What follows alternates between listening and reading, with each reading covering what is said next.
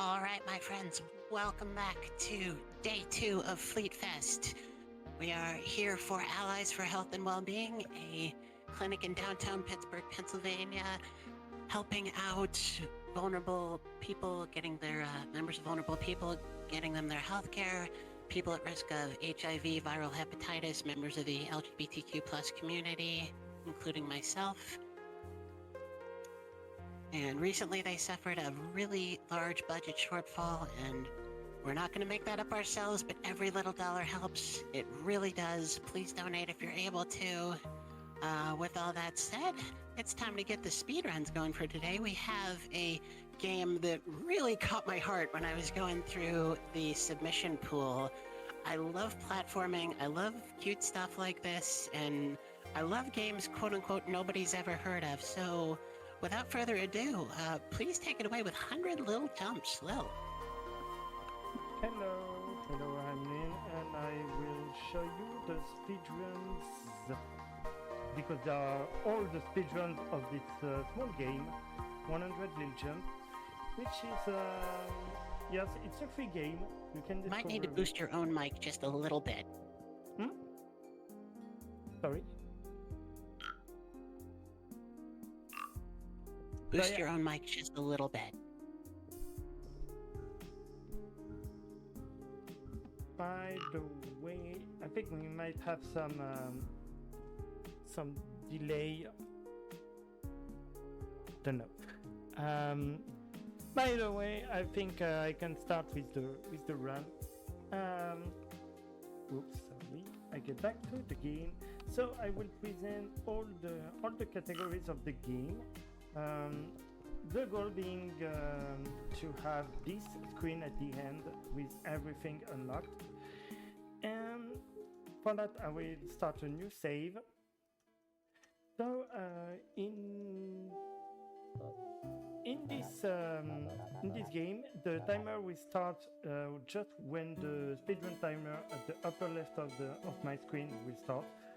So it's not starting now.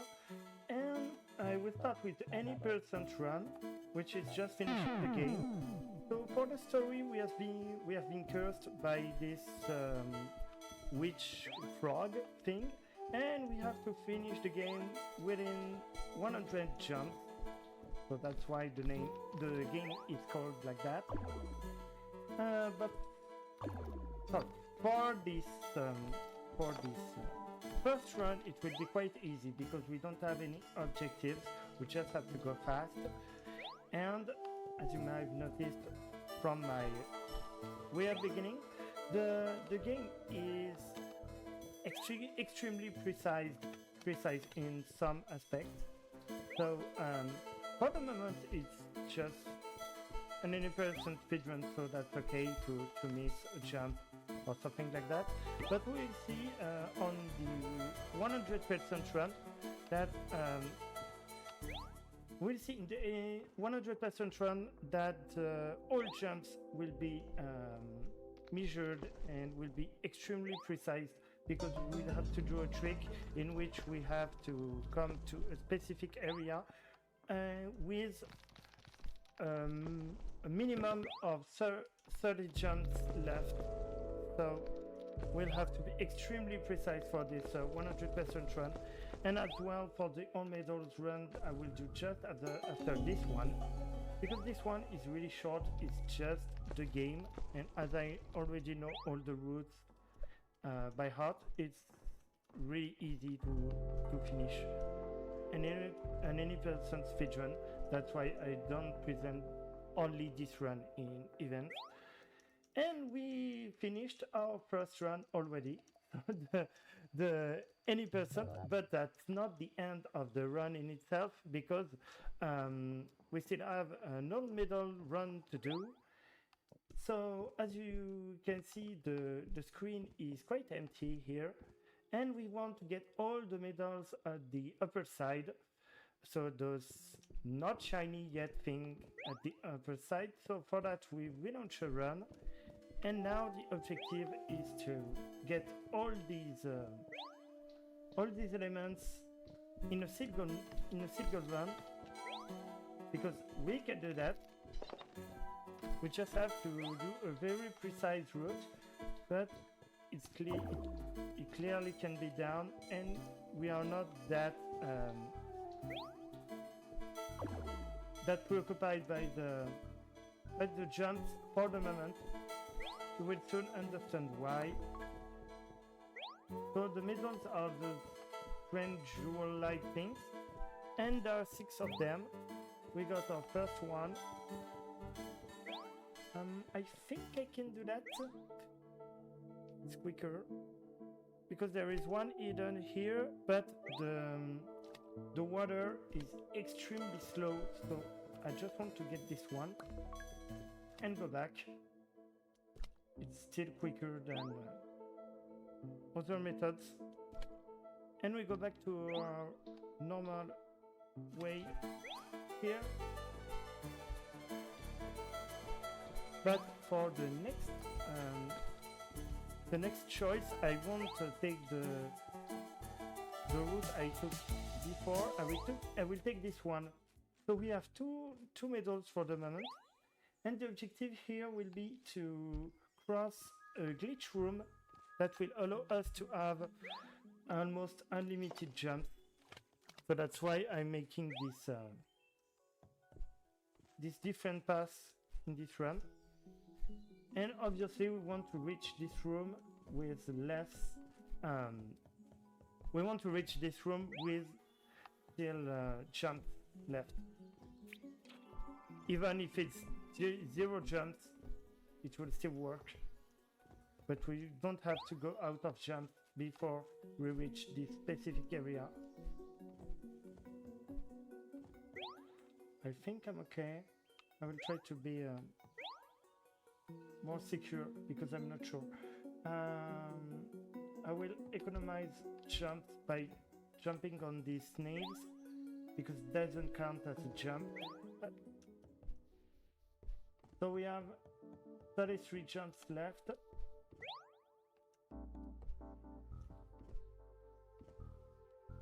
And so I use all the techniques I can use to minimize the number of jumps I do. We're extremely good here. So there is no problem. We will reach this glitch room really soon. To figure this, we just have to destroy this computer. And so the game now is extremely glitchy. And if you look at the upper left side of my screen, you will see that the number of jumps is totally glitched. And so this means I'm unlimited now. I can do as many jumps as I want.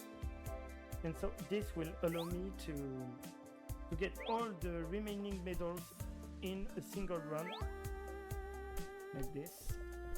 There is one hidden at this place.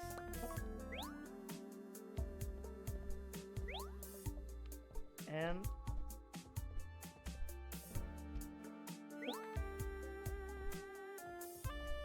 so now I don't mind that I'm just speedrunning. I'm not seeing the jumps left anymore. I have to go in that place. I did not explain it, but I grabbed Firefly at one moment, and it was for this specific area because we need this Firefly to have a small light indicating where we are.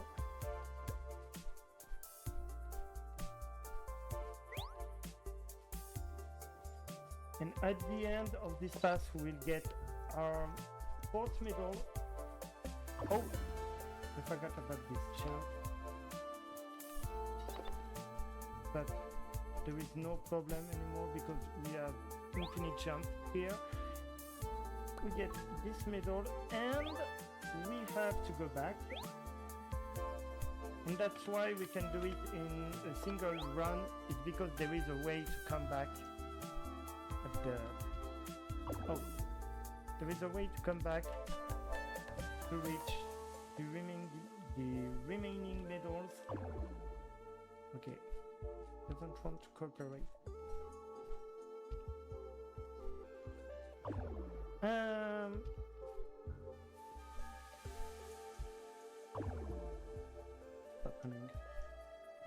I really need to get that jump to get back to this choice and get in that room. So we come back to the any percent route, but there are two remaining medals here we want to get. There is one on this screen, not exactly on this screen, but the way is here. We have to go here to get the purple one, and there is still one missing, and afterwards we will finish the all medal runs.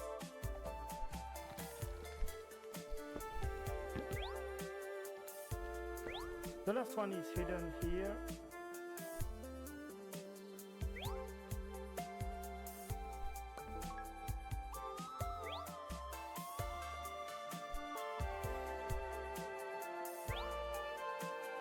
Just wait for the rock to fall. I did not tell it, but there is a big use of priority jumps here, like on this place. The game is extremely fun to discover and to run. And there is another technique I won't do here because we are at in an event, and it's extremely unsafe. But there is a way to do double jumps, but it's extremely risky as a technique. But it is not our final run yet. We still have some stuff to discover, and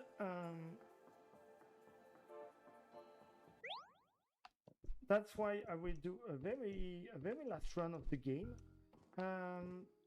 For that, I will delete my save, and I will start the 100% run, which is different from the other one I will do afterward, because the next one will be probably a PB attempt, to be honest. But we can do the 100% run, and it's already a fail here. I have to be extremely precise on my jump. Oh.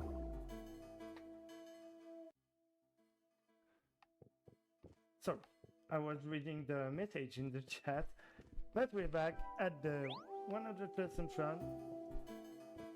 So, as I said, I have to be extremely precise about my jump. I want to get in the green area with 70 jump left. So I have to be extremely careful here. I have to do all the jump buffers I can try to get.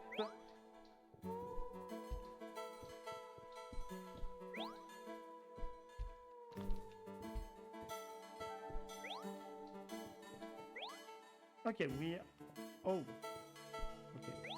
we can still do it. It will be hard, but I can still do it. I think I have a backup here. Well, 69 should be okay. Yes, I have a backup here.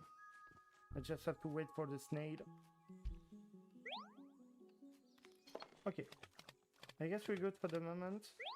I have to do a big jump here. I have to wait for the snake here to keep my my jump number as low as possible. I get the firefly for the other medal. Okay, for the moment we're good. I have to keep focused. I think I will wait for the 3-1 to appear. Yes. Oh. Okay, we can still do that. Okay, it doesn't count as a jump. Okay. Use the backup here. I think I'm good. So this time you can clearly see we have a lot of remaining jumps in this area. That's because I want to unlock a specific level, and to unlock this level we have to finish the game with a minimum of 30 jumps left. And as I will trigger the glitch with 30 jumps left, it counts. It does count for unlock, for the unlock of this level. So we're good. But the route here will not be the same as for the All Medals run, because we'll have to do 2 runs anyway to get the medals at the beginning. I get this one. I will have to get the one in the dark, but that's the only 2 we'll get for this run, for the month, because we'll live in a special exit, which is the credit room, and you will see something amazing with with the credit room.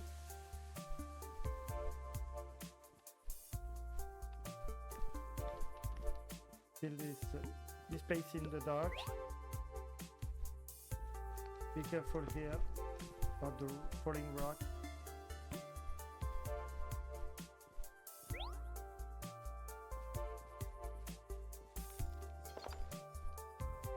This place is full of shrub.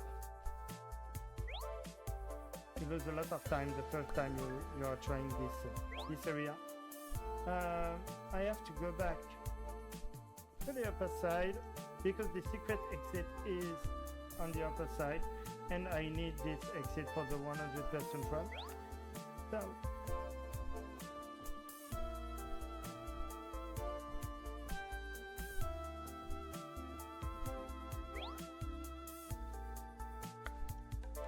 okay. We almost here. We don't care anymore about the jumps. We just want to get there because there is a secret exit at the right here, and you can clearly not get to that exit without triggering the glitch room. But you will discover something funny at the end of this secret exit.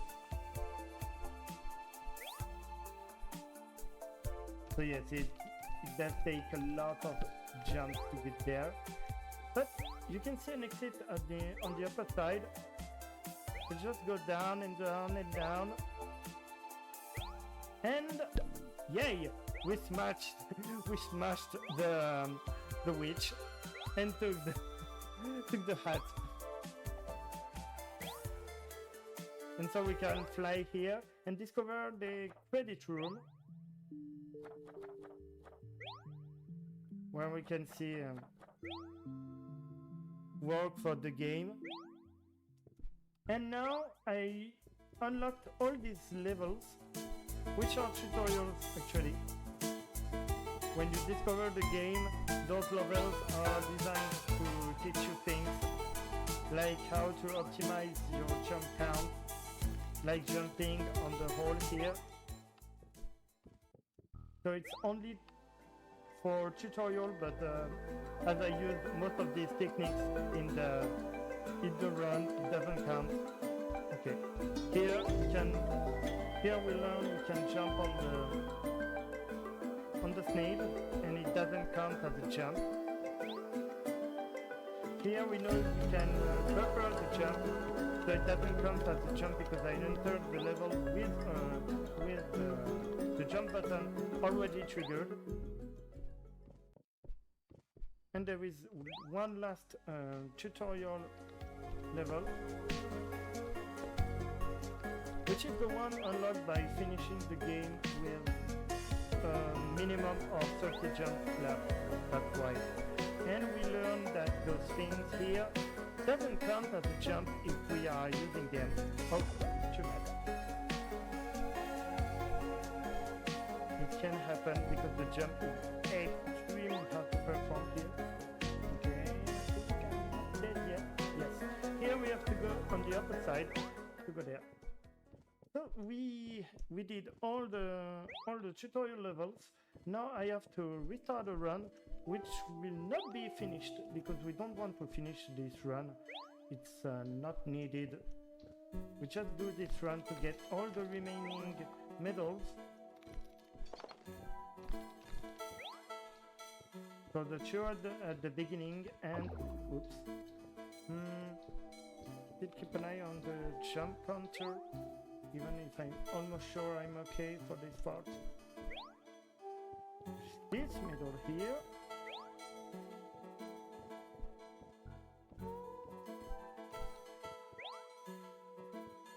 Three of them left.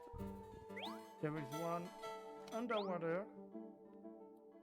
We are not able to get them because there is the one at the beginning we don't have access to. So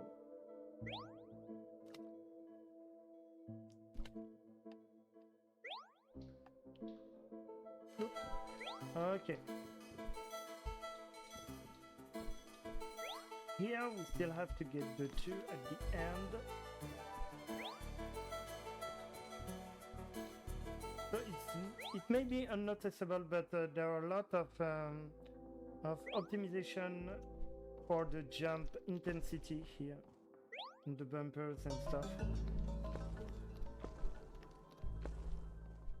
So here it's a bit similar to the all medals jump, the all medals run,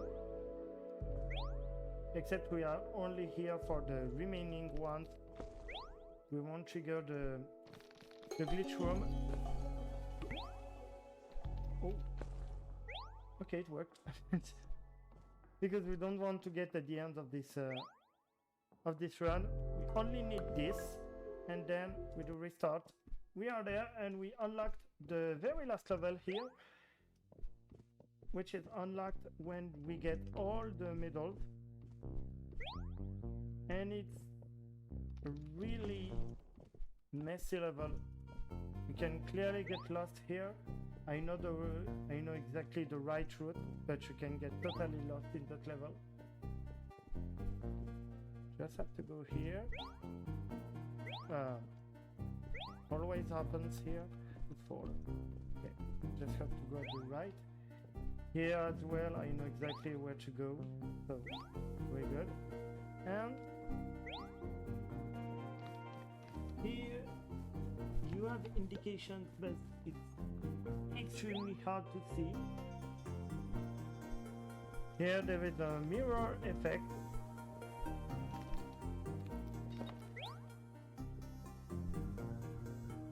And we are almost down. Oh, I messed up. The time will be when I will leave the level. 2 more rooms left. Oh. This last platform is always extremely tricky. Okay, I'm on it.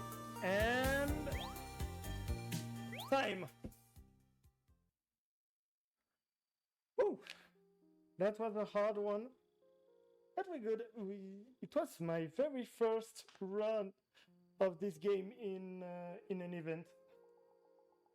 So it's really great. Nice job. Thank you. Yeah.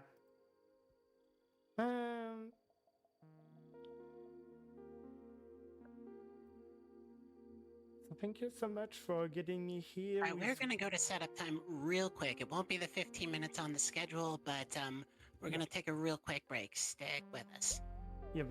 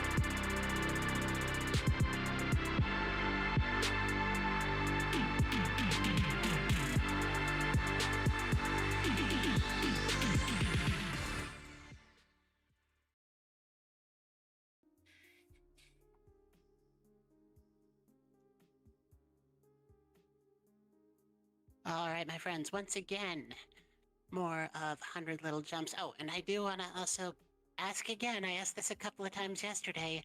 Anyone see anything odd about the BRB screen? Wink, wink, nudge, nudge. If nobody notices, I'll come out and say it tomorrow, but I want to leave it up to you guys a little bit to notice it for now. But at this point, I'll turn the mic back over for more of 100 Little Jumps, the 100% category this time. Take it away. And welcome back. This game is awesome. Did it? Okay. Yeah, this game is awesome just because the frog can do a frog noise. Okay, so we're back for a 100% run, and this time I will try to beat my own PB, which is something like 10 minutes. And for that, I will try to execute a very hard move at the beginning of the run, which might allow me to get some seconds ahead, whatever I do after. So I will try, and once again, the timer will start when I will be able to move. I'm deleting the save, and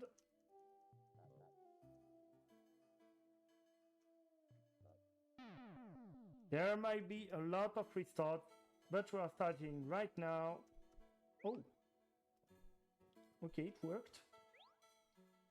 So that's what, that's, oh, I was expecting it to be,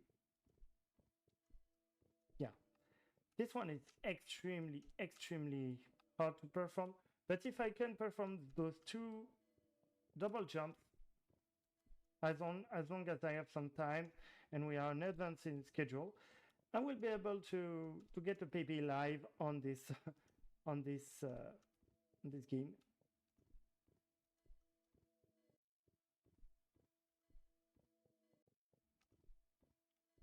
Okay, it's extremely precise, but as you saw on my first attempt, there is a way to do a double jump here and on the third screen as well. But it's extremely hard to do. But actually, I PB'd yesterday on the any percent run using this technique, like 2 seconds behind the world record. Who is the person that discovered this technique?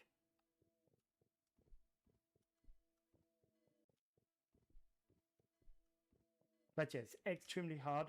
And if it doesn't want to cooperate, I think I will go for an extremely technique 100% run, because the objective is here. As I already did the run, if I can show something different, that would be amazing. But it clearly doesn't want to cooperate here. So I'll get back to the normal run I guess before, because it clearly doesn't want to cooperate here. Yeah, too bad.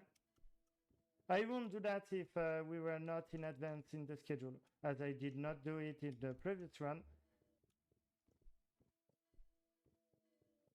Yeah, that's really bad. It doesn't want to. So now you understand why I don't do that in events when we are tying schedules, because it's extremely risky to perform. Yeah, I think I will get to a normal one. So let's get back. I started normally, but as we are here to literally show everything about the game, it was something to try to show. Sadly, but here we are running fast. We are running extremely fast. The objective is to beat a personal best. I think I did a mistake here.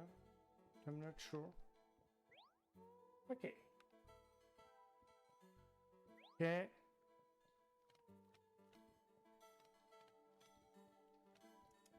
Oh yeah, I know maquette. I love maquette, but I never run it.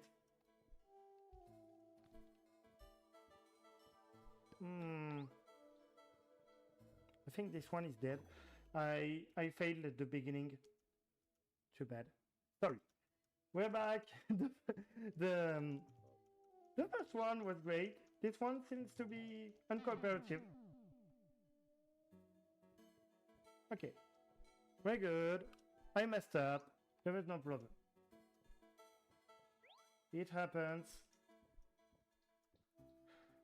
Yeah.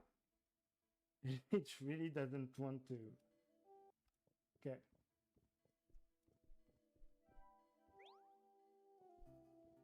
The first one was good. Okay. Let's try to not panic here.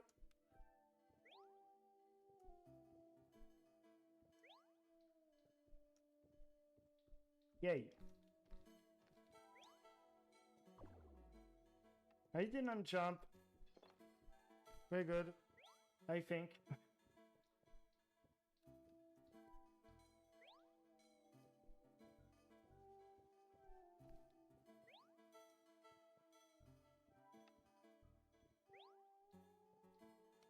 Not sure, but I think we're good in terms of jump counting.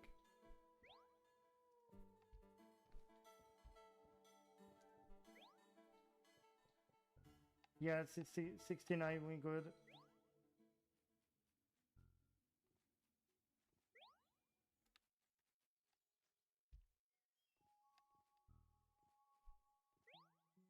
That was risky. I don't know. Maybe I messed up. We'll see. Okay.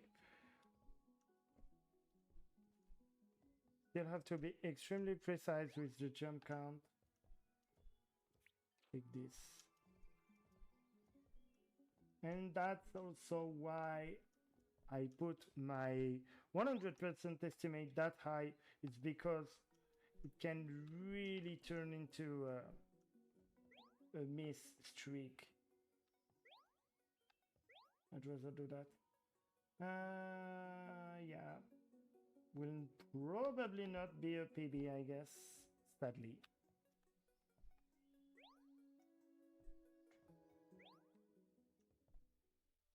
But this shows that this run is not that easy.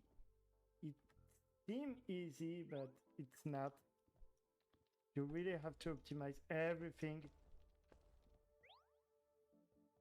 I think I messed up. Yep, I messed up.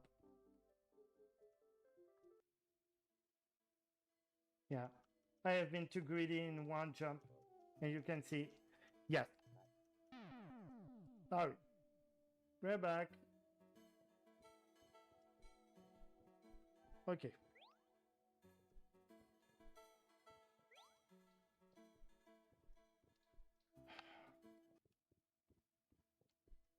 I'm starting to get stressed, I think, because I wasn't expecting to.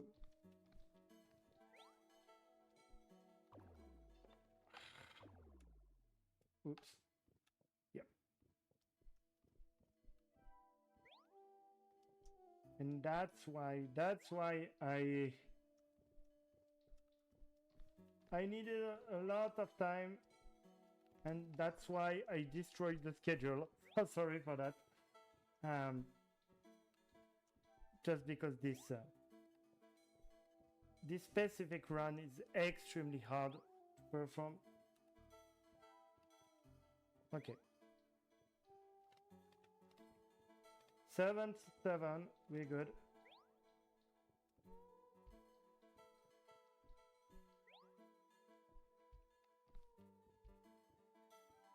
Yes, 70. Okay, I think we'll be good this time. Let's go. Yeah, that's this jump that was way too greedy. I missed my previous attempt because of this specific jump.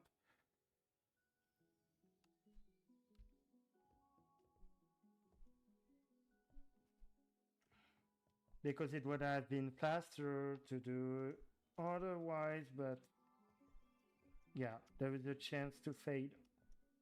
So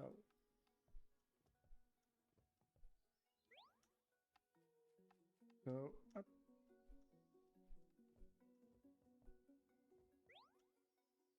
So yeah, anyway, I spoiled the whole game. Because we have seen almost everything, but not absolutely everything, by the way. There's still a secret I don't show in any run because it doesn't count for anything, it's just an Easter egg.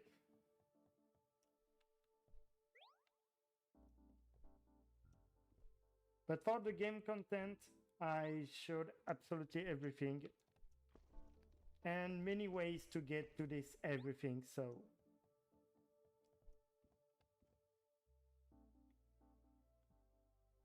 Well, I think I'm still right. Yes. Oof. I was afraid, but that's good. That's a good thing to be carrying at the beginning. Okay. We good. We activated the glitch room.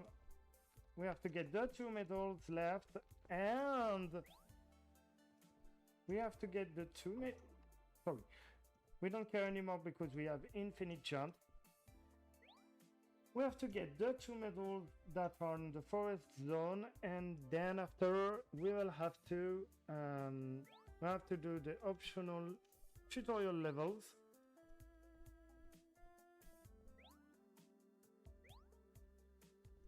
Okay. Yes, we got it.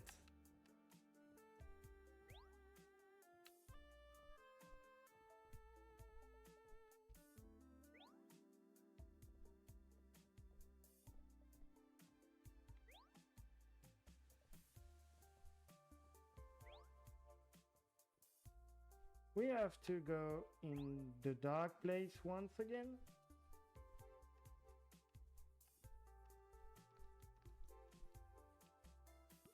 We know the route, no problem with that. We just have to be careful.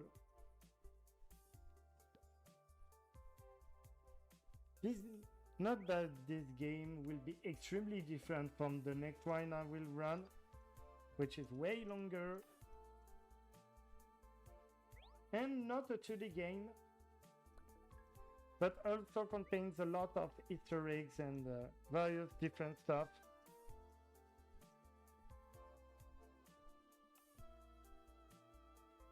And also don't hesitate to run 100 legends. We still have chance and new techniques being found. I created the speedrun.com page recently, and we have few runs, mostly any percent because of the glitch I was trying to show, which is way more feasible in this specific run. Because we can retry and retry and retry and retry. So don't hesitate to run this game. Especially the any percent is really easy to run. The 100% wood, I think it could be upgraded to something else.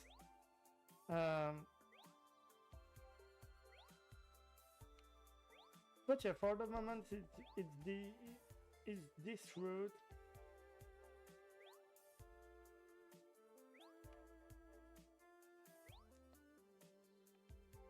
Oop. Back to the credit room.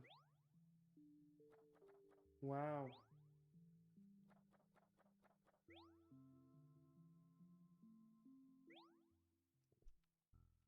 Back to the tutorial level. Oops.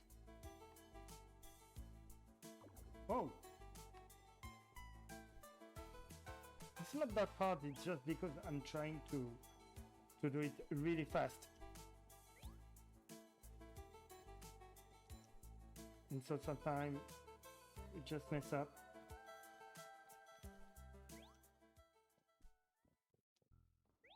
But yeah, the game can be done like an hour, 2 hours maybe. In a discovery, maybe 2 hours.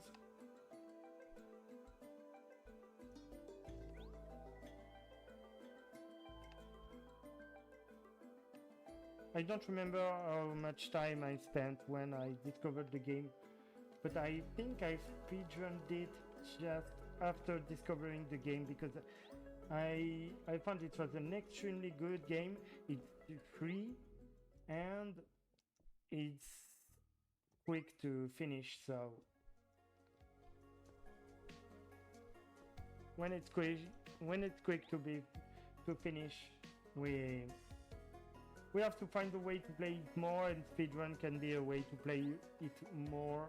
So that's mainly why I started speedrun this game. Oh, this time it's the first try here. That's no good thing to show. We still have to do one run to get all the medals.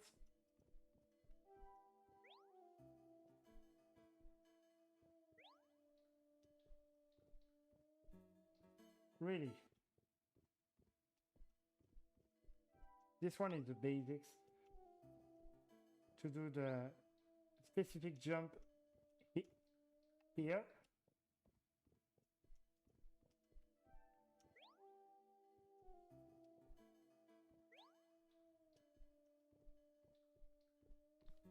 Yep. We are good with this.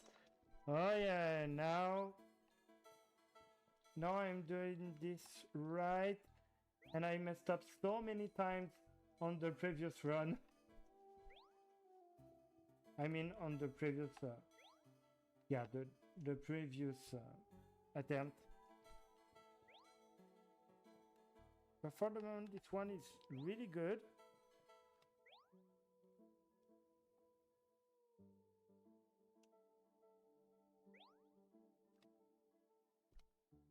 Yeah, I think it's only one person who did this game, I think, or there are few of them. I think I found the creator on YouTube, someone with a YouTube channel, which may be the only common point with Hyperbolica. I will run later, because Hyperbolica has been done by a guy who has a YouTube channel, which is Scott Parade. And I think I did found. I even sent the speedrun to the creator. If I have a good memory, I think I did that. Because I really loved the game. So I don't even remember how did I found it, but it was maybe on Steam. Yes, it was on Steam, but I don't remember exactly the context. But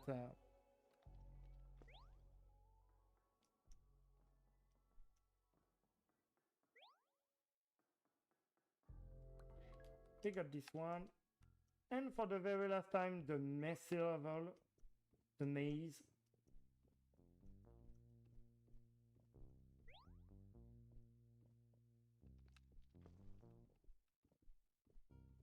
Oh. A way better attempt here than my previous one.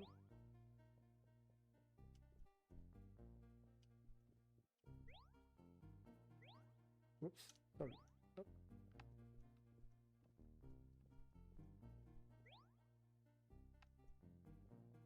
Yes. Yes.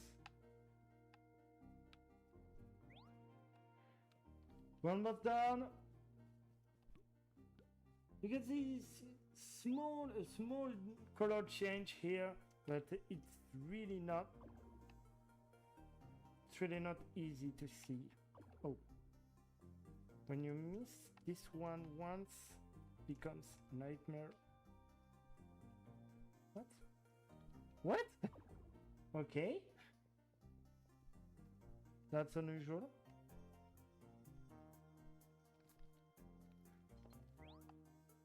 Okay, almost done.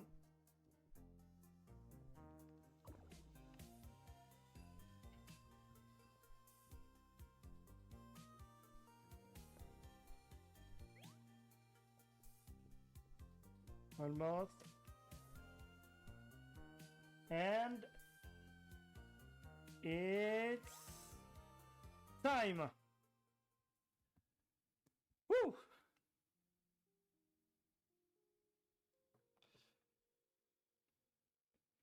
So that was 100 little jumps. We did absolutely everything. And sorry for the long time taken on the 100% specific run. I took the time to attempt different things, but yeah, it shows the difficulty of this speed run as well. Ain't nothing wrong with it.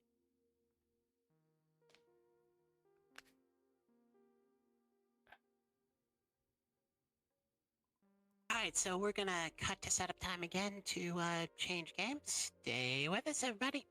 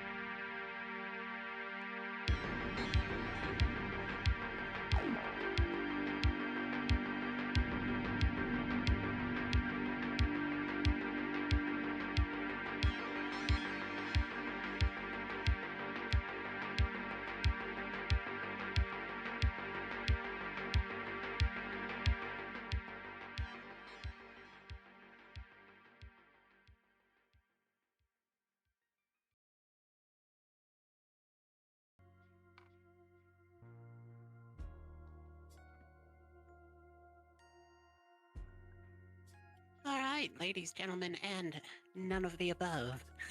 We're about to hop back into it. As much as I did like 100 Little Jumps when I was looking at the submission pool, I felt that it didn't totally fit the theme, but I loved it so much I wanted it in the event. This game definitely is, and I need to change it on screen. I will do that in a moment. I felt like it embraced the theme a lot more, so please do take it away again with Hyperbolica. All right, I'm back, and I will show Hyperbolica. Hyperbolica is a really strange game. Again, I enjoy it a lot, but it's extremely strange visually speaking, and geometrically speaking. I think I can say that, and you will see this really soon. As long as I will do 2 rounds of Hyperbolica, the first one will be the any percent that will show the main things in the game, and the second one will be the trending, and for the trending we will do absolutely everything in the game. So we will get all the items, show all the different interactions, and I guess it's time to go, and the timer will start as long as I will click on the new game button, which is right now. So Hyperbolica is a game that uses not usual geometry, so we'll see a lot of weird figures and weird geometrical structure, as it's not lines, it's all curves and strange stuff like that. But for the introduction, we are in class, we feel sleepy, and we arrive in Hyperbolica world.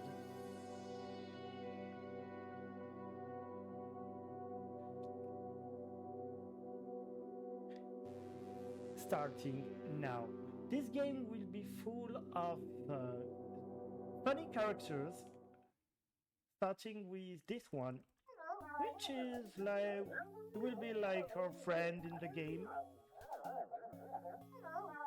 He will tell us what to do, but as we are speedrunning, we already know what to do, so just speak faster, thanks. So for the moment, we just have to go there to get a map, because getting a map in this kind of game is extremely useful.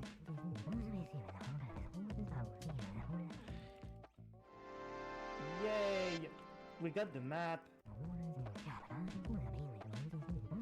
We'll not use this map a lot in the any percent. We'll use it more in the true ending speedrun, even if we already know everything. But for now, we have to get to our first mission. What Cornelius, that small blue guy, told us is that we need to get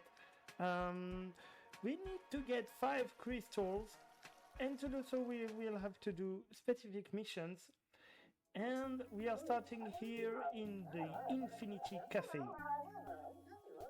It's called Infinity because it's infinite.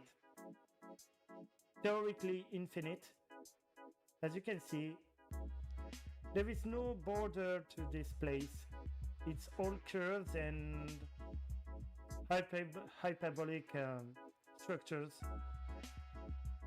There are a lot of different things to do here that we will do later in the true ending run. But here, for the any percent, we just have to interact with this guy, which has problem by delivering food in this place. So he needs help, and we will give help, but use our method. Here we can absolutely slow everything away. We don't care as long as it's delivered. But yeah, the structure makes it way harder than it seems.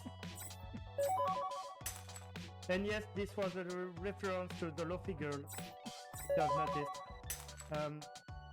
Yeah, we have to go there.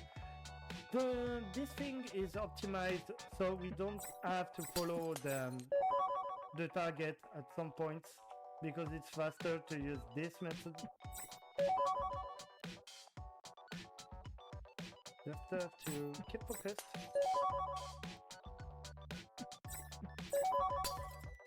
One left. Quite a good time for an event. Yeah. Not perfect, but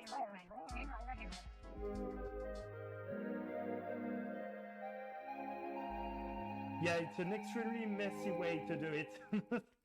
But we get our first crystal, and to go faster, we just do a quit and continue because it will make us spawn at the entrance of the place. So it's faster, obviously. And we'll do this once again to get back to the central hub.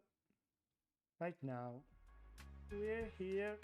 Where do we have to go? Where is it? Okay, it's there. Bit messy with that place, but we are going to our second area. And the second area will not be an hyperbolic structure, but a spherical one.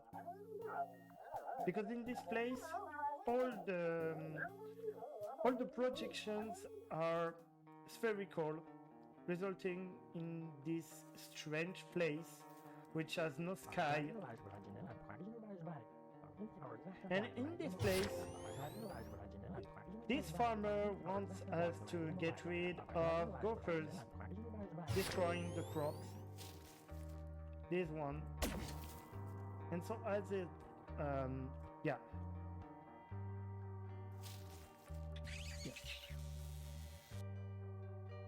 As it's a spherical place, you can see that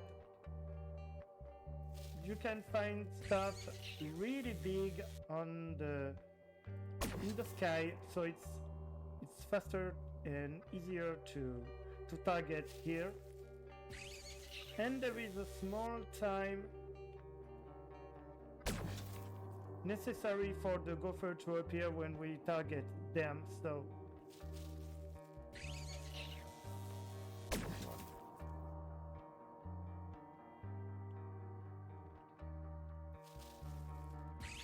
good. I have to be a bit focused here, because if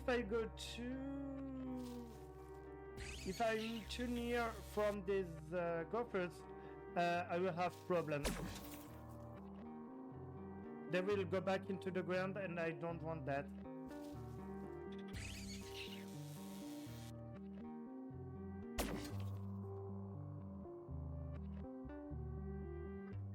It's here.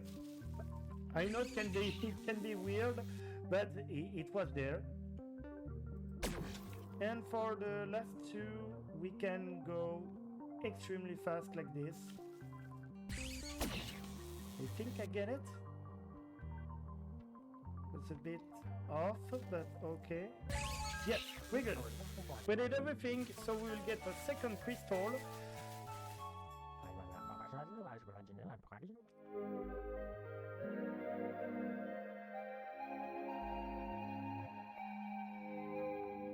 Woo!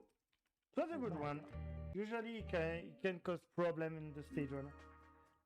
But this one was a good performance for this level. So now that we got two crystals, Cornelius will give us the Nemo ticket. We'll use that at the end of the run. But for the moment, we have to exit to the menu and continue. Go back to the main hub and go to that place, which is a snowy place. And the snowy place is not really strange in the brain. It still has this weird, this weird perspective, but it's more into lore stuff, and it will be into more experiments in the trending run. But for the moment, we go straight to the point by speaking to this character. Those are children, and those children have a plan. They want to reunite the two sides, but we have to defeat them with the snowballs. I know it may seem easy, but it's not. It's really not easy. Because if I get it like 4 times, I lose. And as the perspective is extremely strange. Yes. Whew. I was afraid because I did hit multiple times, but we did it first try. We're good. So, 12 them, we have to go to the catapult, speaking to the soldier guy and giving him the password. Because in this world, there are 2 sides, the blue side and the red side. And they are outward, that's why there is a border at the center, but we want to break this border. And to do so, we'll have to speak to the children on the other side, because they are part of the plan. Especially this one for the moment.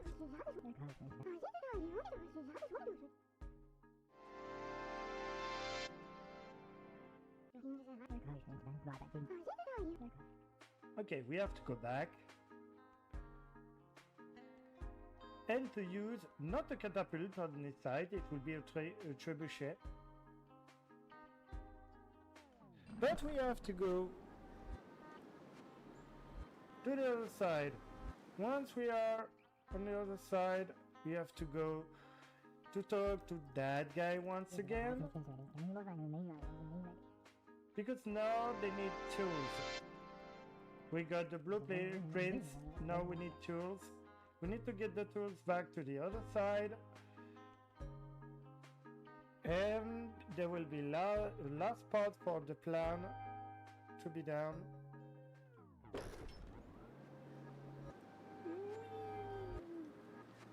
You can see the perspective is extremely disturbing. So you can see that the ice block is changing every time. And you will soon understand why. But for the moment, we have to transmit the fortunate to the other side. So they give us the key that will allow us to open the door at the center of this world. So let's go back.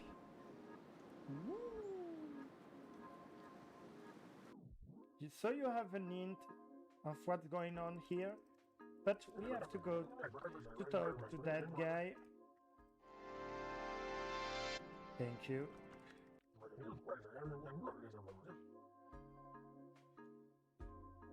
And so we'll soon know the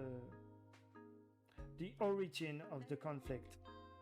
And it's extremely goofy because they are at war, because they want to know what you have to put first in the bowl, the cereals or the milk. Yeah, it's only for that. So the children found the solution. If we do not agree, why not putting both at the same time, so there is no war anymore.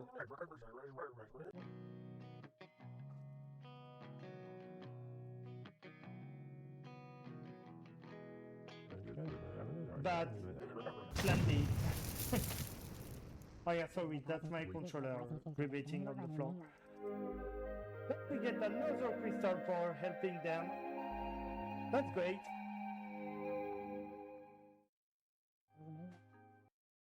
We do an exit and continue because it's faster and we can leave this place.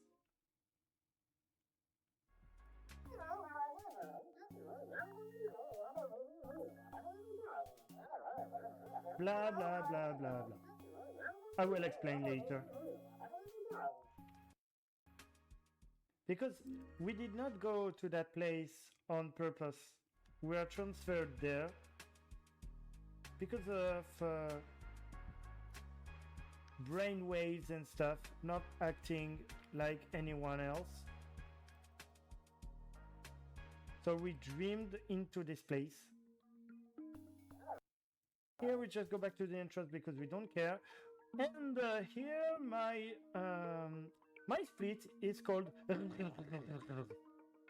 it's called like that because it's a maze, and I didn't want to learn the path. I think it's that.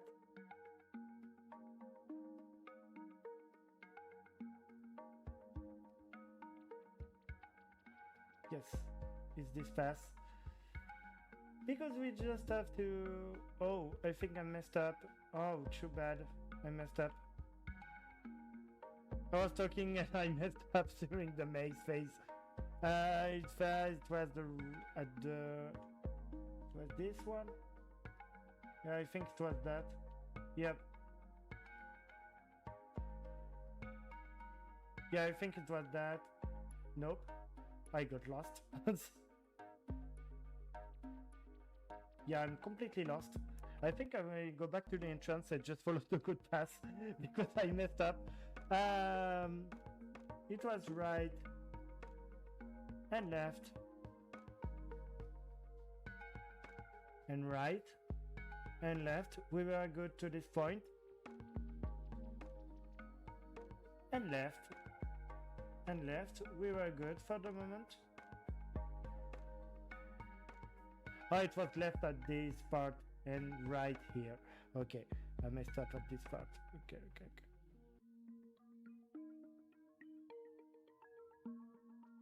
Twice at the left, and then the last one will be the right.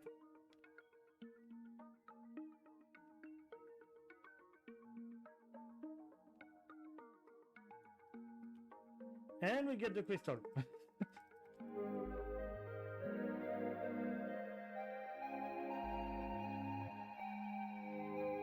Yeah, given the fact that this place is built in a very strange way, like you have 90 degrees angles, but they don't do what they're supposed to do. So we do an exit, continue to get to the very last zone already, the Nemo, which is a vaporwave museum, I'd say.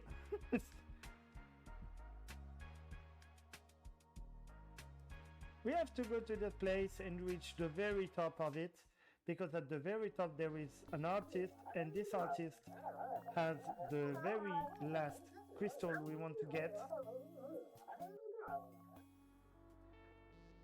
So there are a lot of different things to do here, but now we'll go straight to the point. So go to this place. We just wait for the platforms to come. Reach that place. Once again, the perspective is a bit odd. Whoa! Okay, that's unusual. And the perspective is really strange, and there are a lot of optical illusions as well. Too bad I fell down this.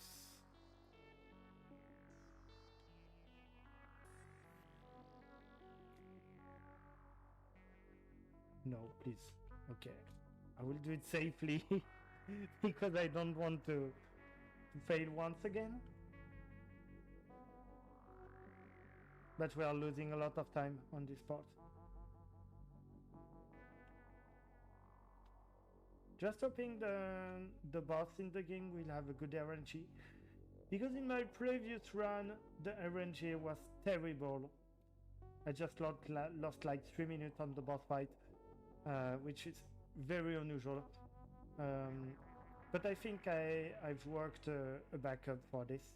But we reached the very end of this part. We are talking to this artist, and he will give us the very last crystal we need to get. Okay.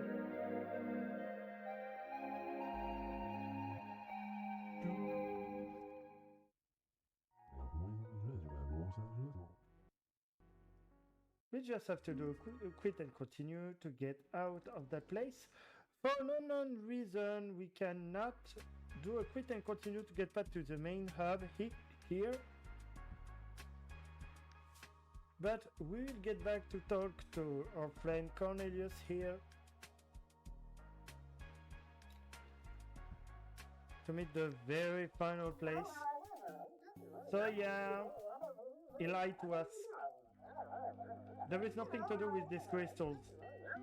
Or maybe there is something, but he doesn't know what to do with that. So we get back to our world. But there is a problem. Because those crystals do something. They allow us to meet Neil, the creator of this place, which is an AI, and he actually rip off the memories of the people that meet him.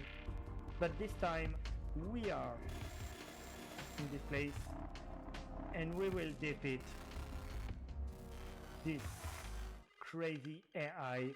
But this boss fight is extremely RNG.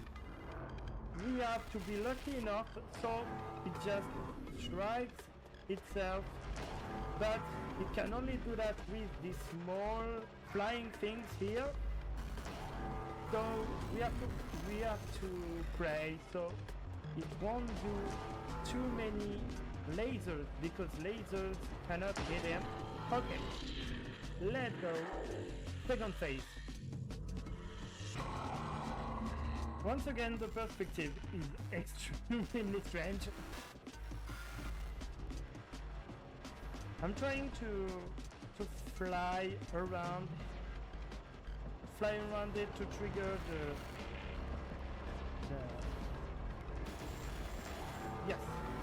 trigger the flying machines. But as you can see, it can be extremely RNG, and here the RNG is not really good on the second phase. It was okay on the first one, but there is really few probabilities of dying on this boss fight. Oh, because we heal ourselves automatically. So, but yeah, the boss fight is really not cooperating with us. Oh! What? Please throw something at us. We have to hit him 5 times every phase, but this one is taking way longer than expected. Okay, thanks.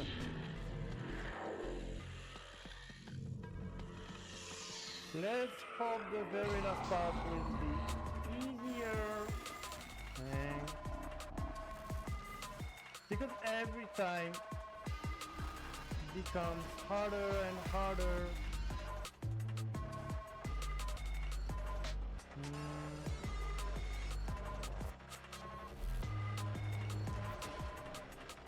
I'm trying to focus because he really does. Really? That's the third time. Come on! This boss can be really frustrating, especially when you are on a PB pace. Oh, 2 times, thanks. 3, yeah. Please, more, do more, please. Please continue. 2 more times, please.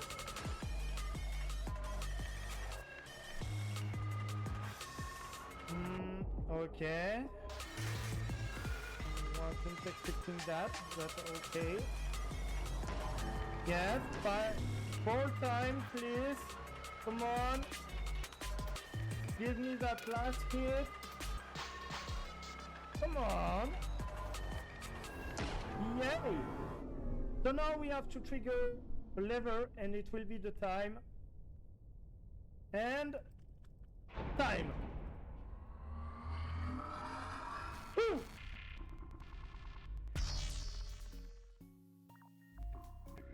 As an indication here, I lost nearly 2 minutes on my PB just on the boss fight.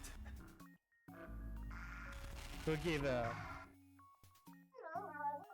an indication on how bad it was.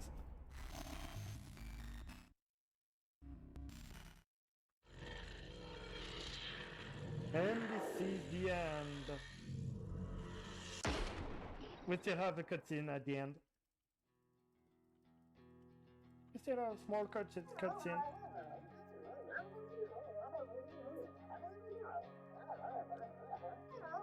Blah blah blah blah blah. Yeah, we did not meet this guy. We'll meet him in the trending run.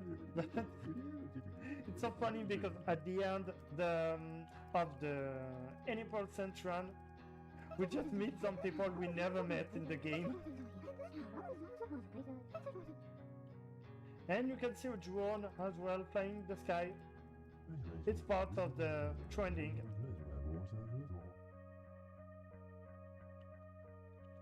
But for the moment, it's time to say goodbye to our friend Cornelius.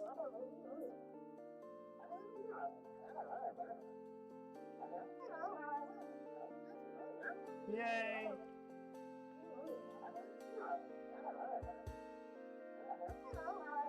See you on the outside. But we'll not see him on the outside on this run.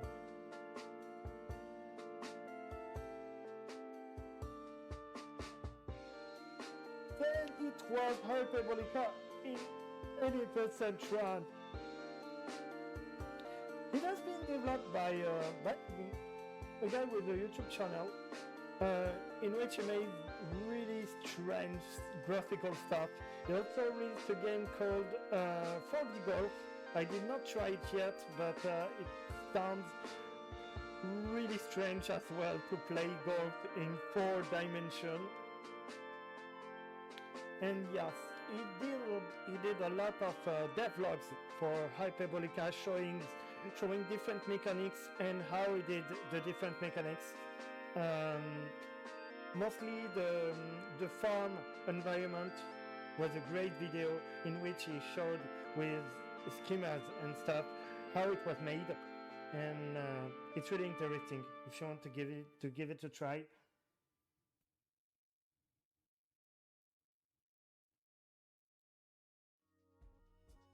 I do think I would enjoy playing this game, but I think I might have to play it in short bursts, to be perfectly honest. Are you ready to jump into 100%, or do you need any time in between? I'm ready. Yes, just let me some time to adjust my my splits. But yes, I'm ready to go for the 100% trending run.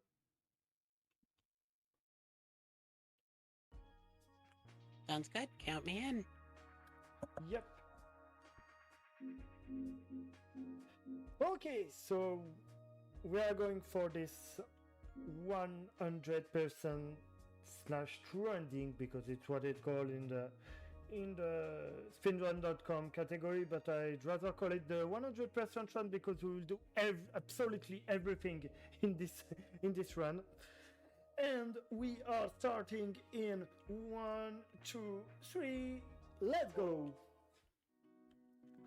So we are starting like we started the NA% run, once again the classroom. And once again we will have to get the map at the beginning of the game, but this time we'll do a lot of things because you did not notice it in the NA% speedrun, because that's not the goal of the game, but we'll have to get a lot of different trinkets from a lot of different characters with different interactions and mini games as well. So for an unknown reason, the sound is glitched sometimes in this part. I don't know why, but we are entering Hyperbolica for the second time now.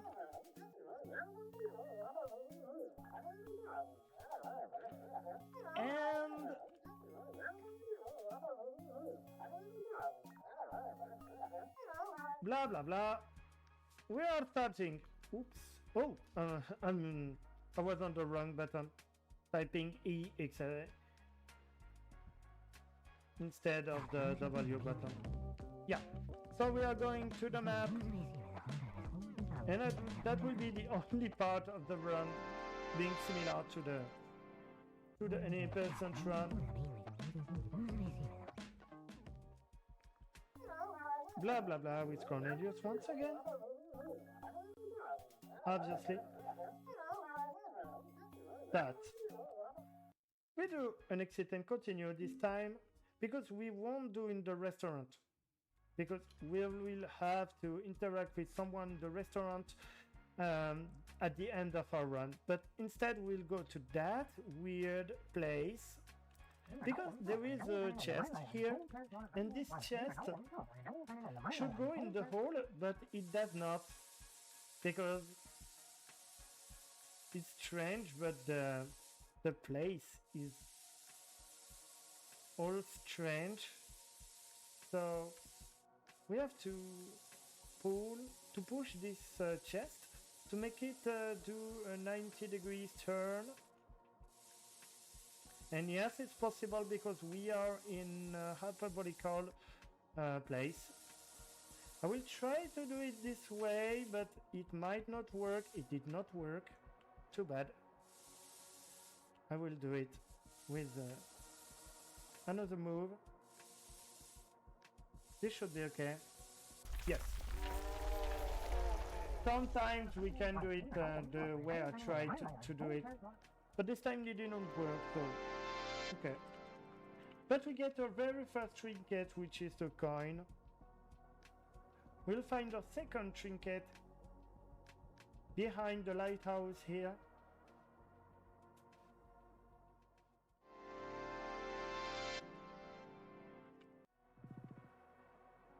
And we'll talk to that guy.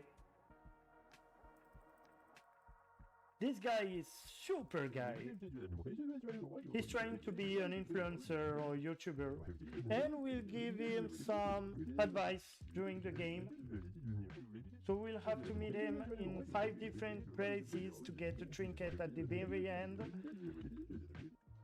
And we did it. Okay. We have to do a quit and continue. And now we'll get back to the snow. And yes, in the true ending run, the order is completely different because there are things we need to get before getting to some places. But for now, we are entering the snow place, and we'll get a trinket just behind the house.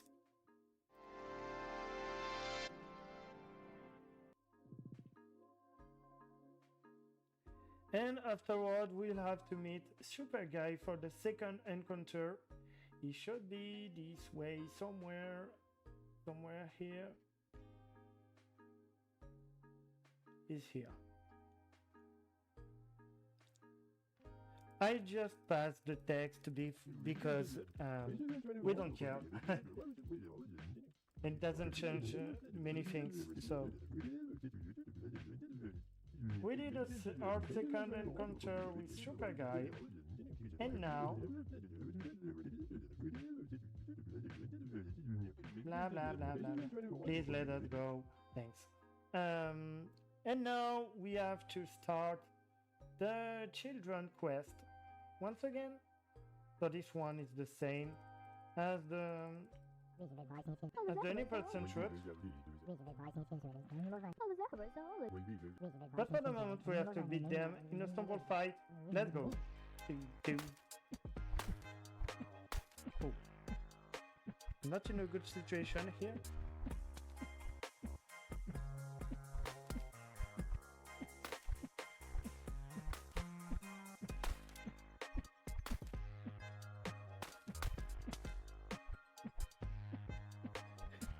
Okay, this is not going very well, but I'm still alive. I was not hit, so almost not hit.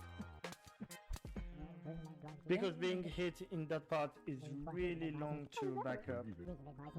So better be careful. Okay. So we did the snowball, and now we have to talk to the soldier guy. We already know this part, but on the second, we talk to the soldier guy to trigger the catapult here, and on the other side it will be way different because we still have to talk to the children, obviously, but we'll have some mini games as well.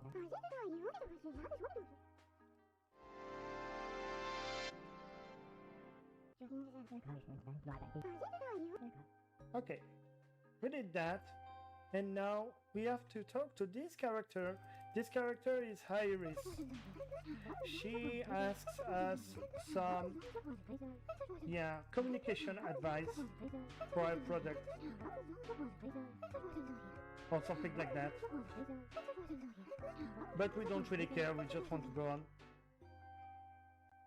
Because now we have to go there, and at the very end of this place we'll find this guy with the skis, and we'll have to use the skis because it's a prototype, and we'll have to get on the skis and to survive for some time. So we can lose a lot of time if we die here. If we fail, obviously, not actually a death.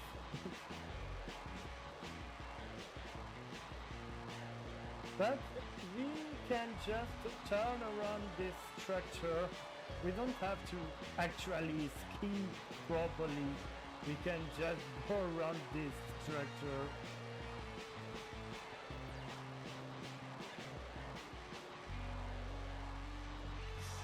We're good. We did it first try. Actually really good. So we get this, hit the beanie, and now we exit to menu and continue, because it's clearly faster to do that instead of rushing to the trebuchet and stuff. And we will continue the children quest. So like the first time, we bring the blueprint to this character.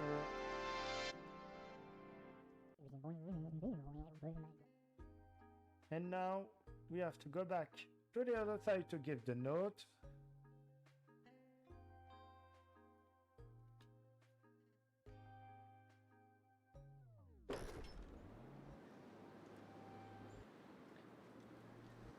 And the note will allow access to the key to end the quest, like we did in the NA% run. There is not big change here.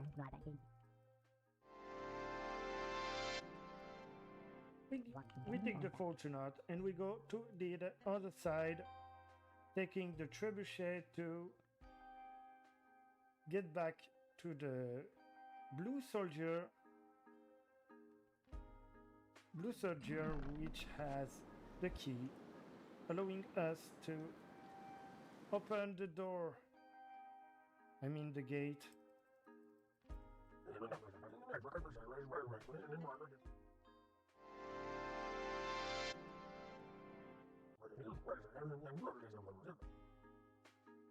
Come on.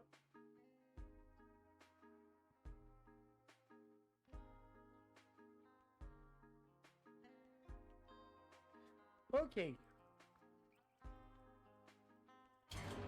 So we know now why the two sides are at war. Do we put the milk or the cereal first? But we can put both at the same time.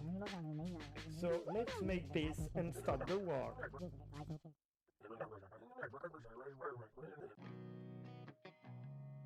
Yay!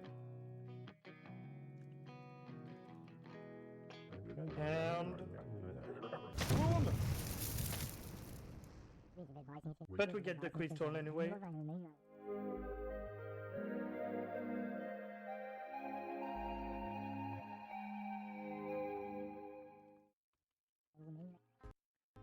We do a quit and continue as we got everything in that place.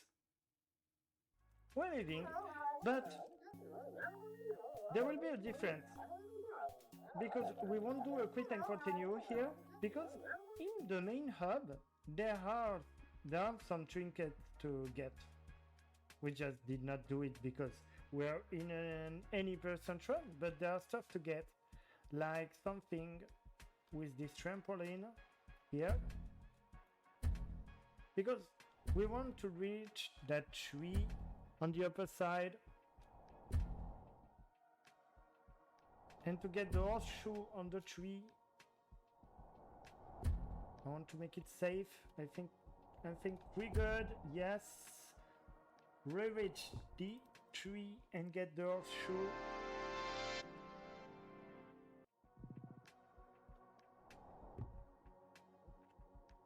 Yes. And now we can go to the maze here.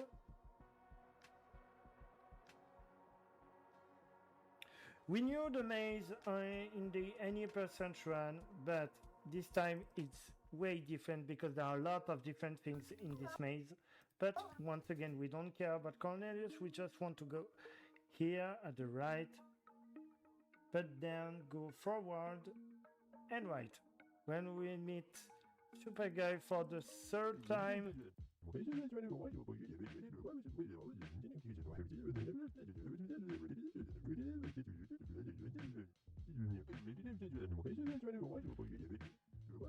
yay, blah blah blah blah blah.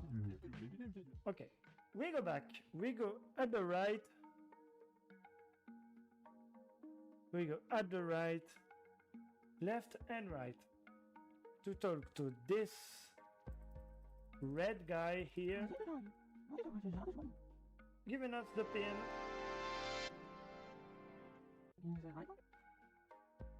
We go back and right, left, left,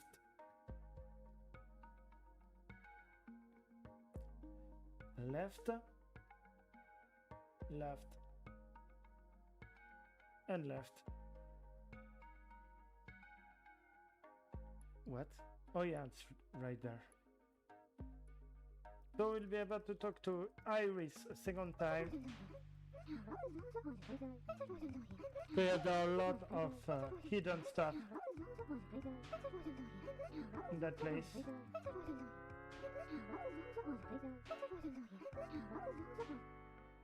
We have to go back now to go right, left, and left.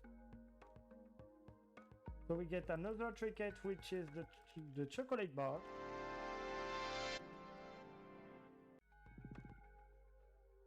Then we go back and right and left and right and forward and left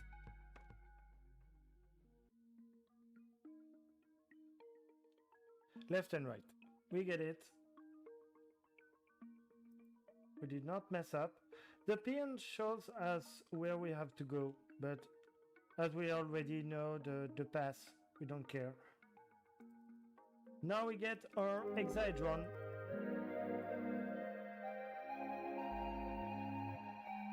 But it's not over yet. We still have to get back to the entrance to meet another character, which is at the right, down, left, then 3 times forward, 2, 3, and he's here. This guy is lost, so we have to get him back to the entrance. For that we go back and right, forward once, forward twice, and 3 times. Then we go there, we got the right, and left, and we're done. We'll get another trinket. We got the yo-yo.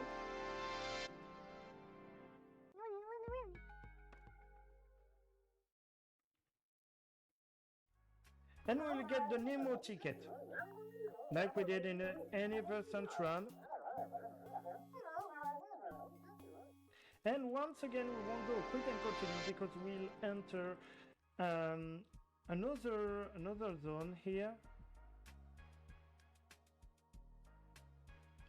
Here we can see some people gathering around.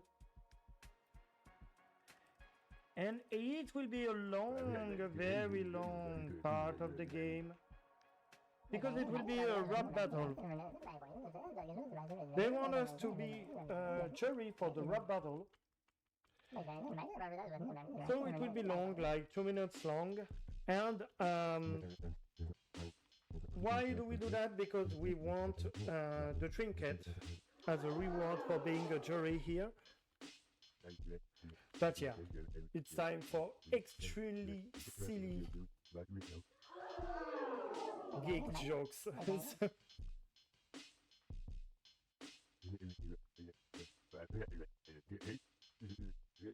Yeah, this part is really the slow part of the run, but it allows me to say that the game has been developed by Parade, which is a single person behind the YouTube channel with a lot of different graphic experimentation, and this game shows exactly the kind of graphic experimentation. He did another game called 40 Golf. I did not play it yet, but it sounds to be extremely messy as well, just like this game is. And yeah, there are a lot of information about Hyperbolica development and how the geometrics of the game has been done. Like, I think it has been developed on Unity and heavily modified. The graphical model of Unity has been extremely modified, so very different. But we finally get our microphone. We can go, and we won't leave once again because we want to get to the Nemo. Because in the true ending speedrun, we have to get twice to the Nemo. And that's a very strange part, because we'll have to interact with a lot of different things, and we really don't want to get lost in the Nemo. And it's totally possible to be lost here, believe me. It doesn't seem, but you can clearly get lost in that place. But for the moment, we have to get our very first trinket here at the top of the umbrellas. The cereal box. Here we go away. We want to get to this laser thing. Here we have some mirrors, and we want to interact with these mirrors to get it to a box. We want to explore the box because this box contains a trinket, and we want all the trinkets. So we just have to get the mirrors in the right position. And the box is here, so we just have to put this here, and the box explodes, and we get our ideal cube, which is a very strange cube.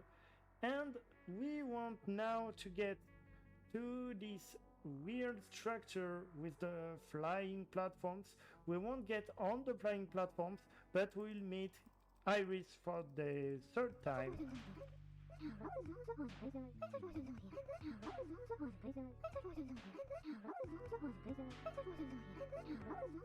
Yay, blah, blah, blah, blah, blah, blah, blah.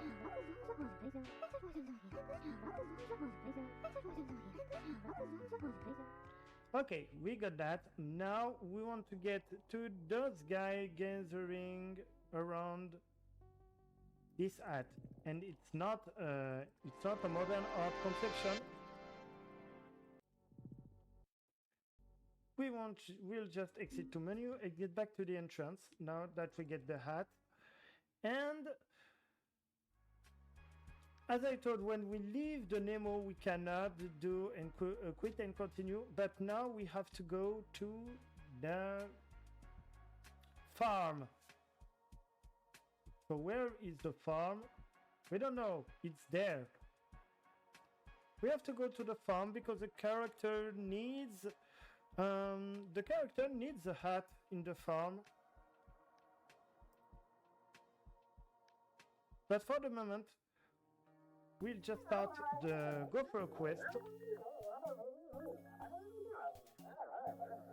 We'll have to start the gopher quest because we will interact with different characters while we are doing the quest.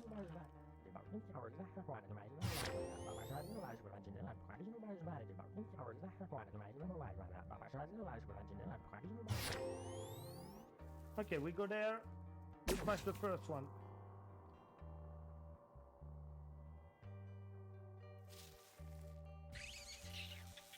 We smash the second one.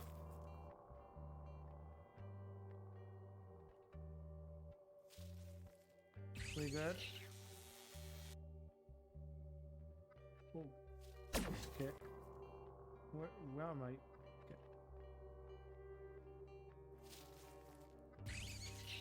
Now we have one incoming here.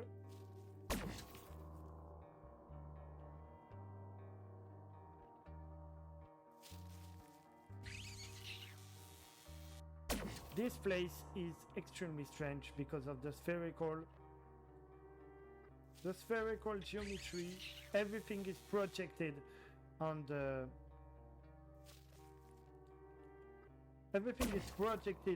to the sky. I don't know how to explain it. Actually, it's really strange. It's like everything is acting like. Oh, I should not have done that, but yeah, we'll give him the hat, and there is an optimization to do here, and I missed it. But anyway, yeah, there was a gopher here. There is an optimization with those gophers. Let's go. Once again we will meet Iris, but this second time I won't mess up. I shot my bullet and it will hit the gopher when I'm talking to Iris. So I earned some time like that, and it was feasible with the other NPC, but I messed up and totally forgot about that. But yeah, still have one here. Once again, the technique from the any person speedrun still works. It will hit anyway, so last one. We're good. Everything is done.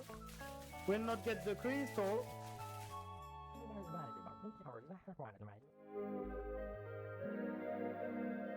We did everything in the farm.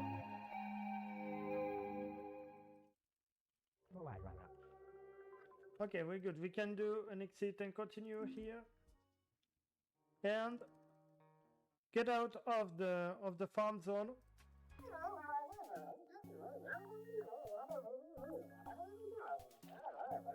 This time we will do a quit and continue, because we'll get to the town. Where is it? It's there. We'll get to the town, but not to the cafe for the beginning. We'll get what? Okay. We'll get to this building here. This building has a strange geometry, but let's go.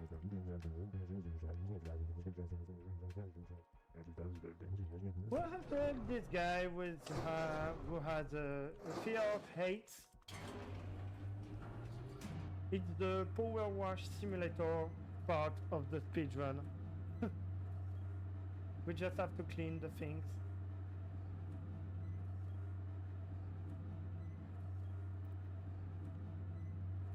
Okay. We need this, and we need to clean everything. We really don't want to miss anything because it will be longer and longer and longer if we miss it. Because we have to check if where is the part we missed. So yeah, it's quite messy. I'm focusing on the noise, not on what I'm seeing, because it takes too much time to focus on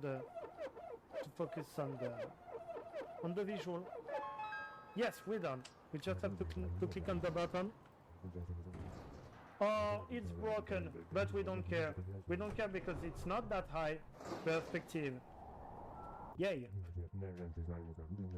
But now we get a reward for that. Now we have to go there because there is another challenge for us. There is a guy with a drone, and this person with a drone wants to challenge us. So yes, there will be some drone race in this game, but it's not that hard. The only thing is, if we get hit by something, we instantly lose, so we don't want to get hit.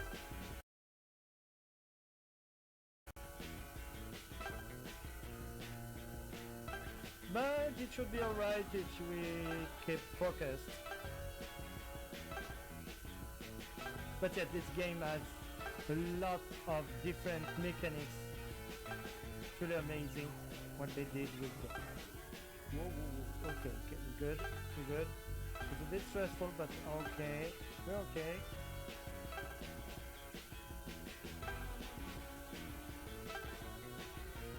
I'm just trying to focus here because I really don't want to mess up. It could be a huge time loss.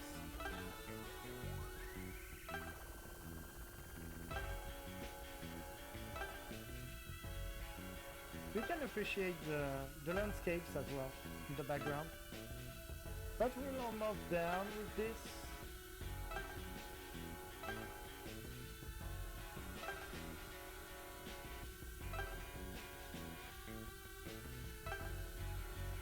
Have to be careful to not hit the road, because yes, it counts as a hit. And we're down. Very good. I never figured out we can see ourselves in that part. Funny. And we get the calculator. And finally, we get to the Infinity Cafe. And once again, in the Infinity Cafe, there will be a lot of things to do. Not just the crystal thing.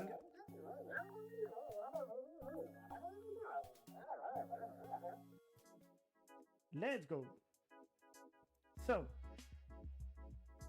for very first interaction, it will be the longest interaction in the game, I think, because we have to talk to this person, and this person is an organizer of speed dating.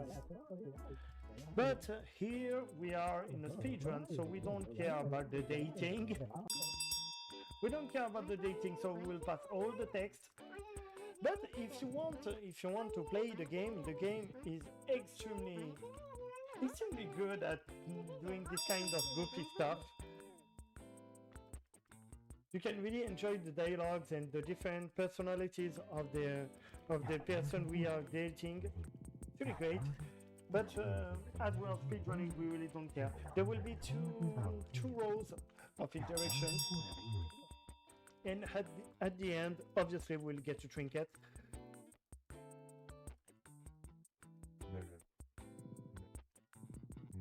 So yes, it's a small part of RPG smashing to avoid text.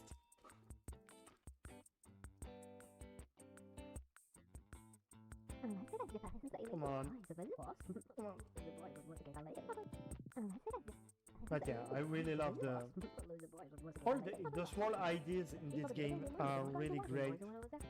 Not great always for speedrunning, like the drone race is great for speedrun, but I have to admit that the speed dating part can be a bit boring when you are showing a speedrun or speedrunning the game. But that's good, you always find something to say about this game, so there is no problem with that.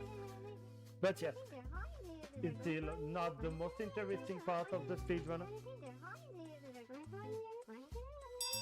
Yeah, blah blah blah. Yeah, please let us move. Give us some space.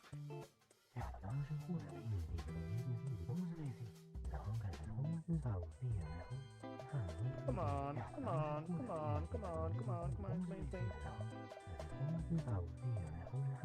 But yes, what was the first part of the any percent run is the very last part of this ranging run, because we got the gem from the guy looking for a hat in the farm, and the gem will be useful right now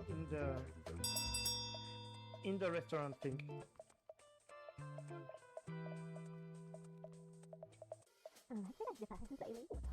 Please, come on. Yeah, it can be useful for the fingers as well to smash for like 2 minutes. But anyway.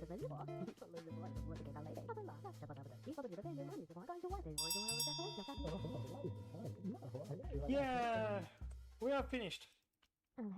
Yeah, and now she will give us a rose. Yes, we'll did all of that for a rose.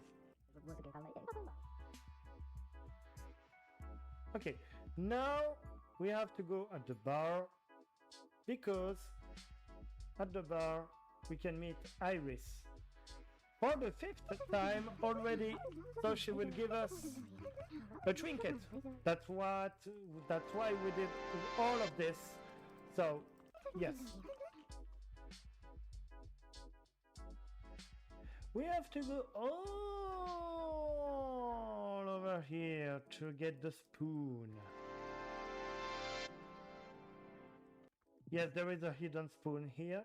We have to go on the left here, because there is Super Guy once again.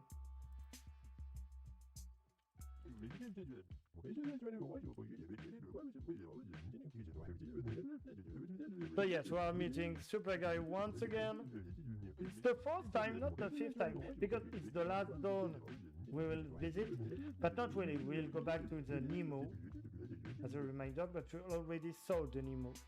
So now we just have to go there to talk to this yellow guy here to end the hat and jam quest. So it just gives us the mug in exchange, and now and only now we can do the crystal quest. We'll just throw meals at people like that.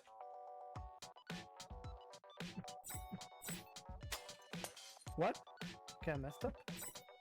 Okay, we good. Yes, I think it's there. Yeah. Okay, this one is not really good. Okay, time to get back on our wheels, because we are not being good here. Yes. Try to keep focus. And yes, this is the Luffy girl.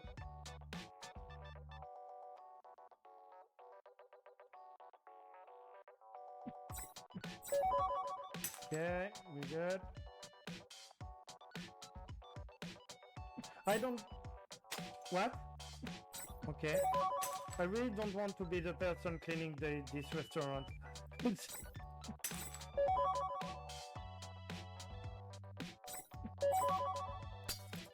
Yeah, this was not really good. But anyway.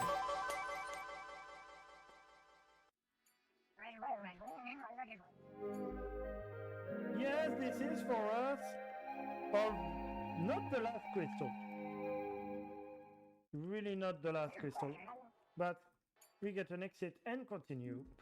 We get back to the entrance to leave this place. Okay, there is one crystal left because we still have to go back to the Nemo.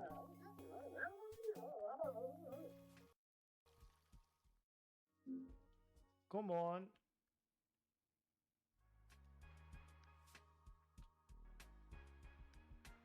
Okay, so in the Nemo we'll have to talk to Super Guy for the very last time and to get our two remaining crystals. You will understand.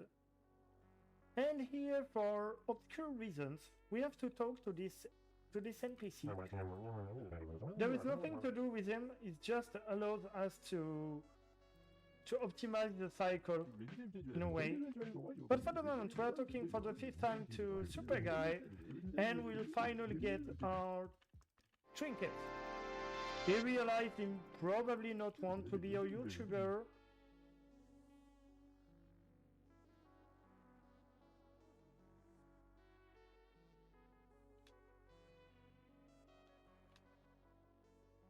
Okay, come on, tack. Yes, and we optimized the cycle here to get the platform. Very good. We try to not mess up here. Okay.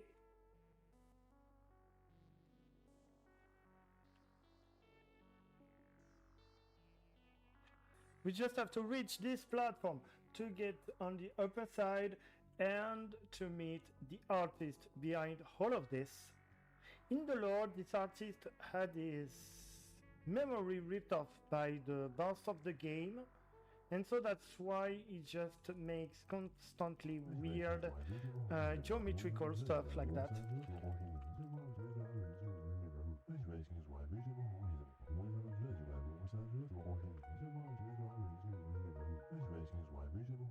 Okay, we get our last crystal, but it's not the last one.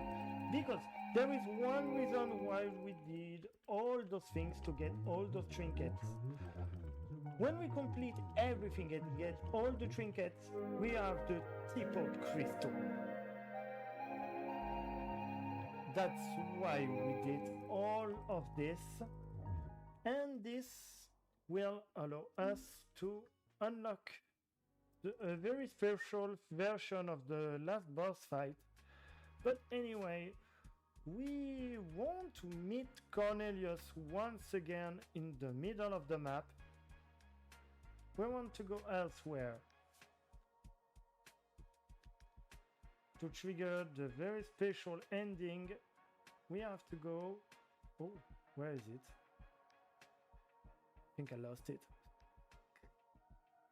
I lost the place. Is it there? Nope. Oh, where is it? What did I do?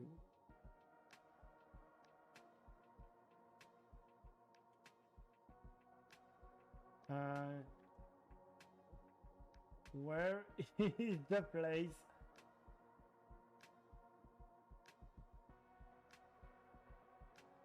I think I completely messed up, but... Oh, it's there. I don't know, my brain melted. I don't know. But we have to talk to this. Yes, talk to me. Okay. Yes. I'm joining the celebration because I have teapot crystal and I will drink what's inside. And the game will go all strange.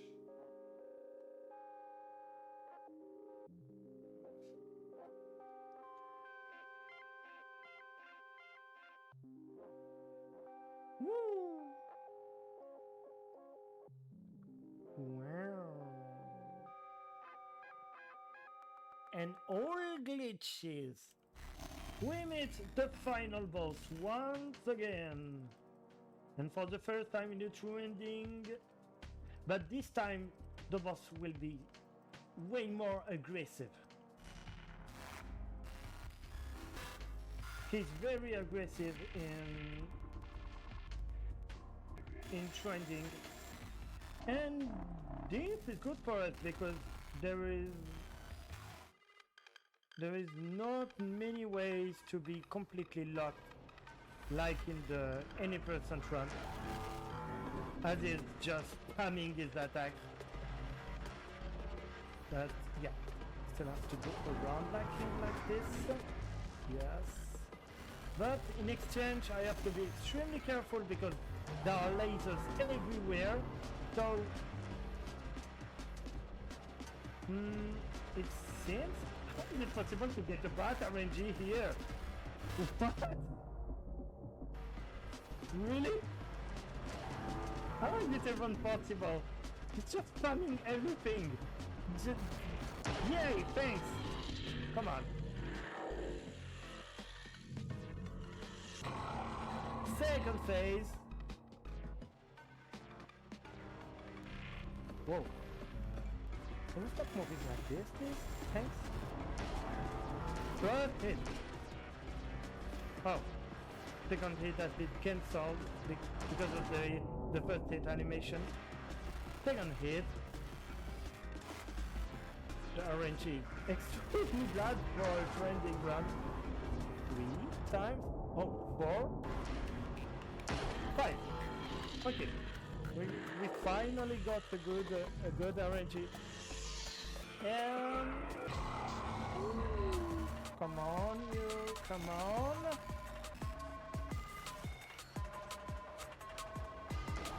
One, 2, 3. Oops. Oh, I saw the fourth one coming, but no. He moved just before. Okay, I'm not in a good situation here. It's just stuck to the cube. Fourth one? Yeah, the fourth one. So you see me, even it was stuck on the cube, and even there was one hit. Oh, last one, and we go to the lever, and it's time.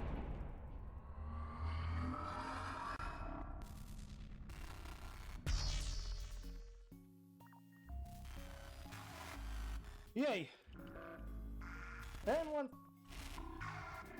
And once Cornelius will pull the lever, will be the end for the big bad robot. And for information, I'm 3 minutes late behind my PB, mostly because I got lost at one moment, and yeah, the RNG in the boss fight was really bad for a trending RNG, so yeah. Especially in the boss fight, I lost 1 minute and a half. So, oh, this also counts the moment in which I've been lost in the finding the tea party. And this time we know those guys, we know those people, because we did absolutely everything in the game, and we helped all these people. And for that, because we are in a true ending, we did absolutely everything in the game, there will be a special cutscene at the very end after the credits. So we'll stay until then, because there will be a small cutscene at the end, and a small cutscene, I may say. Pretty cute. The overall game is really cute, by the way. You really love it. But for now, it's time for. They look so happy. Yeah, I love this game. And actually, the cutscene will have something to do with this character.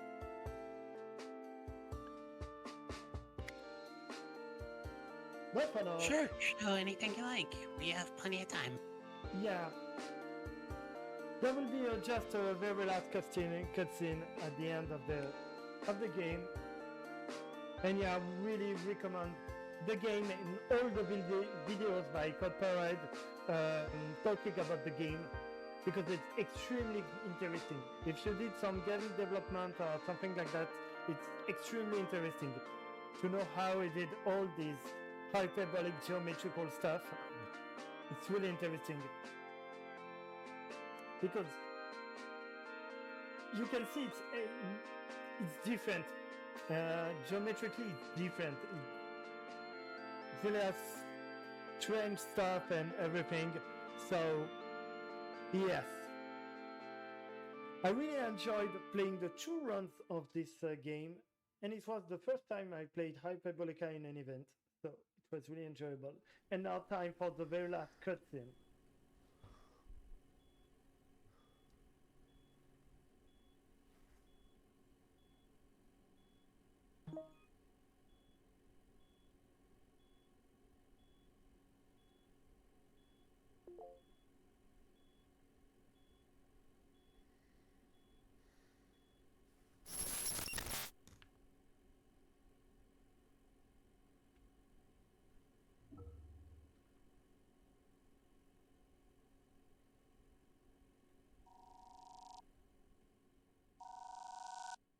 Yay!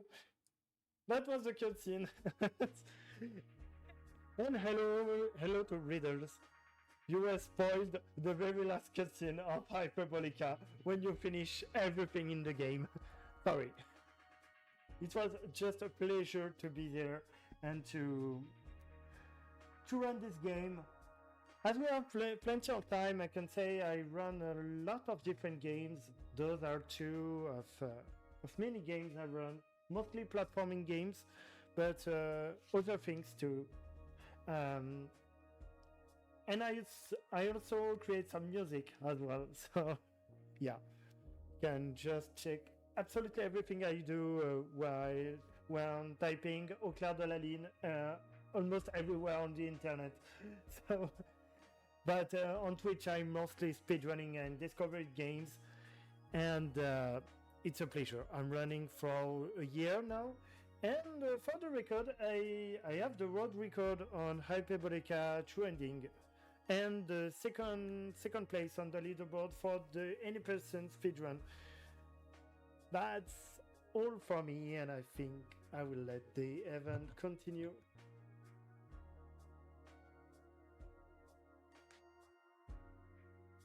All right, thank you so much for those really great couple of games. I definitely think I'd be interested in playing them. Can't promise I'd be interested in speedrunning them, but they look like cool games to play.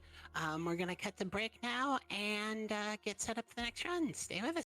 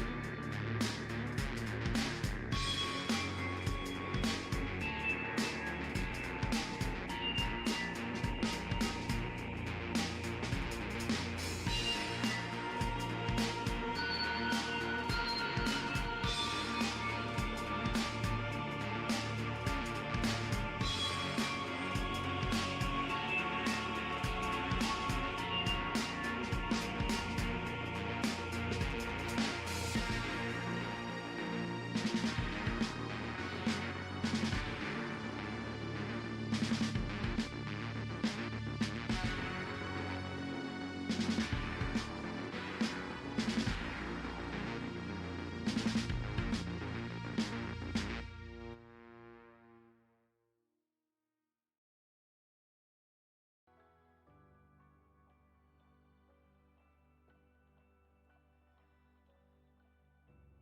right, everyone, welcome back to Fest VII.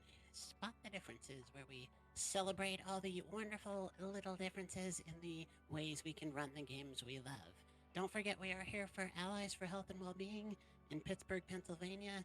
They're a wonderful clinic in downtown Pittsburgh that serves a lot of vulnerable communities for their health care, and they're just a cause really near and dear to my heart, and I would love to help make up some of the massive budget shortfall that they were informed of just about a week ago. I know we won't get all of it, but every little bit helps. Every dollar, every penny, hell, really helps. Links to donate are in the chat. And yeah, without further ado, let's turn it over to Evil D. Take it away, please. Hello, I'm Ivaldi. I'm mostly a Little Witch Noveta speedrunner, and that is actually the game I will showcase you today. So I will show you two different runs. The first one will be any percent no major glitches, which is like doing the game casual route but just a bit faster. And the second one will be any percent new game plus out of bounds. So that means I will start on a save with all the items and magics already unlocked, and you will see that the game goes through way faster. So Little Witch Noveta, for those that do not know, is like a Souls-like game, but the twist is that the main character is a kind of a cute witch that uses magic to fight. So we won't have swords, shields like you would see in Dark Souls. No, it's like just magics. So I'm ready whenever you are. If you want to do a timer or something.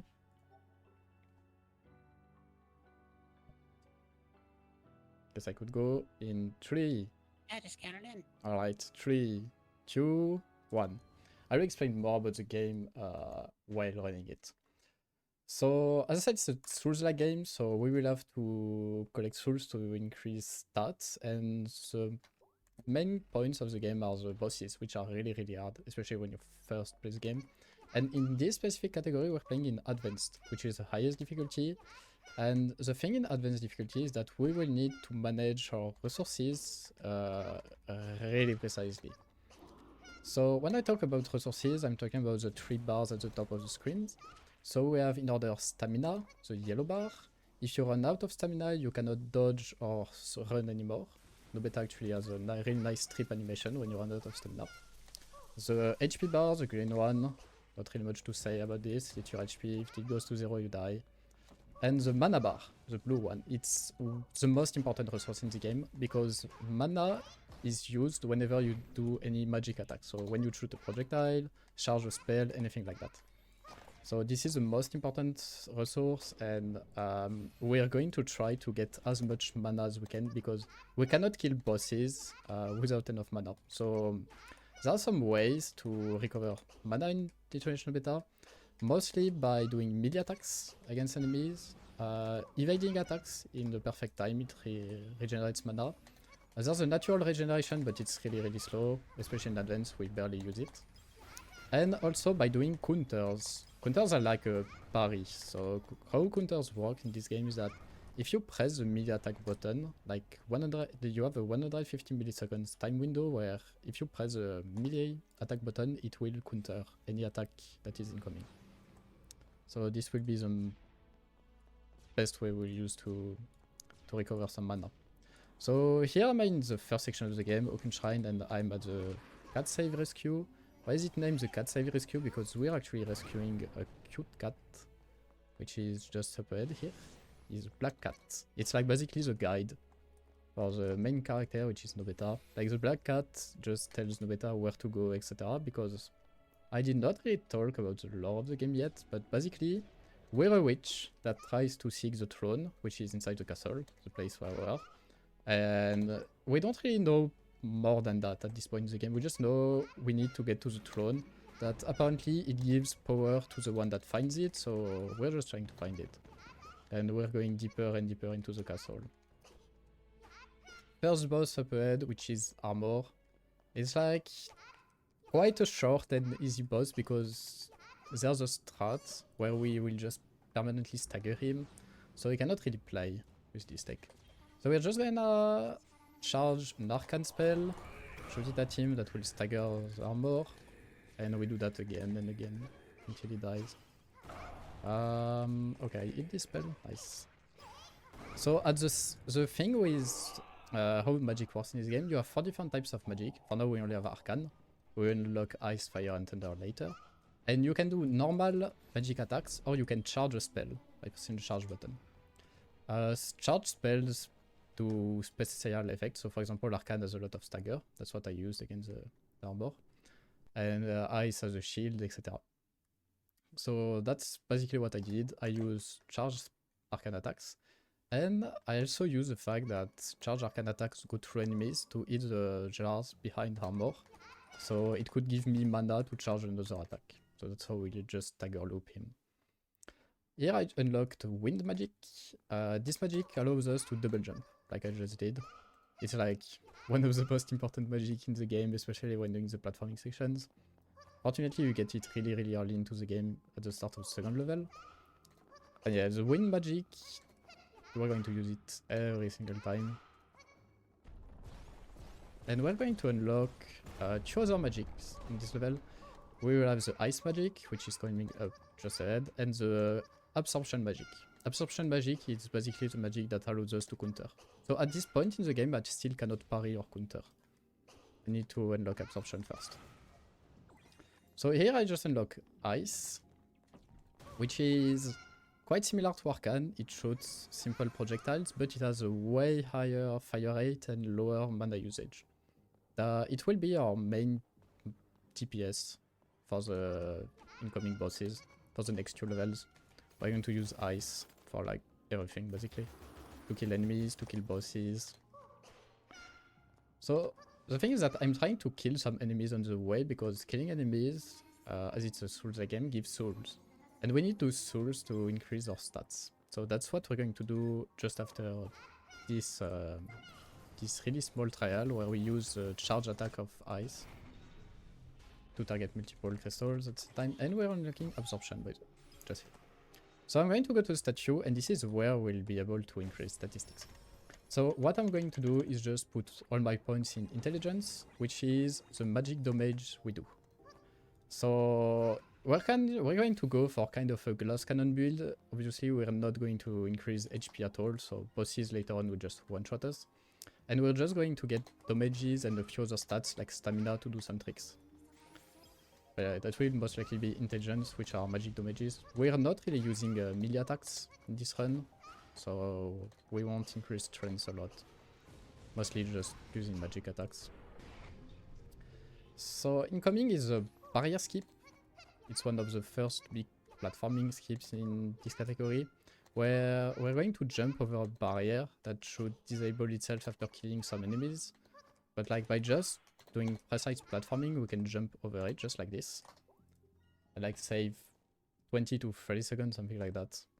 Really precise jump, but it works really nice once you know correct setup with the camera angle and everything. So now we're just going to get to Tanya, which is our second boss.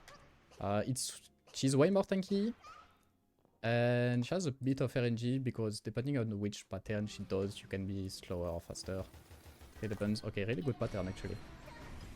This pattern, really good attack, allows me to charge ice twice, which is what we want. We want to... So usually what we do is like, we start charging counter, so the spells nearly instantly charge and we just cast it. That's what I'm going to do for the whole fight, and I will do the same for the third boss in the game. It will be quite similar. Okay, she's phase 2.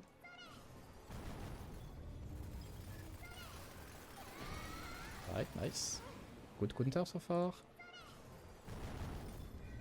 Oh, I really don't like this one.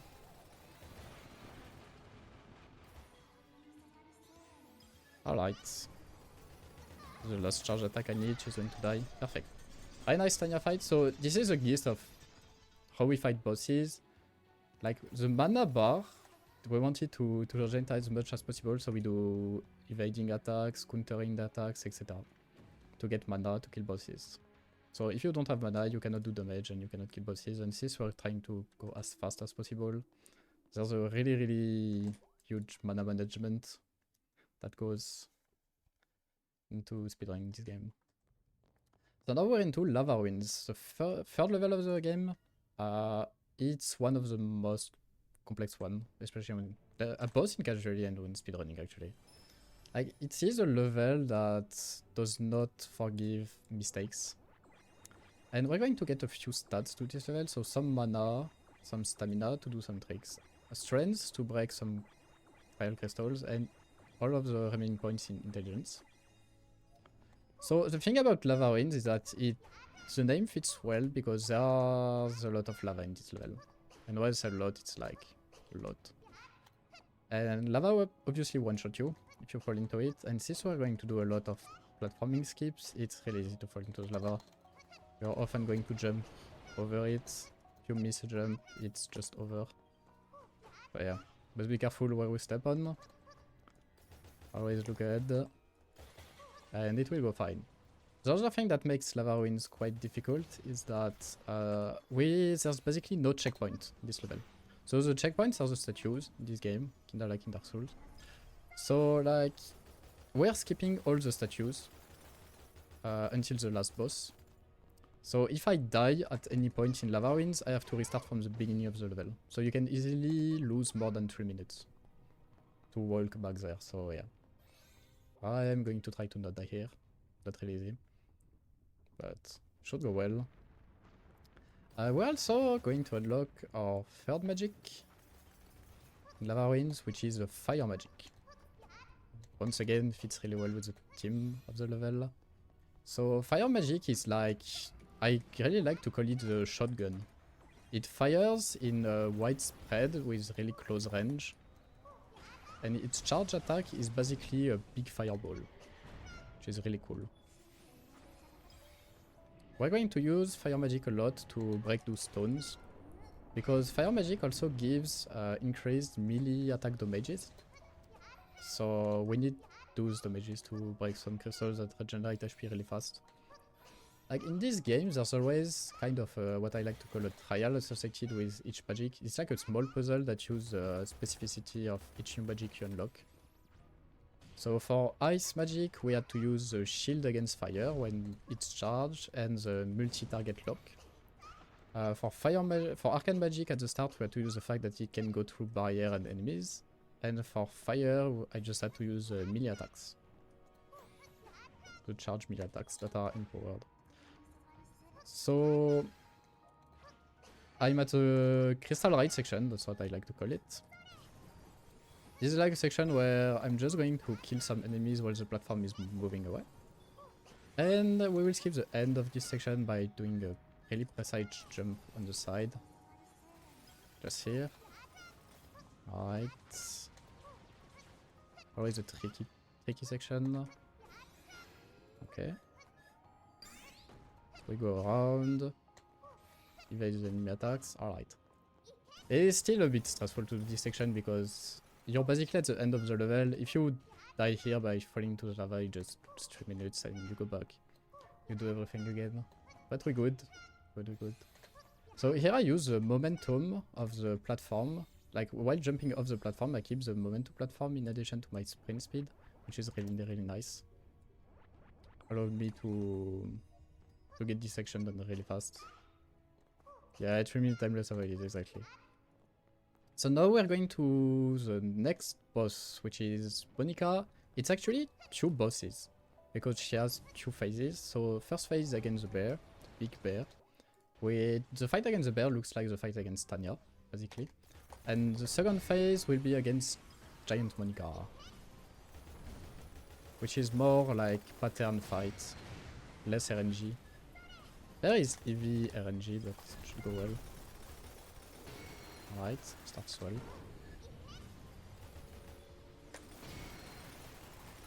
So I'm basically doing the same thing as I did against Tanya, which is charge ice attacks, high-powering spells. The only difficult thing is that the counter window is really short, it's like 150 milliseconds. So it's really hard to get those parries done correctly. I'm breaking the jars to prepare for the second phase. To get some mana for the next one. And now we're against Monica. Giant Monica.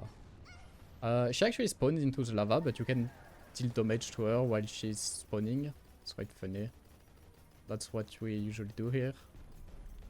And so this fight has no range at all. She always does the same pattern, so it's just a question of knowing what you're doing and just repeating the pattern you learned. No really elements of surprise here. Except if you miss a counter or anything. 1, 2, 3, 4, 5, 6, 7. No, that's way too early. Oh. So here I counted how many times I hit the charge ball, because this, when you charge the ball, you can destroy it, and depending on how much time you wait before destroying it, it does different damage. Here I got really unlucky because it got destroyed after 7 hits. Usually it's more around 10, but for some reason I'm not sure why. Maybe when you do fire attacks, it like inflict damage to the orb and it broke way too early. That's okay. Just gonna have to do a bit more damage, alright. It's actually interesting way to do Monica. Here I'm going to do a fun glitch. Where if you fall into the lava when the cutscene triggers, your skin will be basically red. So you do not die when doing that. I should not, at least. Yeah. My screen is just full red. So it's kind of ready to showcase. It doesn't change anything, like, just pretty visual. That's quite a funny trick. And I also showcased a bit of the flight tech, which we will be using in the next run. Not this one, but the one after. Which is a tech that is not allowed in this category. I did it here just for a showcase, but usually in this category you should not use flight tech. So now we're going up to the 4th level, which is Dark Tunnel. Once again, as the name implies, it's a really dark place and it's really easy to get lost in Dark Tunnel, especially when you first play this game.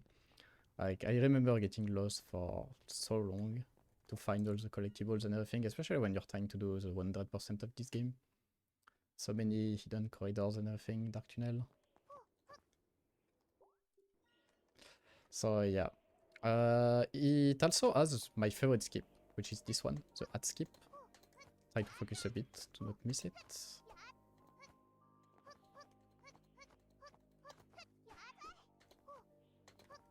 Right, we should be good, I think.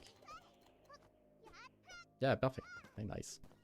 So this is a hat skip, one of my favorite platforming skips in the game. Like, we just climb the environment. Like, the devs would have never expected her to do us to do this. It's actually crazy.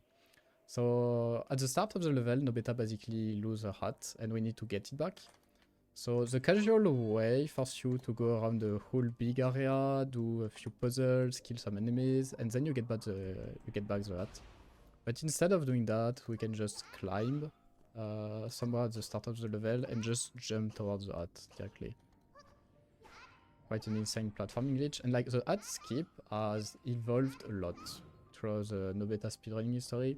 Like, when I first found the hat skip, it was not that fast to execute. We were taking our time way more on each jump, generating stamina, etc. Now the current version of hat skip is basically sprinting through the whole glitch with really precise jumps. It's kind of insane, but I really like this one. It's really cool to do and to showcase. Now we're going to get our last magic, which is Thunder Magic.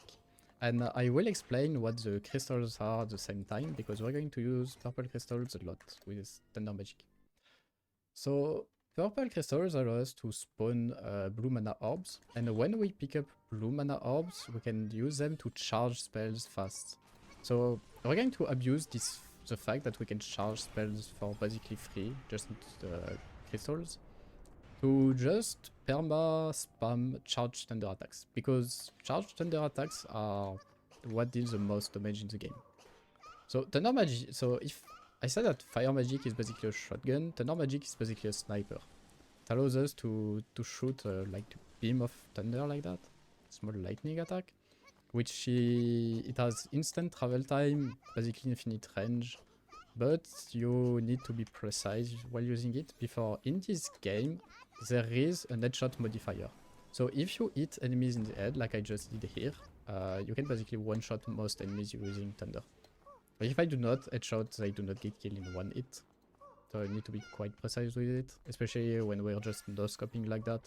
Like, you can aim in this game like this, but like we basically never aim in Little Witch no Beta. At least I do not. But yeah, now that we have Thunder, Magic, things are going to get a little bit different.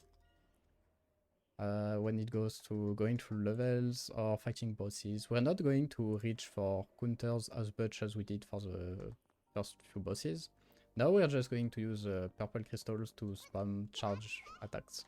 The thing is that bosses can cancel us, or they can evade the attacks, dodge them, etc. So we're going to use specific casting timings to avoid this. So usually we want to do kinda like against armor and just perma stagger. And so right now I'm going towards the next boss, which is Vanessa.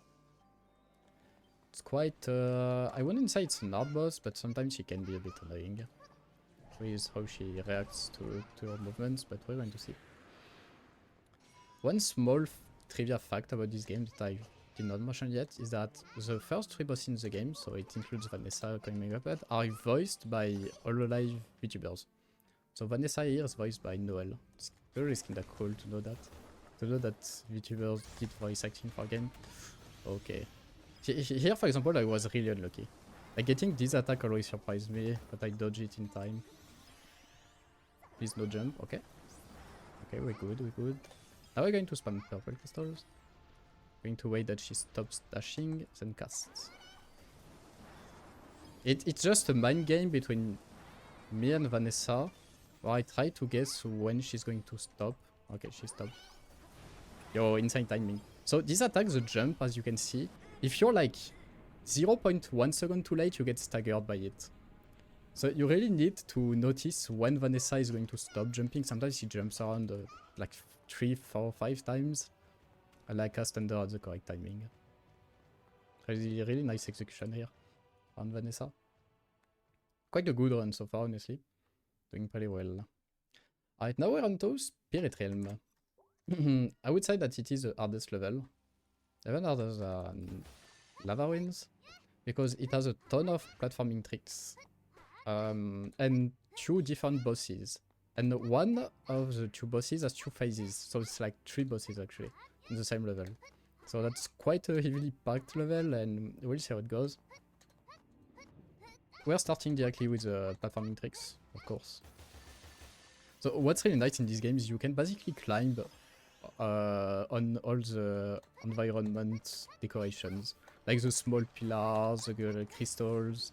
Like, you can jump on anything basically in this game, and it allows us to skip a lot of sections without relying on the really huge glitches. It's just like climbing. Alright, nice. That's exactly what I'm doing here. I'm just jumping around on things to get to my destination. So what I really like about any percent NMG category is that it showcases both the boss fights and the platforming sections too. So here I'm charging Arcane for a small trick that I'm going to show just after getting to this statue. I'm just going to wait for this dude to attack me. Right, so he does not cancel me while I'm trying to get to the statue.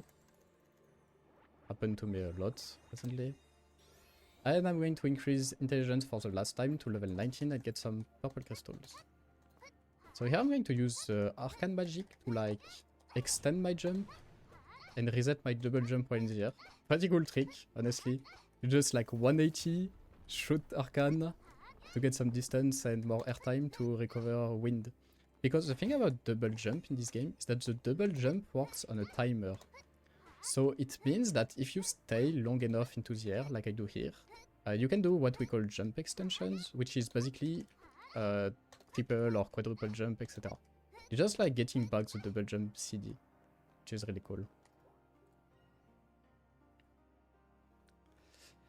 Yeah, exactly. Like, Fun's answered that really correctly. It's part of the category.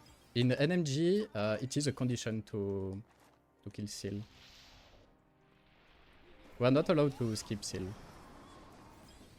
That's just how this category works. But in other categories, we definitely skip seal. So the fact about seal is that you can easily go around the cutscene trigger. So you can skip seal really, really easily. But in any percent NMG, we just have a rule that says you have to kill seal. So we just kill seal. Pretty good seal actually. She was not really annoying this time. Not the best seal, but quite a good RNG. Like, the fight against Seal 1 can go so wrong. Like, I want to say so wrong, it's like, she can throw you outside the arena, you can fall down. If you don't have enough mana, the fight can extend for so long because you're so limited in mana here. But it went well here. And I'm going on to Seal 2. Quite a nice fight. It's like escaping, like doing damage against Seal while escaping her. She's trying to catch up to her, to us. Like, what I'm going to do is I'm not going to kill Seal instantly. I'm going to deal damage, then run. Alright, I think here we'll go right. I'm placing Thunder somewhere, and I'm going to jump over a barrier. Please. Nice, let's go. So what I did here is that I killed Seal the same time I do the barrier skip. I did that because the environment we need to climb on to do this barrier skip disappears when you kill Seal. So if you kill Seal before going over the barrier, you cannot go over the barrier anymore. So you need to kill Seal after going over the barrier. And why you need to go over the barrier, it's because when you kill Seal, the barrier stays on for like 15 seconds. So if you do not do this barrier skip, you basically just lose 15 seconds. Will I have enough? No, I won't have enough fire. It's alright, we can just get back fire. I took too much time to climb here. Missed the platforming trick, that's okay. Alright. Now we're going to Vanessa 2. Just going to take the TP down there. Usually you're supposed to do a small puzzle with a thunder magic to break this crystal, but it appears that the fire melee attacks range is big enough to hit the crystal through the barrier. Like, you're supposed to disable the barrier, use thunder time slow effect to go inside and then break it, but we can just hit the crystal through it using fire melee attacks. Pretty nice. And I'm just going to go to Vanessa 2. We call her Vanessa 2 because this is basically the second time we're going to fight Vanessa. She's just a bit more angry this time, and a bit more annoying too, in my opinion. I've been struggling a lot on this fight because there's a new tech to fight Vanessa 2, which allows us to be really, really fast in this fight, but it's also quite hard in my opinion. I don't even say how it goes. So basically, we're just going to spam purple crystals with a specific time interval to get her staggered constantly. It's not really easy, but we'll see how it goes. Please be nice to me. Yeah, don't really like this pattern. So this is exactly what I don't want her to do. I don't like that. We'll see how it goes. Okay. I think I managed to get it correct. Oh, I forgot to shoot thunder. Yeah, oh my god. Such a blunder. So I should have fired a normal thunder melee attack to get her to go to phase 2, but I forgot to do it. You can see how punishing this game is, because we have basically a glass cannon build. So just because I forgot to shoot one attack, I just have to redo the fight, and I don't have enough souls to get 5 purple crystals. So that means I will have to back up this fight by countering some attacks. But yeah, bosses do crazy amount of damages. I should not have used the crystal now. Yeah.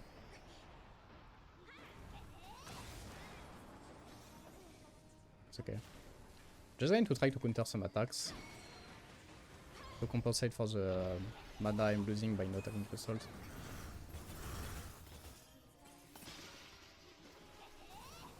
Right. One more.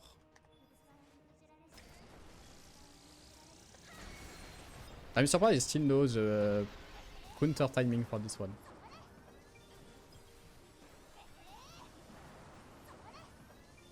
Alright, we're good. That's peak example of how you need to improvise in this game when you have less mana, you don't have as many purple crystals as you should have. Need to do more counters to get enough mana, etc. Basically how it goes. So one thing we try to do against most bosses like Vanessa is that those bosses have 2 phases. Like when they get around mid HP, like 50% HP, she has new attack patterns and everything.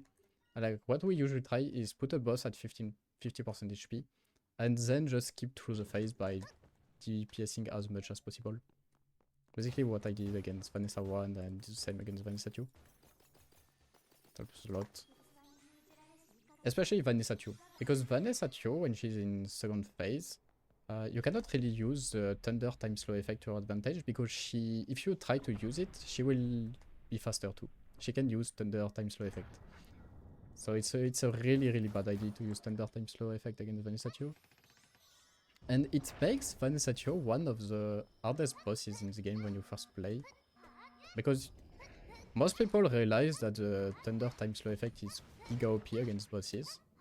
Because it allows you to DPS them while they cannot really do anything. But against Vanessa 2 it does not work. Always surprise people. Here I'm doing another barrier skip. We really like jumping over a barrier. So here there's a trigger, there's basically a collider, where if I go into the collider it will spawn a barrier here. So I'm just jumping over the collider to not spawn the barrier at all. It's like just an oversight from the devs, but there are a lot of places with oversights like that, where the devs just forgot to extend the collider to the roof level, etc. And if you jump to specific jump sections, you can skip a lot of parts that you're supposed to go through. But here, yeah, we basically jumped over a barrier. So here I'm in Abyss, the last level of the game. Abyss is basically 3 different trials, where we're revisiting levels we've already done. So here it's Underground, which was the second level in the game. Second one will be Lava Ruins, and we're going to go to Darwin Castle too. So for this trial, we're supposed to go down and do a really long fight against stone dolls that are immune to magic damages. You can only kill them using melee attacks. But fortunately, Mian found a glitch to just go through the barrier if you just run out of stam against the barrier like that. So we can skip going down, killing the 3 stone dolls and to disable the barrier. Which is a lifesaver because going down was so painful. And we can just keep this one. And we're on to the second trial out of the 3 that we need to do to finish the game. This one is a bit different because we're going to have to fight a ninja doll, which is a doll that basically evades all our attacks, which is really annoying. But fortunately we can abuse charged thunder attacks to kill her. So up to now, one thing to know in Little Meta is that you can inflict self-damage using your magic attacks. That means that if I'm inside the thunder radius or the fireball explosion, I can take damage for myself. And since I'm level 1 HP, I can one-shot myself basically using a charged thunder attack. But we just unlocked thunder level 4, and thunder level 4 does not self-damage anymore. So we can just cast thunder attacks onto ourselves now, which is very good. And I forgot to charge attack. Alright, that's okay. Can just bait her, I guess. No! Oh, she dropped the crystal. Please. Please. Just do something. So, one annoying thing about this doll, as I said, is she basically dodges all attacks. So if you try to attack her without baiting her using an item or anything else, she just dodges it. So I had to do quite strange things to get her to attack me first, and once she attacked me, I could make sure to attack her. Just because I used one... I forgot like to charge my thunder attack using the mana orbs. So I'm going to get a purple crystal, because I used the one too much. That's okay. Just losing a bit of time to get back to the statue to get one crystal. For the last trial, which is the third trial. I could have done it without a purple crystal, but it's way less impressive. Like, So DS trial, you're supposed to use a lever somewhere to level down the lava level.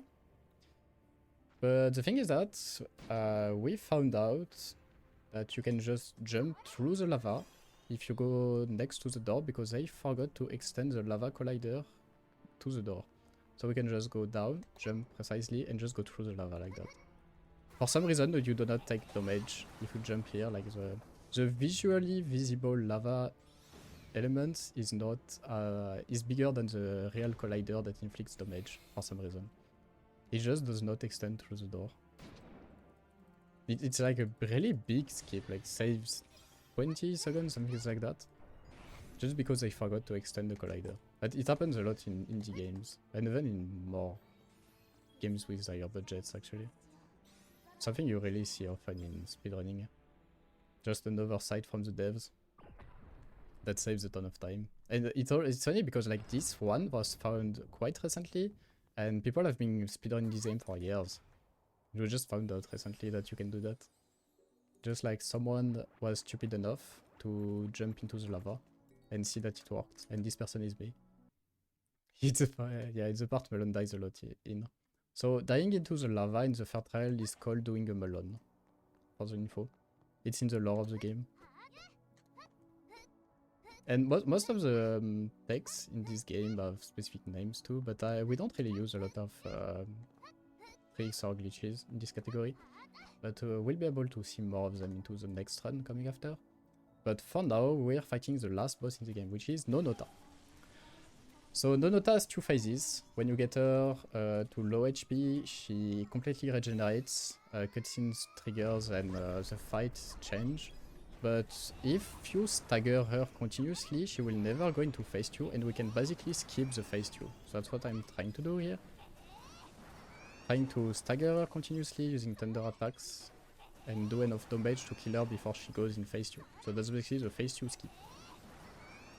Oh, I missed the thunder here, it's not good. I think I will still have enough damage. Yeah, nice backup. So I missed the thunder attack, so I did not have enough damage to kill her before she went phase 2.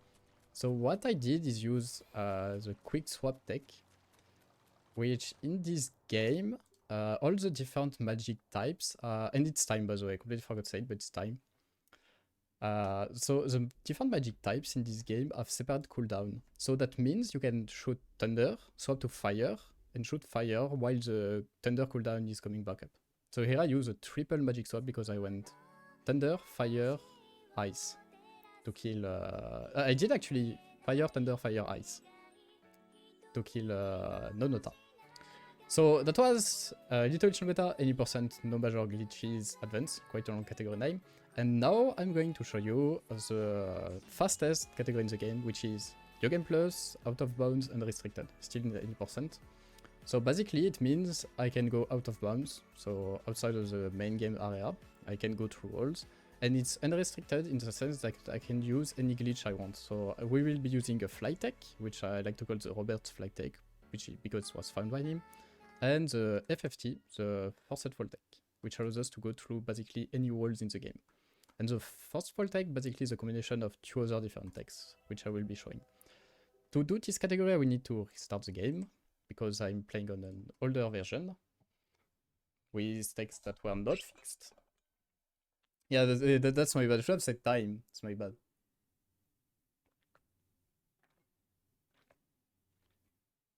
So while the game boots up, just drinking a bit. Yeah, definitely by default should have said time. Alright, so I will be loading a specific save.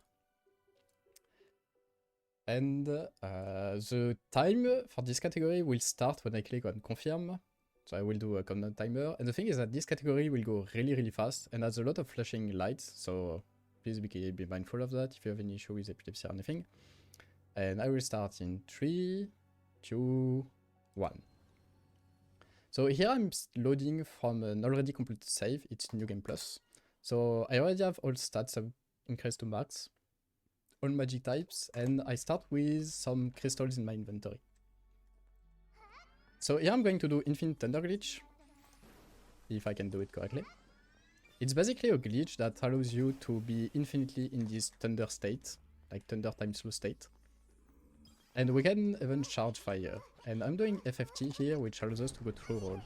So FFT, the Forced Fall tech, the tech I just used, is a combination of Infinite Thunder Glitch and the fact that if you push yourself through walls with fire magic, you can actually go through it. So why we need to do the time slow, we need the Thunder time slow to perform this tech, because if you do not have the time slow, you cannot hit yourself at the correct time with the fireball. So the thing is that we need to shift before the fireball hits the wall. Nice. And like, to evade before the fireball hits the wall, you will need the time slow effect of the thunder magic. It's quite complex to understand, but it's basically a combination of 3 different things. Alright, I missed this. I'm just going to kill this enemy because he's going to cancel me otherwise. Alright, please no cancel. Let me do my trick. Nice. So here I went through a gate, which is usually one way. So we can only access it from this side. I'm not supposed to access it from the other side. And I basically skipped half of the game. So I'm already at Vanessa. So we skipped Armor, we skipped Tanya, and we skipped Bonica. So 3 levels in total we skipped. And we spawn at the end of Taurin Castle. So we basically skipped 4 levels actually, because we just spawn at the end. We just have to kill Vanessa. So yeah, definitely big skip, really big skip, skipping like half the game.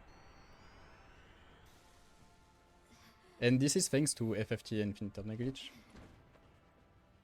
Very nice text. Now we're going to get into Spirit Realm, and same for Spirit Realm, you're going to see that the level is a little bit different.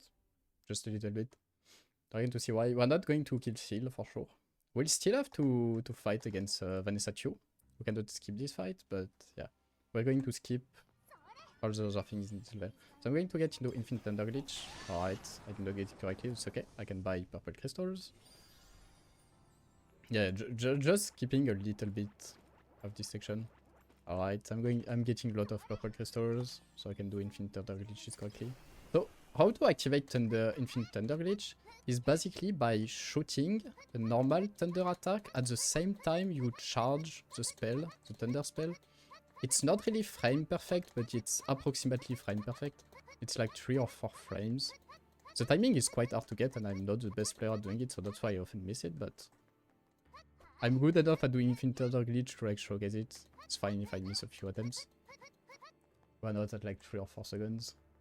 So here I'm just climbing up the mountains because for some reason the colliders in this area are messed up. And when I say messed up, it's definitely messed up. They just make no sense at all. Like you can climb on things you cannot even see, like it just makes no sense. Like, but you know, it's like indie company, small budget, blah blah blah.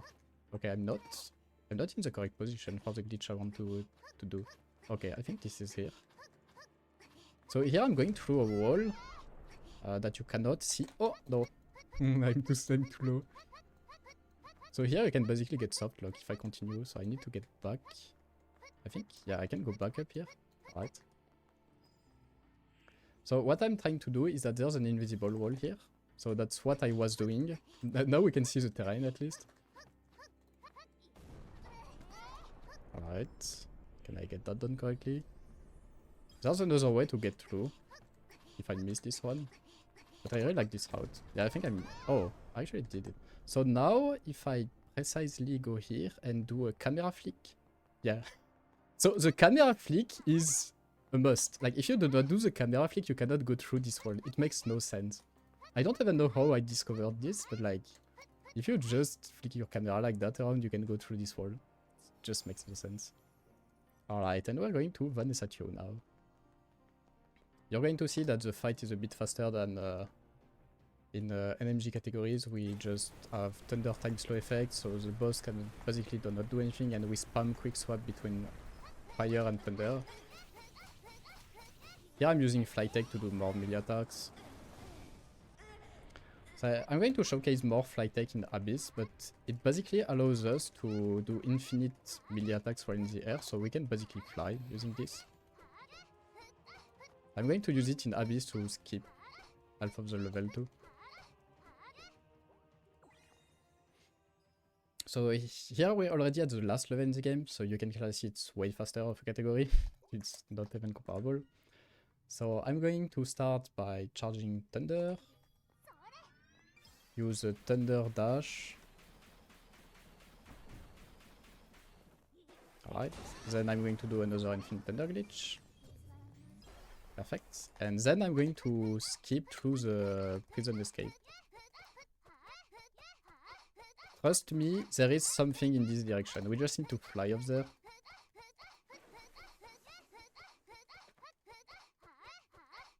Yeah, just here.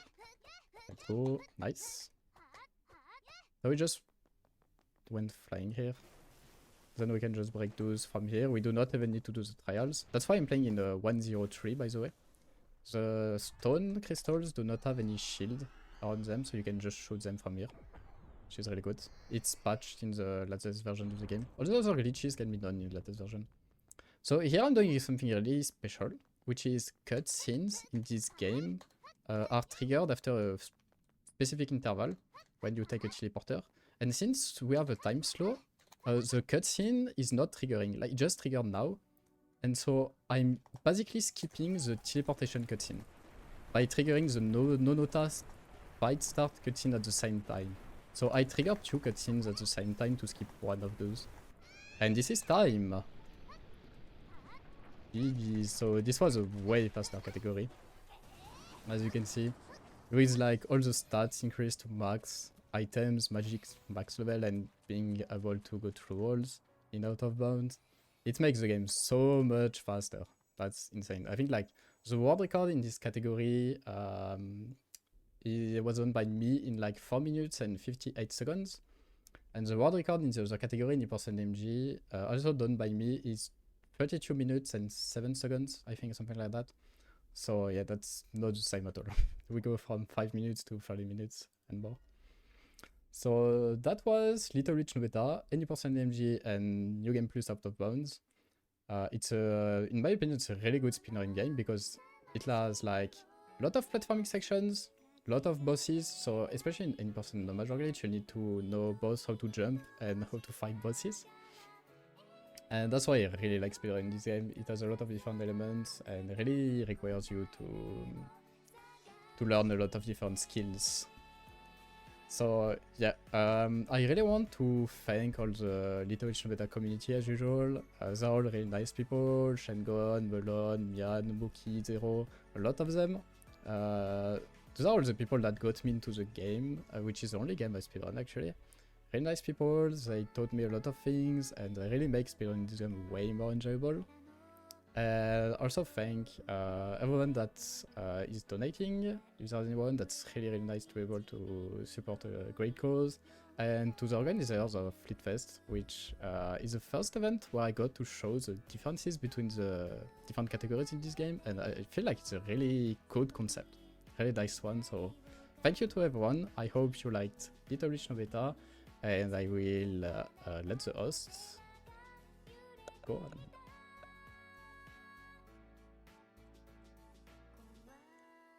All right, thank you so much. Yeah, this concept has been something that's been resident to me for some time. I'm glad it's connecting with other people as well. So we are drastically ahead of schedule. I am not sure both of the runners for the upcoming race are ready, so this might be a long setup time, y'all. Stick with it.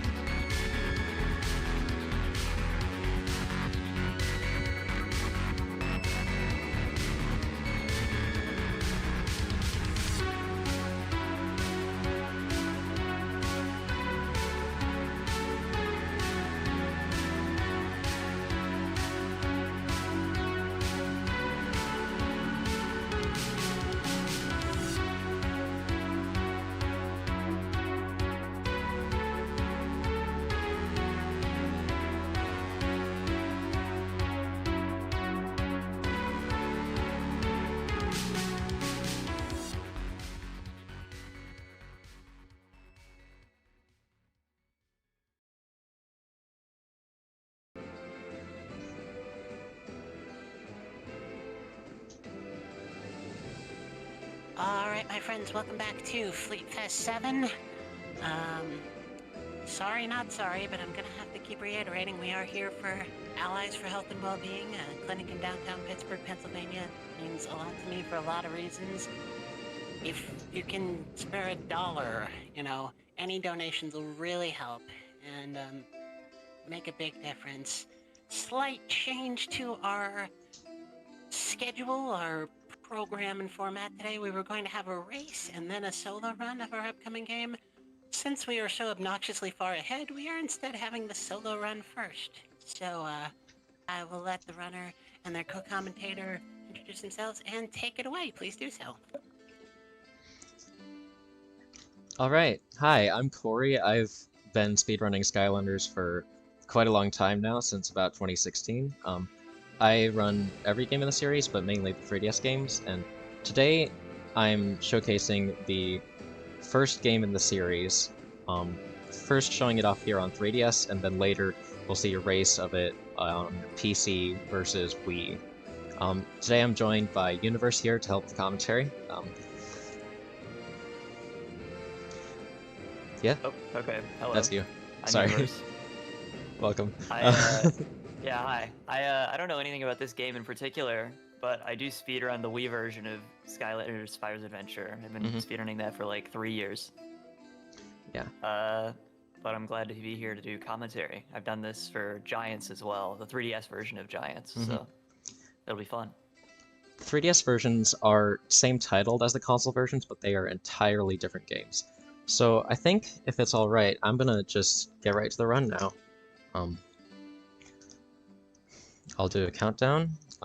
I will start the run in 3, 2, 1, go. So this game has 25 levels in it, in which you have to complete a certain amount of objectives to get crystals. You need a certain amount of crystals to unlock new worlds with new levels. So there's a lot of routing involved with this game in figuring out which crystals to get and which levels. But at the start of the run, it's pretty straightforward because there's tutorial stuff. Unlike the later 3DS games, this game only lets you start with one Skylander for the first level. Which is very strange, but we're starting with Stealth Elf because she has some of the fastest movement in this game, and also has pretty good damage, but mainly for the movement part. There are like 32 unique Skylanders in this game, and I've done testing of all of their speed. There's only one who got close to what Stealth Elf achieves. Which one's that? That would actually be Sunburn under certain conditions, oddly enough. That's fun. Sunburn gets a increased dash speed when the dash hits objects and stuff. So, in certain conditions, Sunburn is faster, I believe. But the first level is pretty straightforward. I have to collect this crystal, and we need to collect a bunch of these crystals to restore some... We have to, like, rescue a bunch of people and restore, like, balance to the world, because there's this evil guy, Hector, and he's trying to kill us, basically. So there's a timer that starts in this level after I've completed a goal, and I have to get to the end of the level before the timer runs out. That's not usually an issue, though in some levels it does get tight.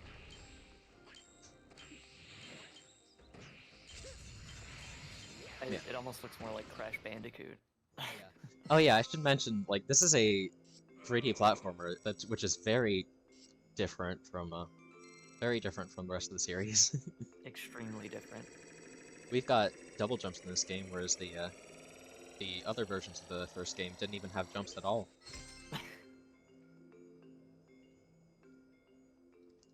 Alright, so after beating the first level, I get to add my second Skylander.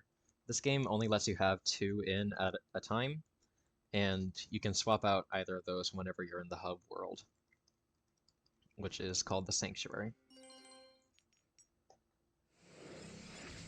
That's really odd that this game doesn't let you start with 2. Yeah, I'm not sure exactly why it's like that, I because... feel like that has to be an error. I don't know, it starts with, the starter pack came with enough to, like, do the fire and the magic gate in that first level, but you can't do it on your first try because you don't have 2 Skylanders. Actually can't do any of the secondary objectives in the first level. Or the first time. I added wing boots there. That lets me pay a certain amount of radiance to get a speed boost for a certain amount of time. I'm not going to use that in most levels because most levels have an objective that requires me to collect a lot of radiance. Especially these arena levels. There are... Okay. About, like, okay, so like... Words, sorry. 2/5 of the levels are these arena levels. And they can... This one's alright, but some of the later ones can be especially annoying. And especially in, like, 100% categories. Because in 100% you have to do stuff like avoid getting hit by the fire. And you actually have to play the arena levels at least 3 times in 100%. Ugh. Because the later objectives don't unlock until you beat the first objectives. My objectives for this one that I can do on the first time are just beating the arena and then having a certain element Skylander with me. Which I do. This one cares about having a life Skylander, so I get an extra crystal because I'm playing as a life Skylander.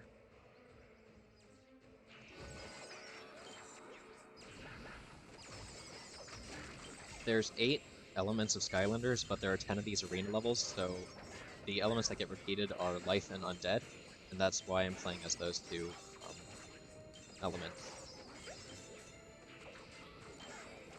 We only have to get 50 crystals to beat the game. There's 125 total that you can get, but it makes a lot more sense to not do that. Casually, most of the time, most players would have to repeat levels to get a lot of these objectives, but it's been routed in a way that we can get all that we need on the first try of these levels. So only have to play each level once, hopefully.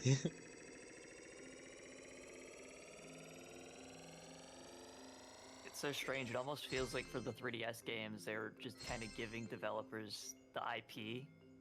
Yeah. And saying, here, make a game. I don't really care what it is. Yeah. No, this game especially is very, very weird. It's not like any of the other ones in the series. It doesn't even have, like, the staple characters of the series, like your Hugo, your Flynn, your Callie. They don't exist here. It feels like an alternate universe, kind of, or just very different time. Okay, so for this third level, my objectives are to collect radiance, kill chompies, and pop balloons. So I have to keep track of getting all of those objectives throughout the level. There's 8 balloons. In some of the levels, there are more of the things than you need, so you can miss a couple and be okay. This level is not one of those levels. I have to get every single balloon. But there's plenty of radiance, and there's a couple extra chompies, so don't have to worry about those as much. I should also mention, Stealth Elf gets a ranged attack on 3DS, which is not a thing at all anywhere in the console versions. But Stealth Elf gets a bunch of darts that she can just throw out at any time. If only. Yeah. Stealth Elf ranged on console would be too powerful. I think they knew. I think it was more like just hard to implement some of her other abilities in a way that made sense for what 3DS is.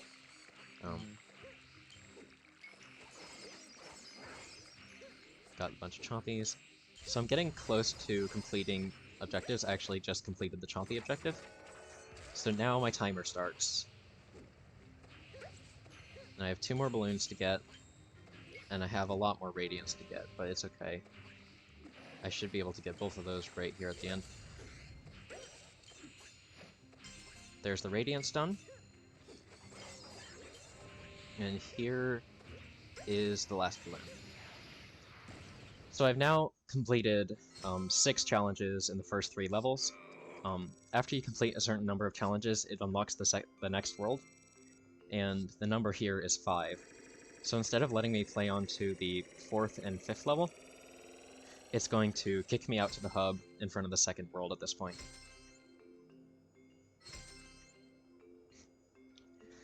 So that's another thing to account for with routing this game. Reaching certain numbers of crystals puts you out in the hub, and then finishing the 5th level of a world puts you in the hub.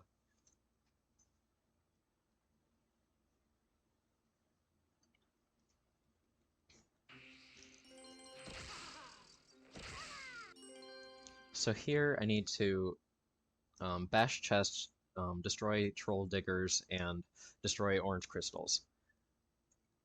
And I think I've played this enough that I know where there are good groups of that. There are more than enough of all of these except the chests. So it makes sense to take them out where they're like grouped together. I need to kill 4 troll diggers, and there are 2 groups of 2 in this level. So I will only go after them there.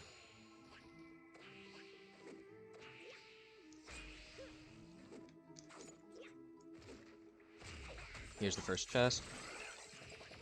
And because I don't need to care about radiance, I can just use the wing boot. I don't need to destroy any of the orange crystals outside of this falling section and the other falling section. There are enough, but I did destroy an extra one there.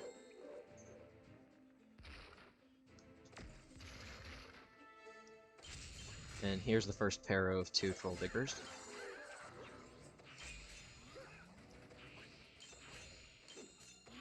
And up here's the next chest.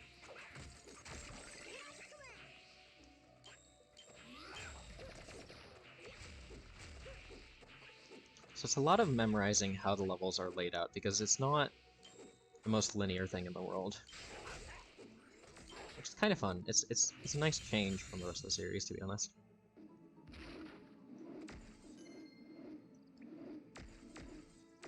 Yeah, I know Giants 3DS was pretty much just straight lines when you weren't skipping everything. Yeah, absolutely. Because after this game, they didn't keep doing this kind of style like levels with 3DS, which makes the adventure packs are kind of weird because of that in Giants. So there were 4 extra levels that were released for this game as physical toys. And they worked with the first game and the second game in the series. In this game, they make a lot of sense because they still follow the same structure as the other levels, with being able to get up to 5 objectives completed. But then they ported them over to Giants, and they don't quite work. Did they change the level layouts at all? They just kept them the same? They kept the level layouts the same, but they moved it to a 3-star structure instead of the 5 crystals. Mm-hmm. And they also messed up the timer for one of the arenas in one of the levels, so it's very close to impossible. I don't know how they managed to do that, but we're in another arena here, and I can get radiance from defeating enemies here, or sometimes it just spawns them naturally. And occasionally there are chests that spawn, which a chest gives me at least 10 radiance, so I really want to grab those when I get the chance.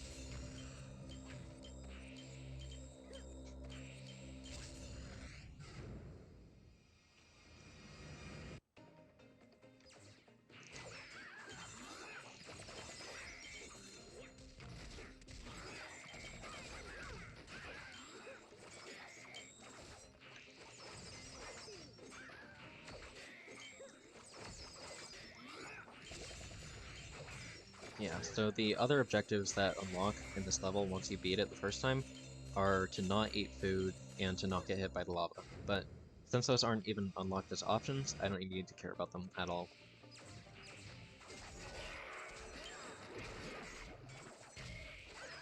There's a chest that I was talking about. Sometimes the stronger enemies drop more radiance, sometimes they don't. I mean, they drop a set amount of radiance, but in some of the later levels, the strong enemies don't seem to drop nearly enough, in my opinion.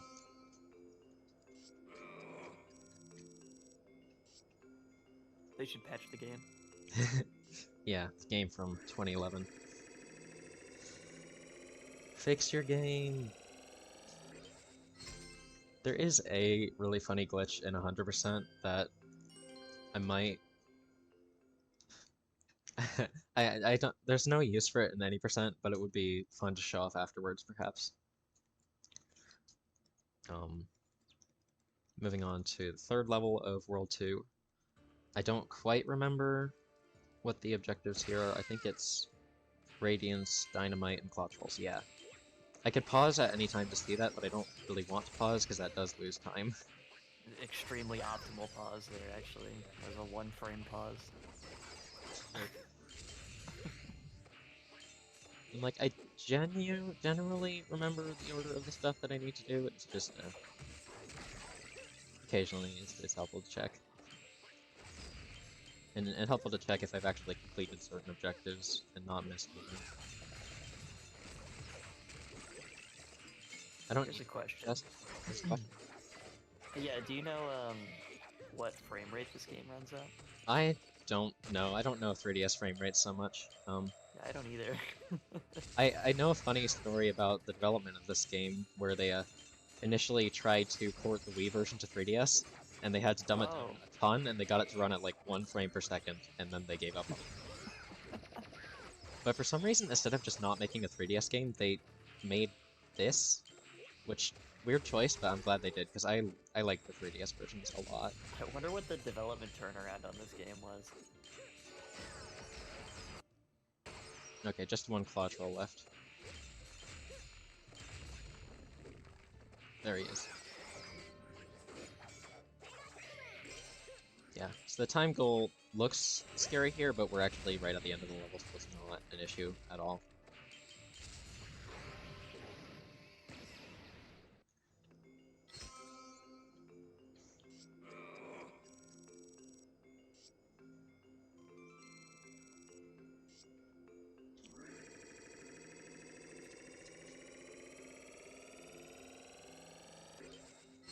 I think this route, I get to play through all of World 2 before it kicks me out to the next one. Because I think I have it set up to where I get the right amount of crystals to unlock the next world at the same time that I beat the 5th level, which saves a load back to the hub if I get those at the same time. That is, of course, if I don't miss an objective. I've routed this out so that I do exactly 50 of the crystals because that's how many is needed to beat the game. But there are a couple backups that I can do if I somehow manage to miss something. Just a little forgiving in that way.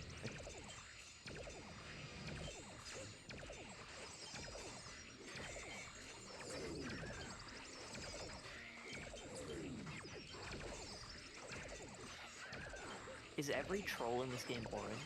I think so? I'm not That's confident. so strange. Yeah, it's like what they did with the Wii U version or something. Oh yeah, they did do that. Yeah, because they were like using Giants models or something. Yeah. For those unaware that are very confused, Oh yes, in the other versions of this quote unquote this game, Skylanders Spyro's Adventure on PC, Xbox, whatever, even on the Wii, the trolls are usually green. Mm-hmm. That's the most common troll. But I just couldn't help but notice that all of them are orange, including the claw one. Yeah, I don't know what's up with that. Yeah, because that one's always green. There's that arena done. So the 5th level of each of the 5 worlds has an objective where we have to go and free a sage because they've all been put in cages for some reason. So that was one of the levels where having a life Skylander was good. that would have been a tech. The levels that Okay. I don't the ones that care about life are the 2nd level in the game, someone that I've already done, and one that's much later. Okay. I thought I saw the life thing like glow on the screen or something. Right. Oh, that was probably the daily elemental bonus, which it picks 2 elements every day, and if you have a Skylander of one of those elements, it'll double the amount of radiance at the end of the level. Which Radiance just gets turned into experience, so it's doesn't matter that much when I'm already level 10. Yeah. Which, yeah, we do play, oh, I need that. Okay. I mean, I don't need it, but I like to have it for some assurance that I won't mess things up. Coming up here is the key, which unlocks the sage later, and the key has a cutscene that doesn't trigger until I'm back on the ground. Which is a bit weird, but I mean, it's better than having it trigger in the air and just getting damaged for no reason. I need the duck. Radiance. Right, so my objectives are the ducks, the radiance, and the sage on this level. And this level actually has a split path at the end, but that doesn't matter so much. I mean, it does matter. I do have to take both paths. But what I can do here is I can hit the sage, get the chest, jump in the fire, and take the other path. Genius. Just take an intentional fall into the lava there to get back up here, get the duck. And then people in the YouTube comments will be asking forever why you walked into the lava for no reason. Right. I don't think it would be possible to go, like, backwards around to the duck. I don't think that works, so... But yeah, I do have a daily elemental bonus that is doubling the radiance, and that... I do believe that is RTA time loss. Wow. It does have to count down all the radiance. You're wasting our time. I got time to waste. This game is in-game time, right? That's the Yeah. main... Yeah. All of the 3DS games, aside from the racing game, use the in-game time just for ease of... Yeah. Because loading time is not consistent between consoles, and there's some other factors too. Fun. So I've unlocked the third world here. And this is the worst world in the game because it's 5 snow and ice levels. Oh, goody. Yeah. The second level is especially notably bad. So do they have, like, ice physics? Oh yeah. And the Oh, ice great. physics are jank, so don't even worry about it. I need Snowman Yeti and chests. Okay, it's this one. I think I will be using Hex briefly in this just for better DPS. Okay, broke the chest. That's interesting. Hex has good combat in this game. Yeah, it's neat. I'm actually going to be using Hex and Stealth Elf later when I run the PC version. It's just a fun coincidence. Very true. Very true.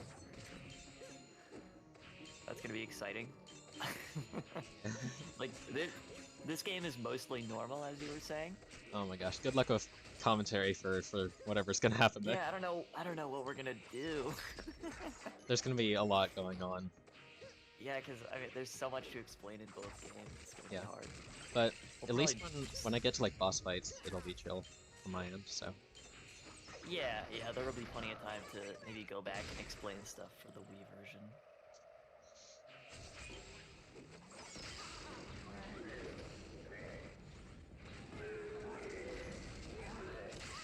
Yeah, so Hex gets her normal like shooting skills at things, but you know the Hex charged attack thing? Where Yeah, I think so. normally you have to like hold down a button and charge up a bunch of skills that fly out and do a ton of damage. If Hex does normal damage, she just gets to cast that like instantly. Okay. So it's pretty useful. It's gonna be mainly used at the end of the run at the final boss. I need a Yeti and a chest. Okay. Just double checking, because snow levels I do get a little bit weird. Scary.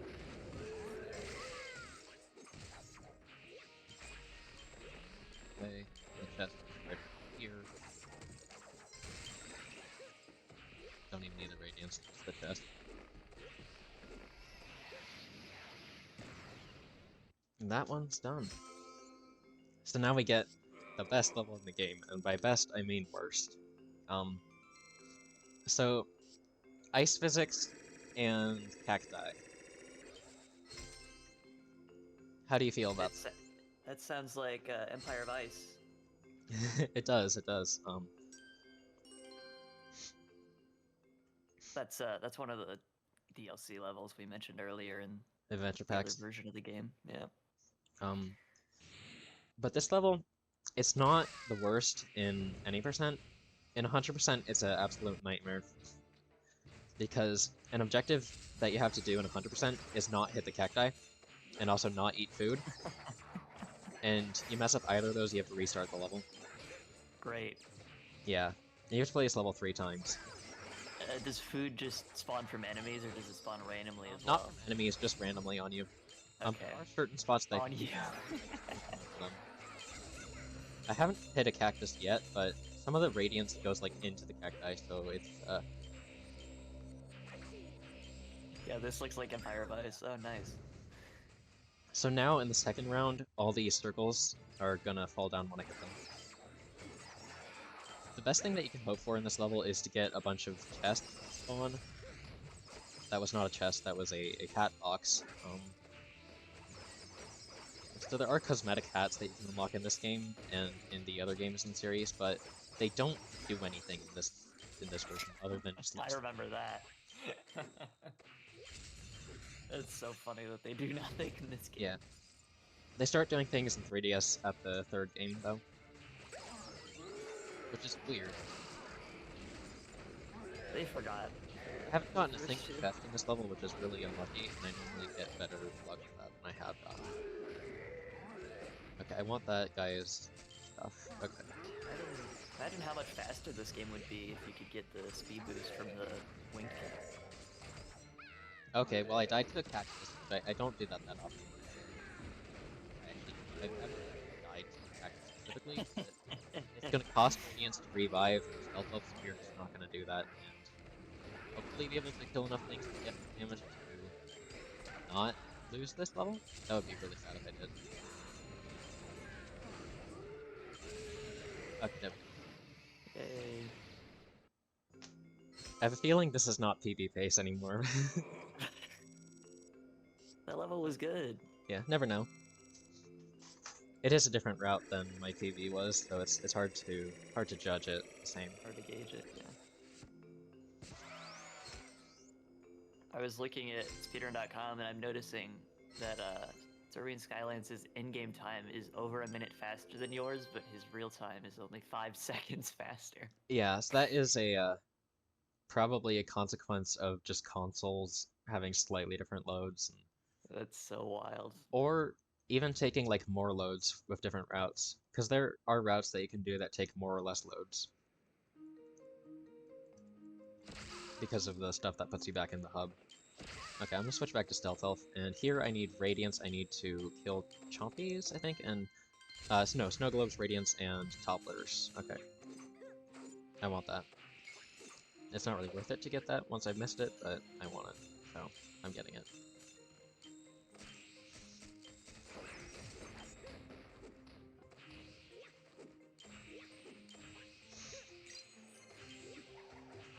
Got a Snow Globe. These are the Topplers. They're a little bit annoying because you have to just kind of wait on them until the objective triggers.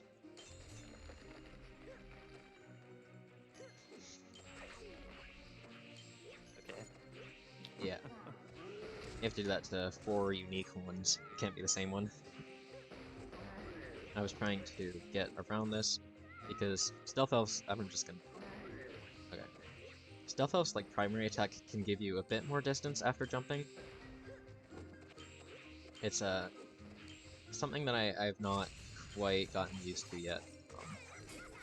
Because I never used to do that when running this, but I was talking with a Gatali when she was running this game. And that was something that she was messing with a lot, especially with the ice levels. That helps, because you can use the primary attack to change direction on the ice sometimes. The ice physics are weird, and I don't understand them. And I've just gotten the Radiance objective way earlier than I would like to, but it's actually fine because this is normally where I get the first objective that I get anyways. Currently reading something in chat. It says, I once saw a leaderboard with runs separated by only seconds in in-game time, but over an hour RTA. Oh my god, that's... I asked if the slower runs runner had a literal potato for a PC, but it turned out the answer was, quote, you got a phone call during the run. What? No, you can't just... No. You No, can't you just totally remove your phone can. call from runtime. That's so funny. Okay, I did get all the objectives, I just have to get to the end of the level now.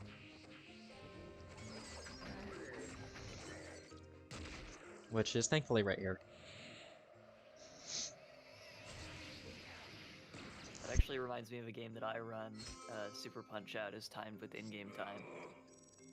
And in the world record, the runner goes to the bathroom like 3/4 of the way through the run.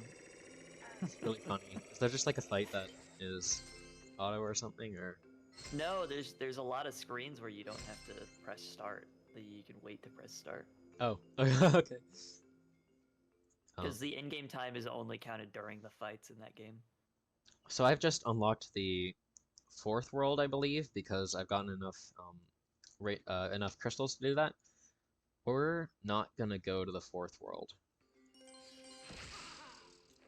We're gonna go back to the 1st world now, for routing reasons. Because once I complete the 1st world, it puts me by the 2nd world, which is next to the 4th world. And then once I beat the 4th world, I will have reached the number of radiants that I need, and finished the final 4th. Okay. I don't have the words to explain exactly what I was trying to say right there, but... Final 4th level. Yes, we didn't finish World 3. After this, we're going to go to World 4, we're going to play most of World 4, then finish World 3, then finish World 4.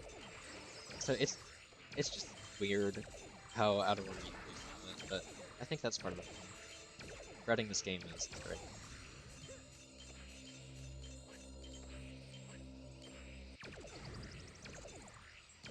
And the only reason this route is so different from like my PvE's route is because I'm using Hex instead of Robot, and if I was Robot, I would have one more crystal earlier in the run using an arena. And I would have skipped the last level of World 2 and gone from there.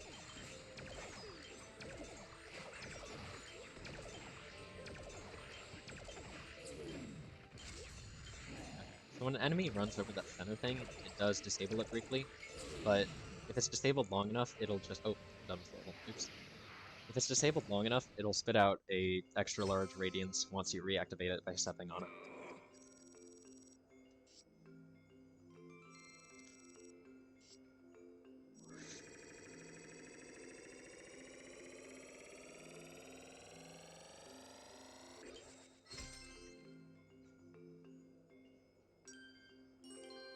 Alright, and we're doing the last level of the 1st world, like, however many minutes into the run this is. 31 and a half. Thank you. It takes about, like, an hour 15, I think is what I put estimate. Sounds safe. Yeah. I think the RTA for my PV was like a 109 or something. 109.55. Awesome. So I have to break the chest, but then I also have to take the other path because there's an enemy I need to kill up here, and the camera is gonna freak out. Fine, though. That was some SSA camera. That's good. Well, it doesn't expect you to, like, backtrack there, but Yeah. I do want to kill this thing, so...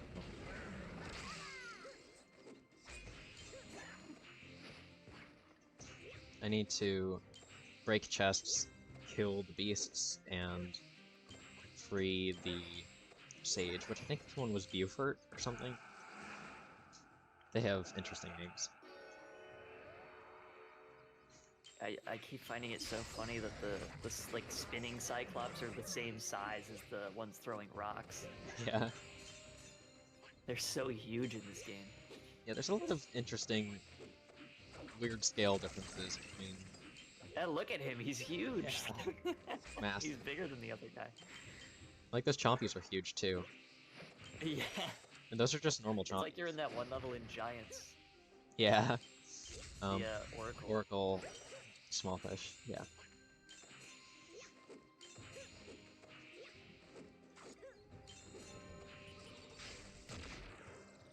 And then up here, there's a final chest behind me that I'm just gonna spam, attack that until it breaks.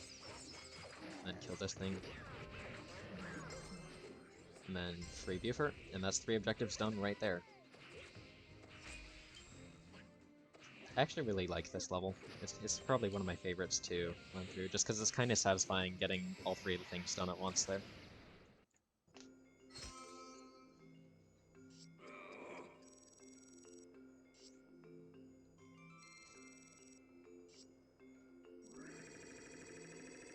But now I get to go to World 4, and World 4 is like jungle themed, and some of the levels have some weird or annoying gimmicks, but they're fun, I'd say. The arena levels are not the best. They're unique. I think that is a good thing about this game, how unique they managed to make all the arena levels, in spite of them all being arena levels.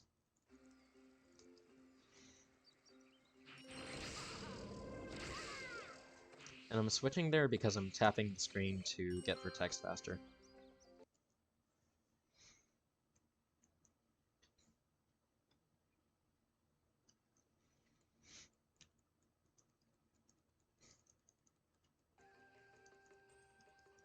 Oh wow, chapter 10.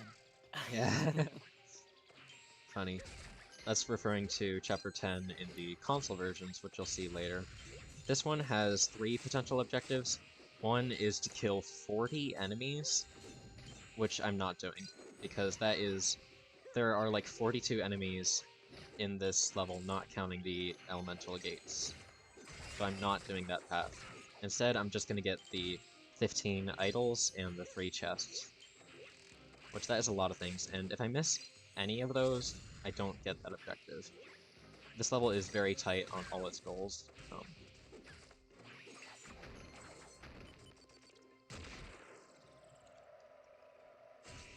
And then it's also a little non-linear. Like here it looks like we have 3 paths, but we actually just have 1. And that's the correct path. You go right, and then you go left. Do the other ones have anything? And then you go left, off the left. They don't have much. More Just enemies. enemies, I'm assuming. Yeah, the enemy goal is a nightmare. This level. Whoa! Oh, okay. I just got knocked off of the launch pad there.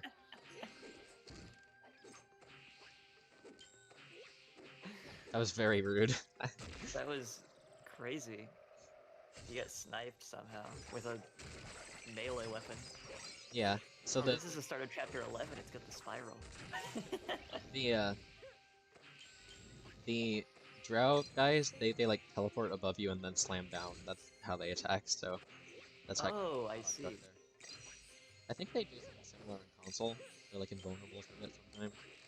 Oh yeah, when they jump and swing down. That's how you get the movement during the cutscene in chapter 4. Right. And then I've just gotten 2 of the 3 potential objectives I could have gotten there, which is what I wanted. I don't want to have to kill all of those. They take forever.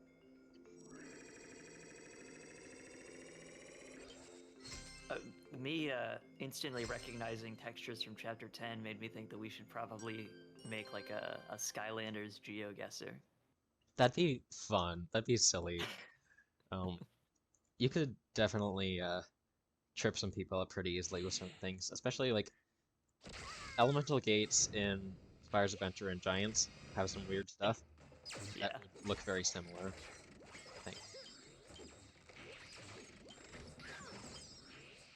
Or you just pull something obscure like an elemental gate in like Darklight or something. Yeah. Or any of the elemental gates that are just one room. There's not even a puzzle. Super forgettable places like that. Or the elemental I feel like the even gates. Oh yeah. There's weird The like the undead levels would probably be terrible in that. 'Cause Oh they all god, look yeah. exactly the same. Just send a picture of the one in the dark and say, "Where's this?" Wait, what level is this? I don't want that. Yeah, so this level is a little bit annoying with these platforms that fall down once you've stood on them, like after a delay. But the goal for the amount of radiance you have to collect is pretty low. So if you get good luck with chests and stuff, that's fine. If you get good luck with chests and stuff, it really does not take that long. Oh yeah, that was really fast. Yeah. I had a run once where I got a chest in the second and the third round, and that made that very, very quick. Each chest gives 5 normal radiance and a larger radiance, and when the radiants are red, they're worth double. I should have explained that earlier, but if you collect a bunch of radiance in a short amount of time, they turn red for a period of time, and then they're worth double, which is very useful. This level has statues that can turn you into sheep, and one of the objectives is to destroy 5 of them. However, sheep are very bad at moving around and doing damage, so we are not going to become a sheep.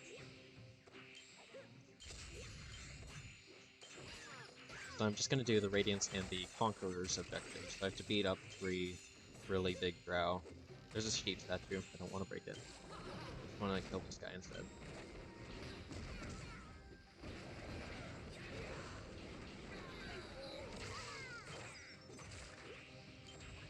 They're called conquerors. Yep, that's what they're called in this one. There's a lot of weird naming differences. Oh, Yeah. I became a sheep on accident. So I guess we do get to see what the sheep looks like. It's a... Whoa. It keeps the hat for some reason. He's goated. Whoa. I wish you could do that in the Wii version. That's cool. You can become a sheep in Swap Force. With Oh, the really? platinum sheep item, the Awesome. magic item. I don't think I ever used that. It doesn't I own really it. do anything other than make you into a sheep, I guess. Prevents you from using your attacks and stuff, which is not great. See, So I everybody, this is the temple run level. one more clunk.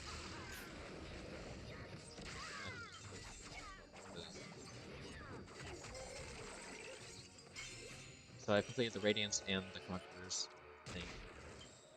And thankfully there's like a lot of clock at the end here, so I don't even really need to worry about the time goal. Yen said that would be extreme fire earlier, and I'm pretty sure that was in response to the Skylanders GeoGuessr. Not to the sheep thing. Yeah, no, the No, GeoGuessr could be fun. Yeah. Should do that. Throw on Trap Team Wii and... yes.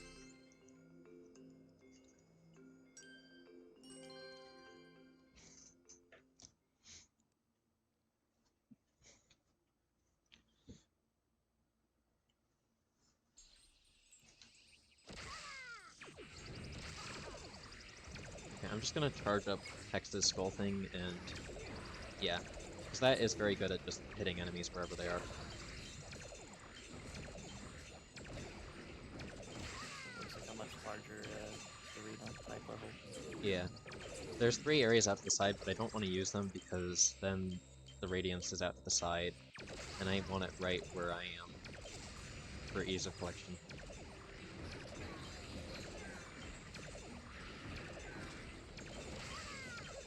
Hold on, I just noticed that enemy. What is that green bug?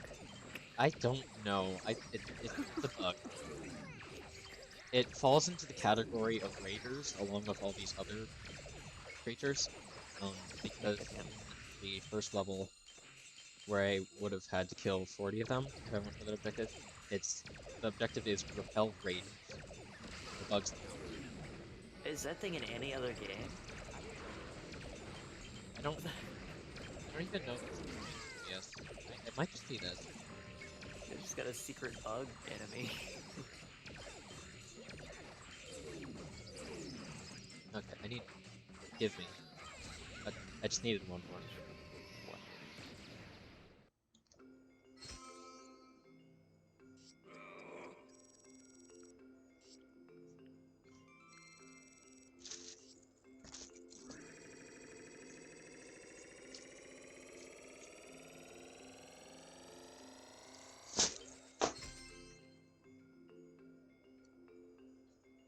Okay, on to the last of the... Oh, right, no, I forgot. We're not doing the last of World 4. We're gonna do World 3. Why? Because we can. Got enough Radiance that we are at World 5 now, but I'm not gonna do World 5, I'm gonna do World 3. Which means Ice Physics Arena time. Yay. This arena is awful. Oh, it's so small. Yeah, it's so easy to fling yourself off the edge of it too, and the enemies, they go right on the thing and it's hard to get back there. It's... yeah. Some of it can be made easier by certain characters. Like Stealth Elf can use her attacks to move around a little bit sometimes. But some other characters have like floating or gliding to make this a lot easier. What are these enemies? I don't know, they're like reskinned pirates. Yeah, they are. It almost looks like missing texture pirates. They're like polar bear pirates. Yeah.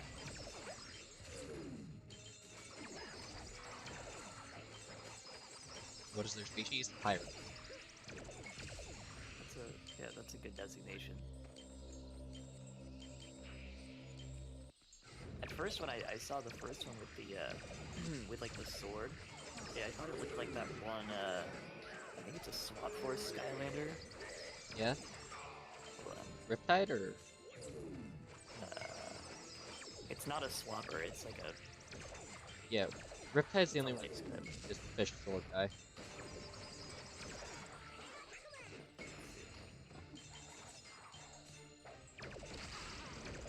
What's this guy's name? Zulu. Oh, I love Zulu.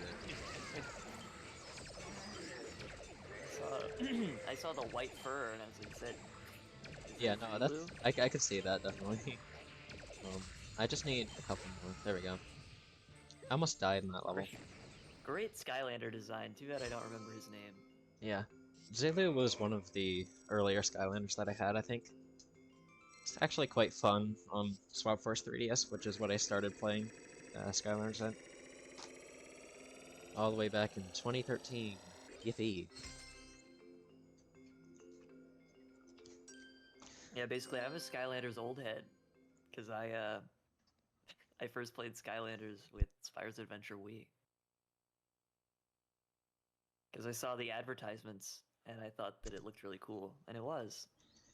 Yeah, I didn't get into Skylanders until I got it for my, that would have been like my 10th birthday.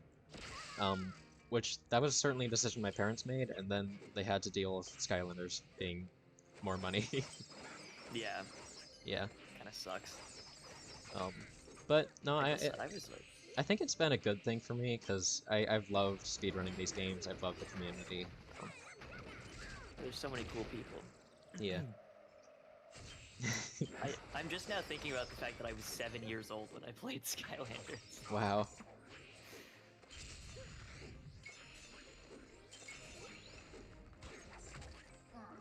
I don't need Radiance or Chests, so I don't know why I was starting to do that. I think this one is Chompies, Teddies, and Saving the Sage. Which I'm just gonna wait on this rock for the cutscene because I don't want to fall down here, and it's incredibly easy to fall down there. Does that one not wait until you're on the ground? It still waits until you're on the ground, but the closest ground is that really sloped, icy, awful... Yeah, so you just like fall off during the Yeah, end so of I'd the cutscene rather or something. not deal with that, and the camera angle is not that great there either, so...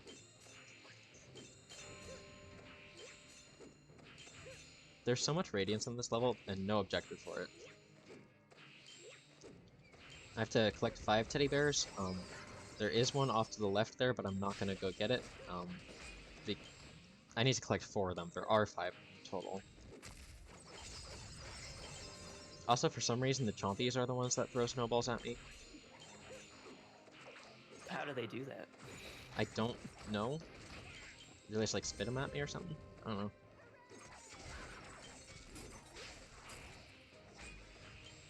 So many wonderful design decisions in this game. Have I? Okay. I just need the teddy bears now. So there's 2 right here at the end for some reason. I don't know why it's not just 1. But I need this. And I need to not fall off because I only have 30 seconds. That thing is a legendary treasure in a level, right? That would make sense. I've never done like 100% for the console games, so I don't know everything. Yeah. I have to do that someday. That's fun.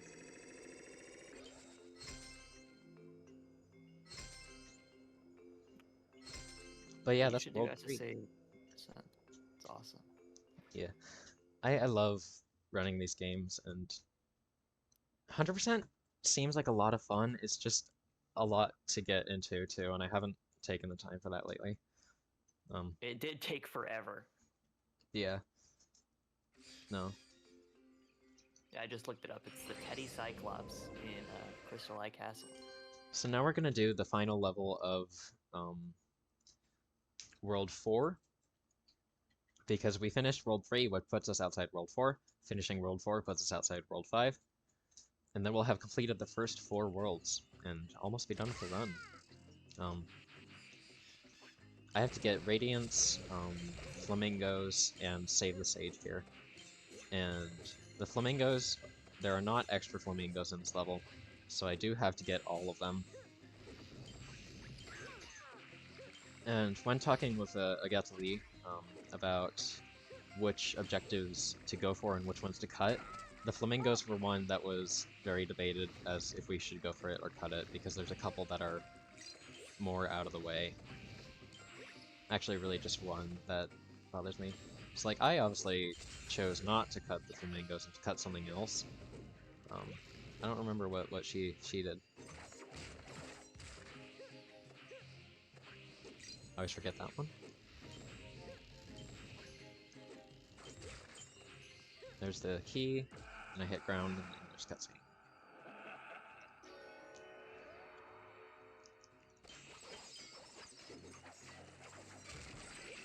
I'm grabbing this chest because I don't want to cut it too close with the Radiance Skull on this level.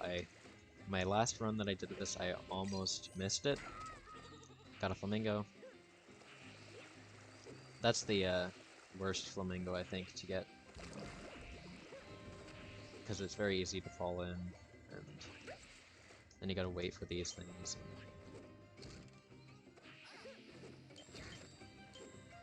Okay. Cycles. I must have missed a cycle. Because I fell in.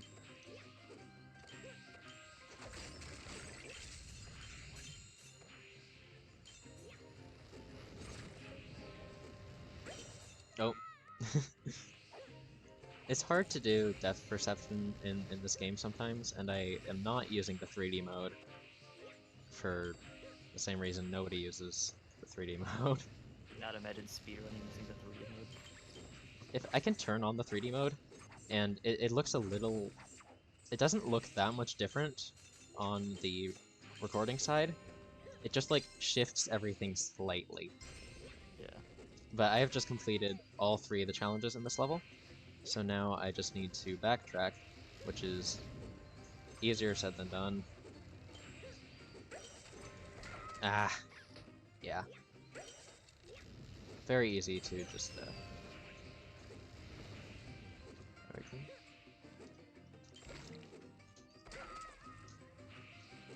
I thought I could make that, but oh well.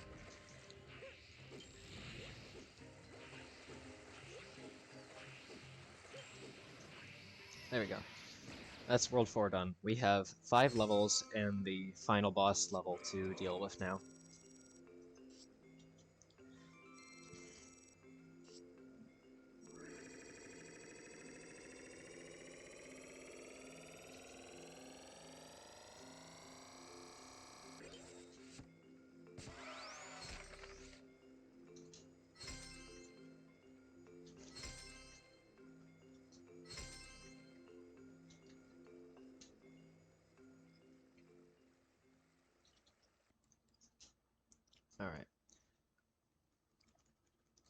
the next level, I believe it's the next level that has the options for objectives to complete are none of them are fast, so we just don't do any of them.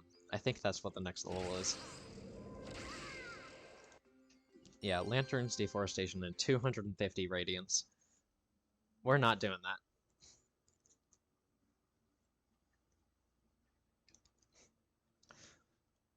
Instead, we're just gonna run through this whole level and do nothing other than beat it. Because beating it without completing any objectives still unlocks the next level, thankfully.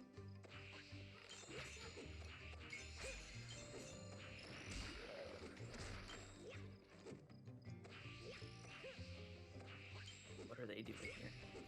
I don't know. Darklight Crypt level. Yeah, there's undead. Like this whole end world is kind of undead themed, but also there's a lot of plant.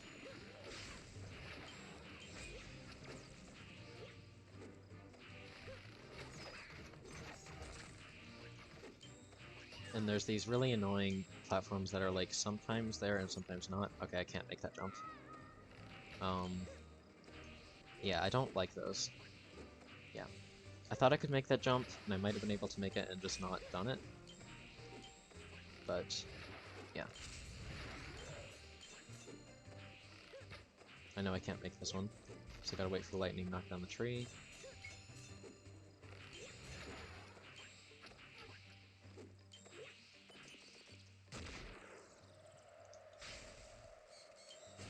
I used to try to do 2 or 3 of the objectives in this level, and it's much more relaxing to be able to run away from all the enemies than have to actually fight them. Little tiny night enemies. Yeah. The night enemies are a little annoying because they have shields, and they don't take damage sometimes. Ah! Yep. I bailed because I thought I was gonna miss it, and then I missed the one that I was trying to get back to. But the big trees are the main issue because they have so much health. It takes forever to kill them, and they do so much damage. So it's just not worth it. Deforestation, not worth it. Trees too strong. That's what we should have decided a while ago. Yeah. I don't understand how the first like caveman to cut down a tree wasn't like, man, this is hard, and he gave up. Start small with trees. But, yeah.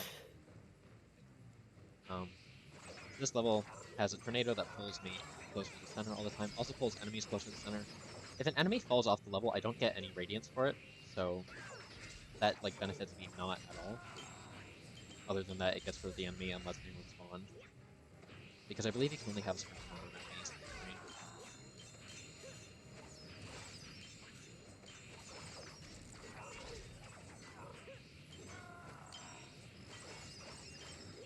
There should be a chest.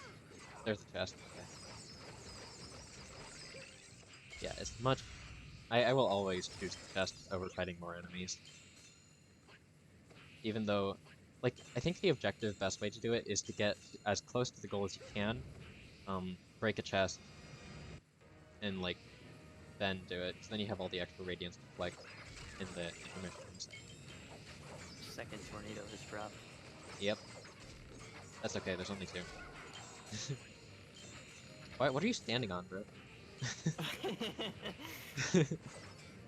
Both of them are. Whoa.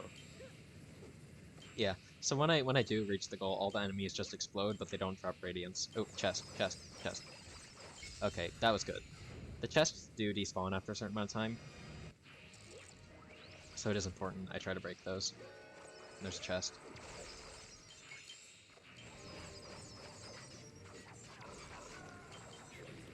I don't like the tree.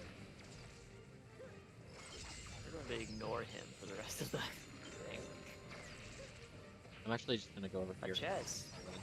Yep, there goes the tree. Yeah, so the chest is very useful. I think the next level is actually one of my favorite ones, probably. If I'm remembering right, I think it's the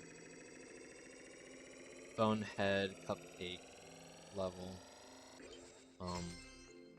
I think the third objective is Radiance? I don't remember. No, it's the pigs. It's the pigs. The only objective of the 3 in this level that we're doing is we're gonna save a bunch of pigs from tornadoes. Profound quote from the sheep there. Bah! Yes. I love the little intermission quotes and stuff.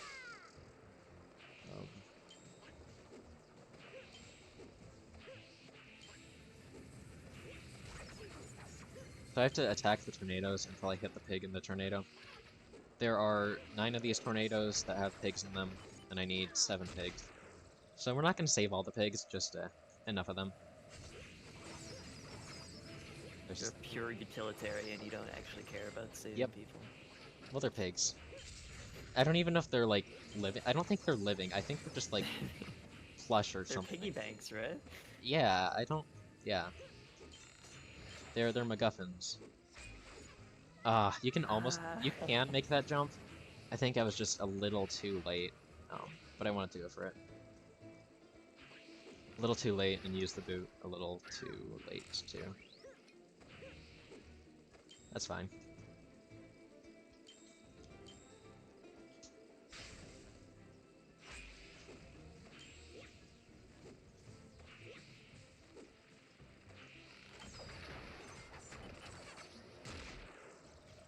In 100%, we kind of skip that whole section because we're playing Wrecking Ball at that point. Oh, yeah. And if you've seen the Giants run, Wrecking Ball on 3DS is very silly. Can jump very, very high. And there's not anything really worth getting over there. I don't know why I grabbed the cupcake. Probably just haven't. Oh. I guess we're playing as Hex for the time being. And I missed my elevator. Thankfully, you can revive your Skylanders, and it's pretty cheap. It's actually cheaper in this game than it was in Giants, or than it is in Giants. In Giants, it costs twice as much. And the wing boots also cost a lot less in this. They only cost 10 as opposed to 30 in the other 3DS versions. I think they last the same amount of time, though.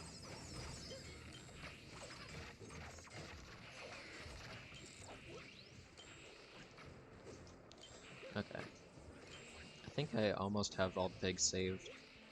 One more. Yeah. Which means there's 3 more tornadoes that I have the opportunity to attack. And the best thing to do with the tornadoes is just get them with Stealth Elf's ranged attack. Because that can hit the pigs. It's not the most consistent thing in the world, but yeah, if you just shoot them off a bunch of places, then you will inevitably hit the pigs.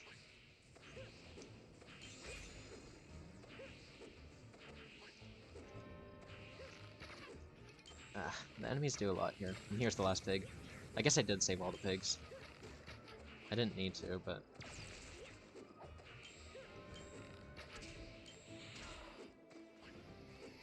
yeah. 2 more levels, and then the final boss. Speedrunner 17 says, can you not just use the second Stealth Elf? No. You have to have 2 different figures in the game. One thing I haven't tried that I am curious about is if I can get away with Spyro and Dark Spyro. Because in this game, Dark Spyro gets different attacks and is counted as a different figure.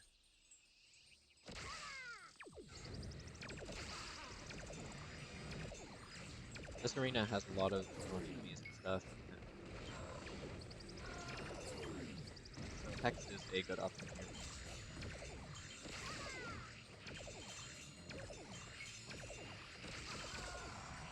Yeah.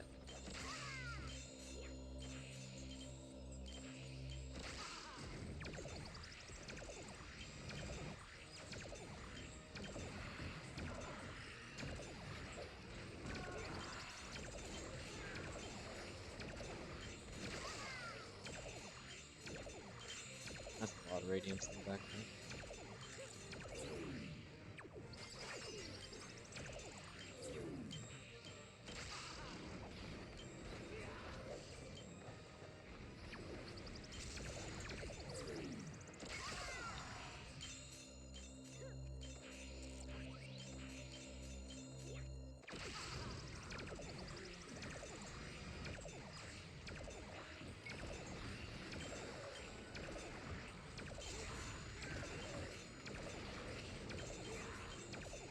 Yeah, that guy's got a lot of health.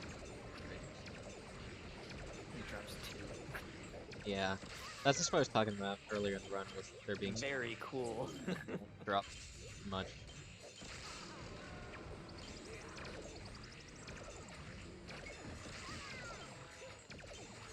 Okay, one more. Okay. One more level and then final boss. You want to check on Duke? Yeah, I will. Thank you.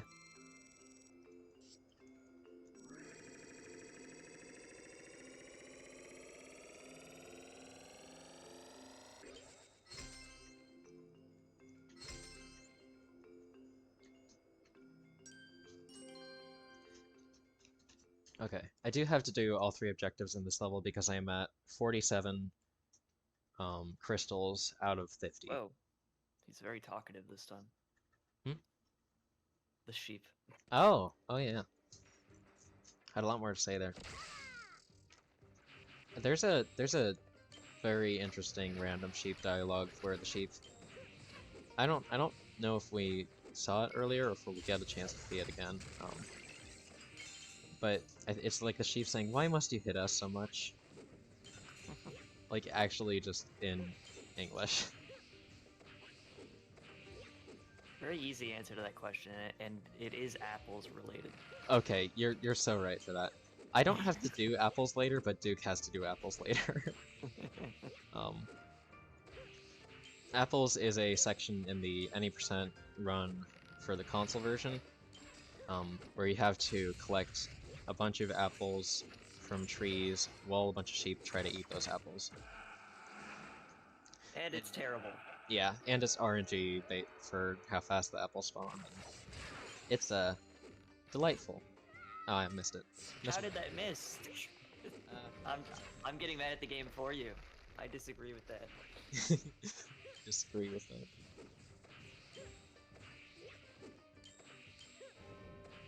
I am gonna go off to the side here. I don't remember if there's anything at the side here worth getting. I don't think there is. I think there's like 10 radiants. 5, okay. Even better. Yeah, just being a bit careful there. There's another chest. The Radiance goal isn't very tight on this level. I just am very nervous about hitting it. I think up here is literally, yeah, it's just spiders up there.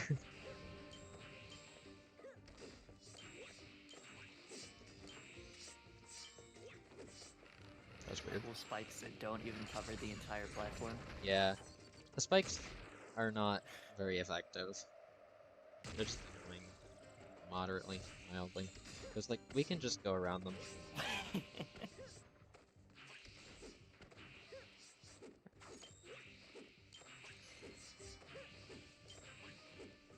I need 150 radiance. I think we'll be fine though, because there is another chest and a good amount of level left.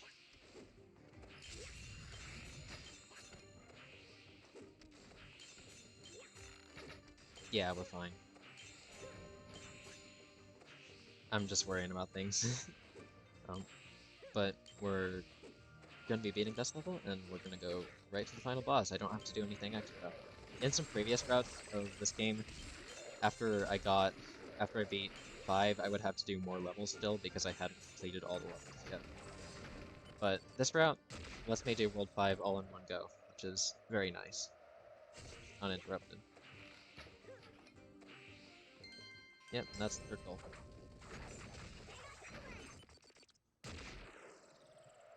How long is the final boss? What? How So long is the final boss? There is a combat section that has like 3 cycles. It's not that long, and then there is a platforming section that's a little bit longer. I think. I don't know. Maybe 4 minutes once I'm in there. I don't know. Got it.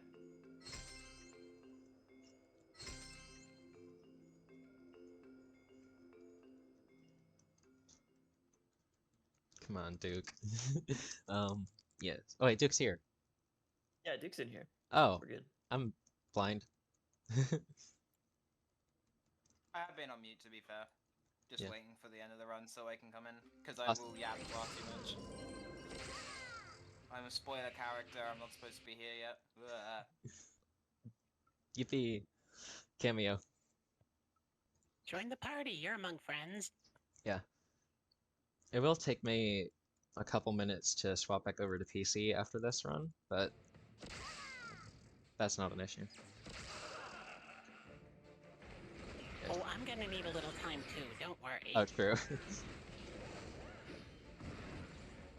So these are the bosses, and this is the main utility of Hex in this run, is just being able to do a lot of damage very quickly to the big shadow enemies at the end of the level, at the end of the game. And she also makes collecting these radiants a little easier because of her floatiness. Only collecting like the first 4 matters for speeding this area up, the other ones just seem to go on their own. And they go really slow for some reason. I'm still gonna collect them though, in case I do die. It's happened before, but it's kind of unlikely. Okay, he's coming back, so I'm gonna charge this up again. And launch that up. And for some reason it spawned over here. Oh, there's a tornado.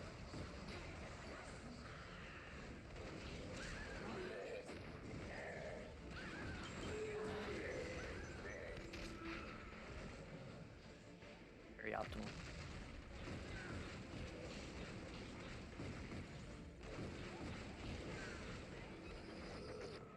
Yeah, that was good. One more phase here.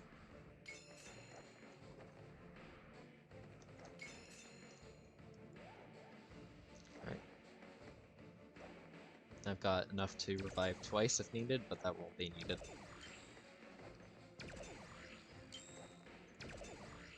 Just waiting.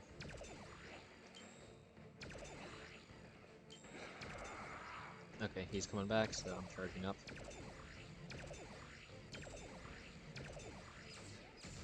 Ah, it's a tree. Is it random which enemy it is? It's sad. I just forgot. That thing is scary. That's Oh wow. but we got it. So he just gets shot in the face with a rocket, and now we run away.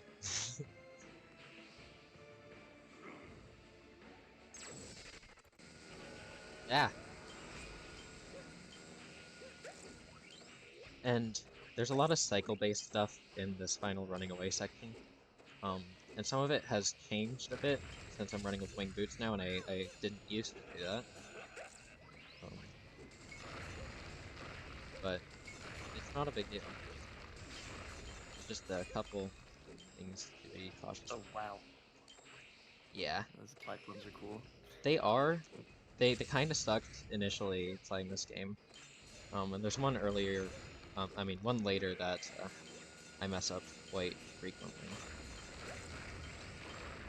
Glad they found a place to use the Chaos's Castle texture pack.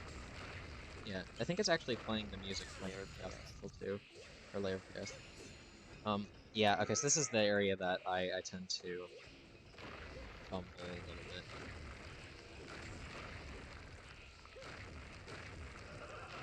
It's just because of this. Yeah, I made it. So it should be pretty smooth sailing onto the end there. End is coming up very shortly. Wait, that was an optimal damage Here. boost. Cool, that's the time. That's time? Okay. Yep. Great. I am gonna go back to home quickly and then check my in-game time on this run. But yeah, that's the Spyro's Adventure for the Nintendo 3DS.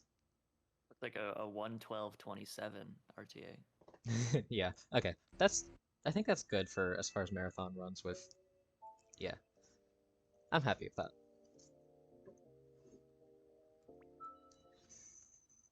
I do have to quit the game and reopen it to check in-game time. All right, GG. Thank you.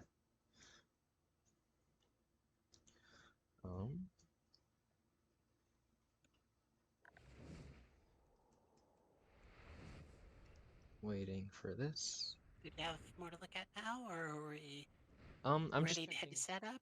Just checking my in-game time here, and then I'm gonna need like at least 5. 56:30. Okay, thank you. Sounds good. Am I off screen?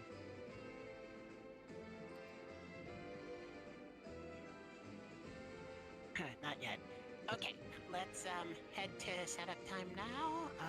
This will probably be a fairly long one. I also don't have a layout for the race, so I'll have to do some of it out in the open. Bear with me, everybody. We'll be back as soon as we can. All right. Awesome.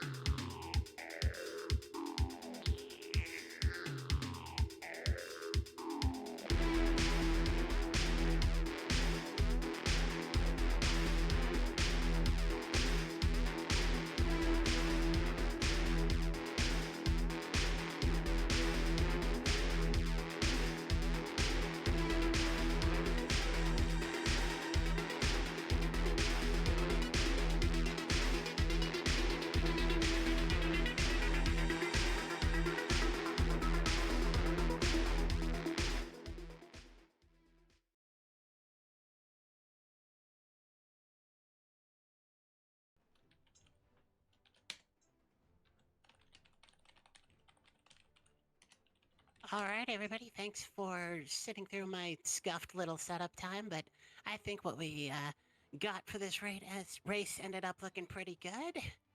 And we're ready for the race. Mhm. Once more, I must keep stressing we're here for allies. Please donate if you're in a position to. So it's a wonderful cause. It means a great deal to me. But at this point, I will hand the mic on over to the party for the race. Please take it away however you see fit. Hello. Yes, I'm Duke. I'm the Wii runner. We've met Corey, we met Universe in the last run, Mhm. SSA 3DS. That is just a port of this, which is Spyro's Adventure console, which comes in two lovely varieties, which we felt fit the theme for a nice little race. So we're going to compare the Wii and what's commonly called the XBEC port. But we'll get more into the differences. Especially with the category, because we're gonna run a different category because there's not really a time comparison if we run the same category, but running a different category will hopefully make things close. Although I haven't practiced for ages. Right. So Duke is running any percent, and I'm going to be running all story levels warp lists in order. So I'm going to be playing from a completed file because the non-Wii version of this game, if you start from a new file, it has a ton of unskippable cutscenes, and it's like a 2 or 3 hour run. So to make it a bit more even, I'm running from a completed file, and I'm not allowed to use the warp glitch, which Duke will be allowed. Yeah, it's just the fairest way we can imagine doing a race, while also showing a lot of the nuances in both games. But I need to start kind of quick, just 'cause I don't want to have a wing boots crash. So let's go. Right. You want to count down for us? Universe, I don't know. Yeah, sure. I'll count down. All right. You guys ready? Yeah. Cool. 3, 2, 1, start. Awesome. I think we both do Zap here at the start, which is kind of fun. Yeah, there's not many similarities. Mostly that you'll see. Not only will Corey have Zap at the start, like I will, but there will be an extra item for Corey. Yeah, you'll also notice immediately that Corey is moving a little bit faster. A little bit. The Wing So- Boots magic item was significantly buffed in the ported version, which is what I'm running. And there's also a glitch that allows it to have an infinite timer. So I am abusing that heavily in this run. What? and For God's sake. yeah, that is Well. Oh, yeah. So Duke there tried to skip a cutscene by putting on a second Skylander and then kind of moving around the trigger for it. Every single time I forget to practice it, I forget how to do it, and then it stops working. Unfortunately, you missed it. But yeah, you'll notice, I guess in HD, kind of a blanket thing that you'll want to know is that a lot of physics objects you can just bounce off of and get a ton of height, which can obviously skip, major parts of levels and such. It's not the only glitch in the game, definitely not, but it Definitely is by far the most common. It's And it heavily is not abused something everywhere. that you'll be seeing in SSA Wii for the most part. Yeah, not only. But there's a couple of similar things. Not only does the infinite wing boot glitch just not occur in Wii, but wing boots, as I kind of stressed to Corey there, have an awkward glitch we believe to be leaked to a memory leak, which just means that they crash after about an hour and a half of gameplay. Here I'm putting on Hex, and this is another thing that's used throughout the run. Hex in the ported version of the game can launch other Skylanders using her bones, which is not at all how that works on Wii. No, sadly not. There's a similar thing with Hex, but it is not Stealth Elf related. Oh yeah. Because these games are like entirely different physics engines, like the version that I'm running is like entirely rebuilt by an entirely different development team from the Wii version. So In about 6 months. yeah, so it's Which a little is goofy. Yeah, it's impressive that they did it that quick, but it's gonna lead to a lot of problems. It's really rough. Yeah. And that's especially true if you're asking, how is this run possibly going to be close when Corey is moving so much faster than me through the same set of levels? There's some reasons. Yeah, we have yet to see, or I guess we're about to see the setup for the first really major glitch in the Wii version. Obviously, Corey is speeding through these levels already in Chapter 3. Duke is still, part of the way through Chapter 1. Duke will but catch up. Where's my whirlwind? We're doing something right now. Where's my whirlwind? Actually.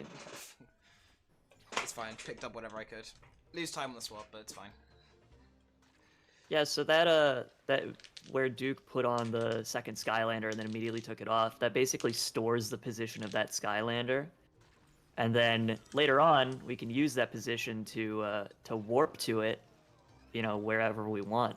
And then wherever that coordinate was within the next level that we go to, we'll just go there instantly. So that's where a lot of the time save is going to come from, as well as something else that we'll get to in 5 more levels on the Wii version and 4 more levels on the HD version. I do also want to note that I have to do the turret sections, that Duke is going to be able to skip some of those. And I Yeah, have to go and reset up a glitch quick, because entering a turret pauses the timer of the boots, but exiting it will resume the timer. So I have to go enter a turret and then quit to a different level to get infinite time again. I'm missing that. Okay. That's annoying. So here's that warp that we were talking about in Chapter 2 of the Wii version. Just warped straight on top of where that key is, and that is most of the way through Chapter 2, which is already a very short chapter. Yeah. Was I supposed to start as player 2 or player 1? Fuck. Player 1 works. I don't know what route you're using, so it might have been wrong. I think I was supposed to start yeah. player 2, but I'm not sure. It doesn't really matter. You'll figure it out by 17, I'm sure. Well, I we'll figure it out by 6. That's when Alright. it becomes immediately obvious, which I should have done. Bash has a pretty large hitbox. So Yeah, you're good. Just You're clip good on, as one. Just clip on through the gate.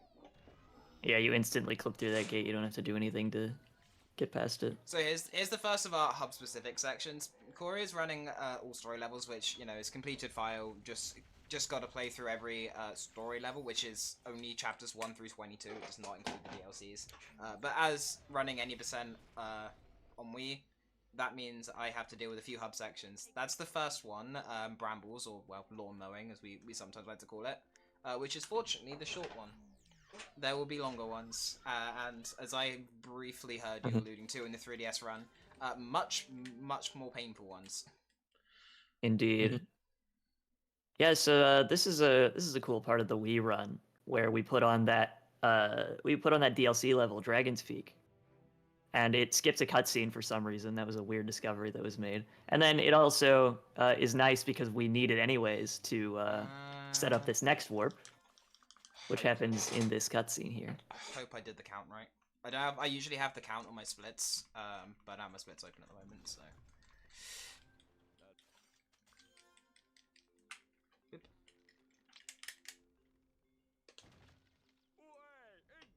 I'm trying to climb up the side of this laser puzzle, but it is the hitboxes on these are very strange. And yeah, I'm just gonna go for an easier strat and bring in Hex here.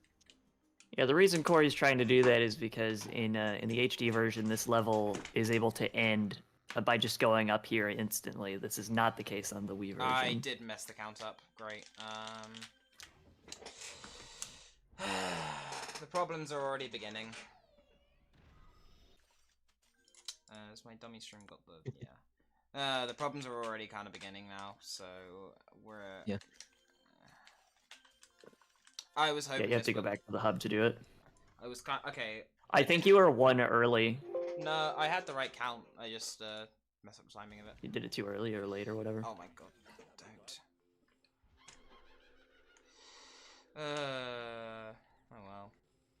Yeah, so this is a major hurdle that can sometimes appear in the Wii version of the game when you're doing warp setups. There are a lot of ones that are pretty particular, and if you're slightly off, you basically just have to restart and try it again. This is the unfortunate problem with having Sky everywhere.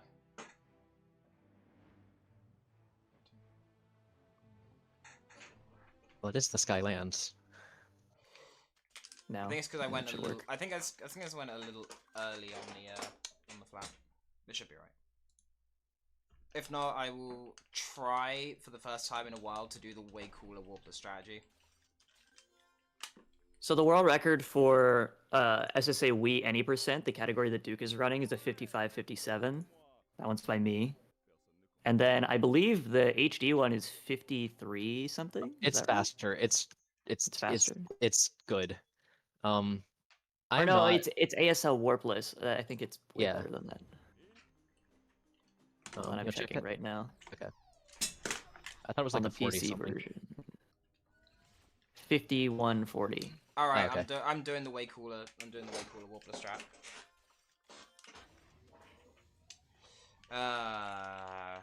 This happens every time, and it's because I keep getting to practice. Because I'm like, oh, it's fine. I know how to do this strategy.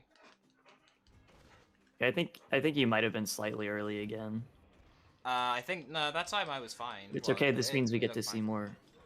Yeah, let's see Or if what I can didn't remember work. how to do it. I don't know why it didn't work, but we're gonna try and just not bother with it and do something cooler.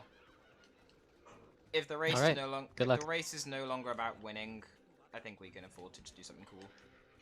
If I can remember how to get on here. I'm not sure it's about winning. It's more just a showcase. We're Do you have like Zook with you though?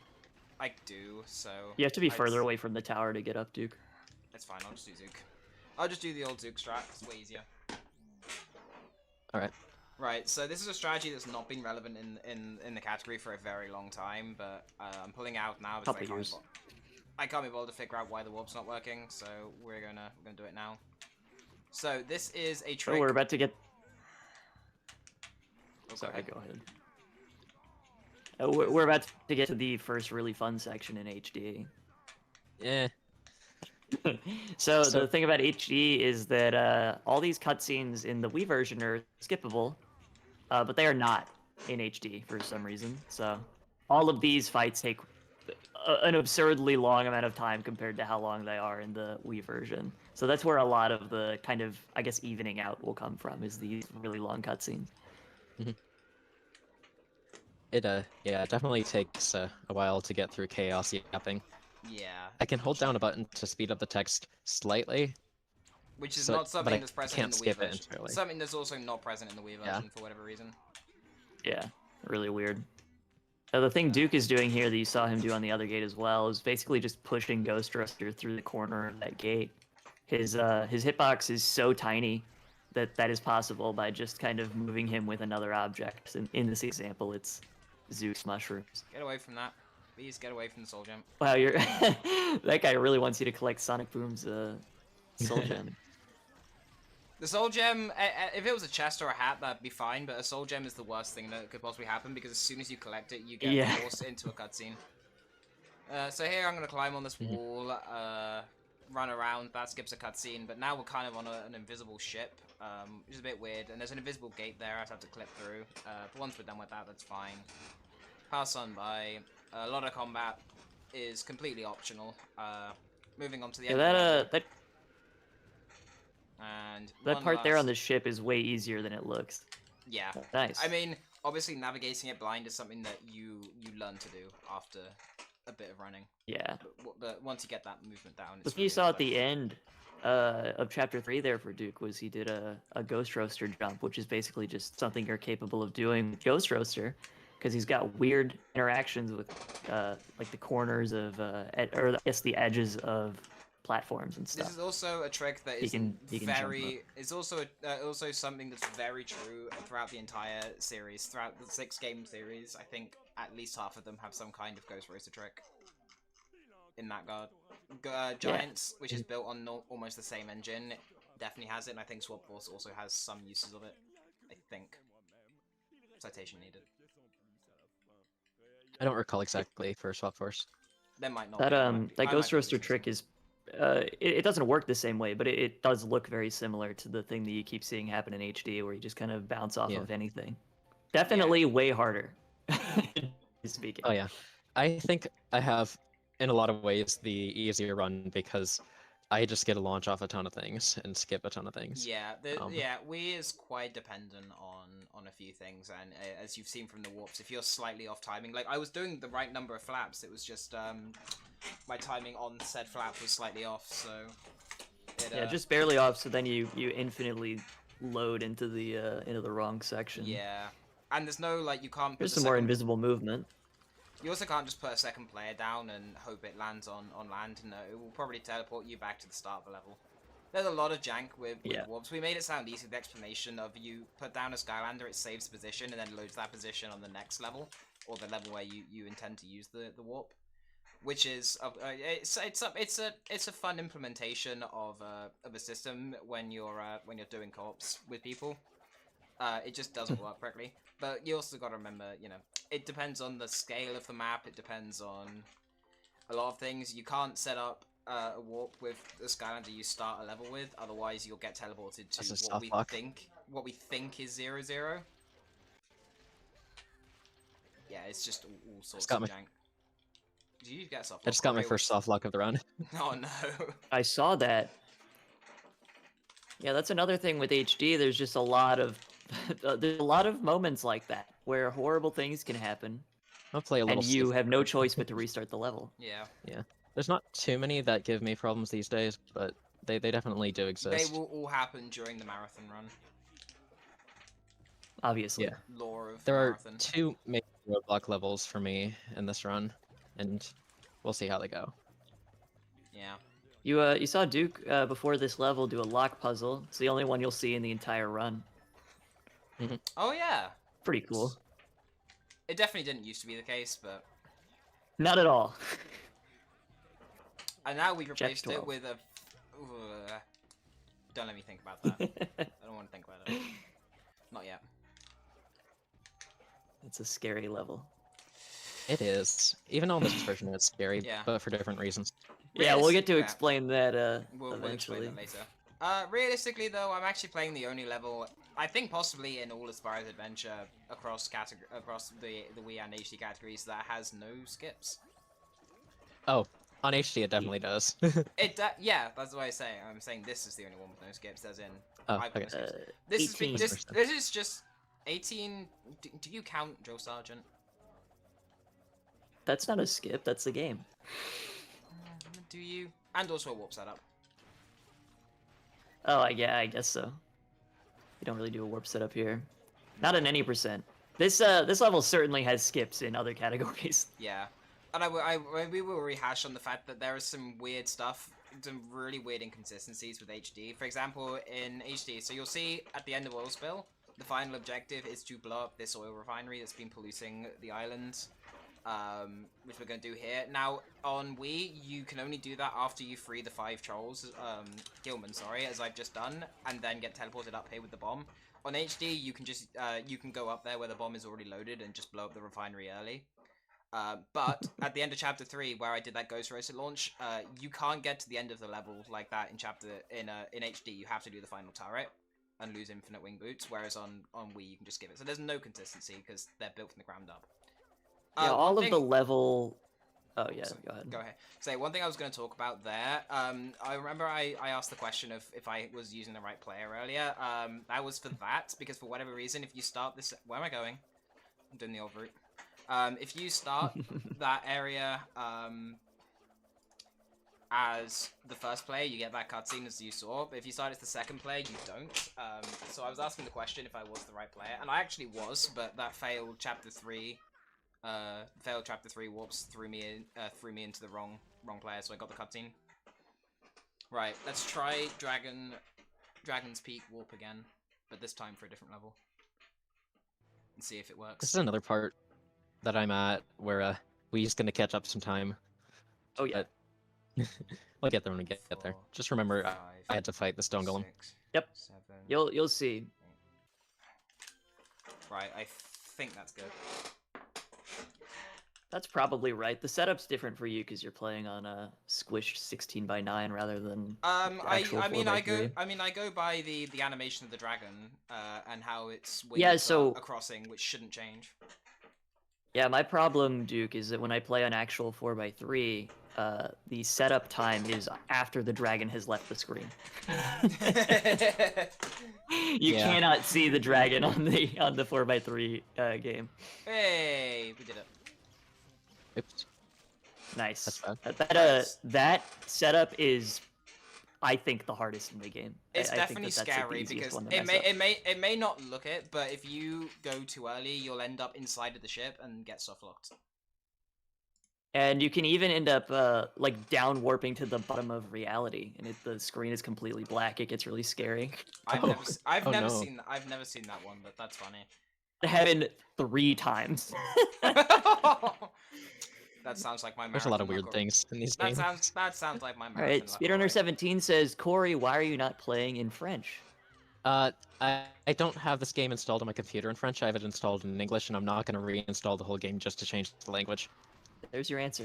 But why is Duke playing in French?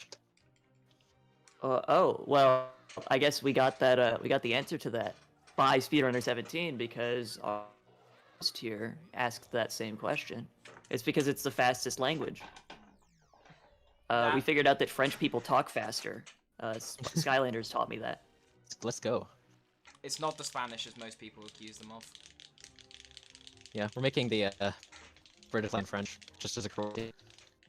Here's the best warp setup in all of SSA Wii. If I can get it. Yep. Oh, is it? Are you at Zapcopter or? Yes.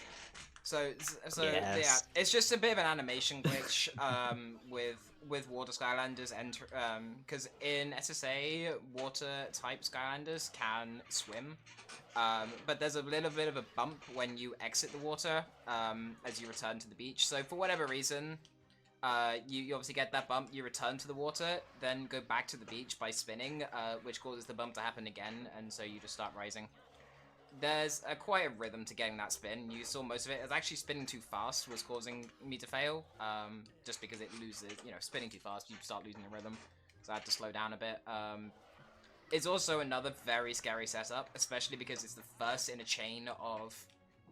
It's the first of a chain of warps, and failing it means doing a very difficult strategy or a very slow strategy in the next level. Yeah, it's 7, 8, 10, 11. That's Yeah.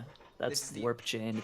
You really need it. Not doing those is detrimental. You cannot do that. That's gonna be a lot catching up there. Yeah, because all of those warps skip like all of the levels. Alright, if you've been watching the HG stream, here's something that's gonna be nice. Oh yeah, so not only do we get to skip the cutscenes, but we also don't have to do sharks. You don't have to do any of that. So there's some really weird... That was a beautiful setup, by the way. Thank you. Yeah, the warps are even jankier than what we're saying, because in that one, for whatever reason, in the Leviathan Lagoon, in this fight, and only this chaos fight, no other chaos fights will work like this. For whatever reason, triggering the Skylanders menu and then exiting it will cause a phase skip. It's not the only place where we'll see something like that. Yes, hint, hint. There's a lot of foreshadowing in this round. The crazy thing about this trick is that there's so many different ways to do it. Yes. We found a lot of ways, even a way that works in co-op, which is great. Which is kind of the fun. antithesis of how warps work, given that warps do not work in co-op for the reason that we ban you taking off a Skylander for any practical purpose. I tried so One hard to unload? get co-op warps to work on Wii. Shame. So I got excited there. That was a quick unload. Just killing 2 of these minions close enough together causes the game to skip a death cutscene. So you got 1 there. Neat little time save. Yeah, that's honestly one of the most complicated aspects of speedrunning this game. You know, other than all the like glitch setups and stuff, some of which we haven't seen yet. One of the most complicated aspects is getting consistent double unloads, because it's not just based off of how quickly you're killing the enemies, but also what order you kill them in. Strongly affects it. And whether or not the game likes you on a given day. There's not really any consistency to it. Yeah, that's also a factor. I'm pretty sure that a part of the way that it works is also the audio clip that plays when they die. I can skip their death animations in this version, which is weird. Like, why is that what I get? It's really what you get to skip their death animations, but not, all of this. Yeah. Is that true of PS3 and Xbox as well? Yeah. Okay. I would assume so. I just wanted a point. I just wanted an excuse to talk about the fact that even the XPEC HD versions are different to each other. Mainly in mainly in the fact that the 2 console versions have one different bugged out enemy goal, which is one of the 100% objectives. That means that you have to kill 10 times more enemies than actually you're supposed to, in 2 different levels for whatever reason. I'd argue the main There's, difference is that I'm on 60 FPS and those consoles are limited to 30 That's for this another one. game. Which caused an absolute headache for IL leaderboards for a while. Because no one could actually, because no one could be bothered to actually figure out how any of this worked. Thankfully, the Wii, the gameplay is always 30 FPS. It's very helpful. Well, I mean, even then, there's the Japanese-only Wii U version, which is also counted in this subcategory, but has a couple of other differences, just for fun. Such bizarre game. Look, There's so many versions of this game that exist. Like, there was no reason for there to be a PC release of this game. There just happened to be one, though. it was also the only Skylanders PC release. Never brought it back. Oh Not boy. Okay. I'd not love to even on talk about Chapter 9 now, but we need to talk about Chapter 12 in HD. I'm sorry. This will take me a few tries, for sure. I've got a little bit of movement to do, so you got time. Yeah, you won't get to the major stuff until like, the seconds from now. Alright.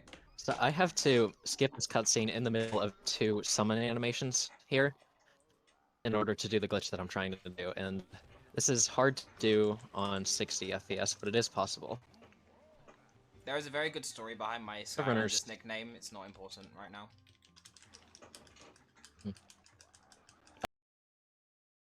Okay, I got the cutscene skip, so... Okay. Nice. Now the fun part. Hey, wait for me. Don't worry about explaining what's gonna happen. Yeah, so you're basically jumping through the void. Yep. I am trying And to... you're trying to reach the end level trigger. It's bizarre, and I don't have a good camera angle, and I'm just kind of hoping I'm going the right direction a lot of the time. That was surprising. Because if I miss this, I do have to restart the level and wait for the cutscene again. Which I think I missed it.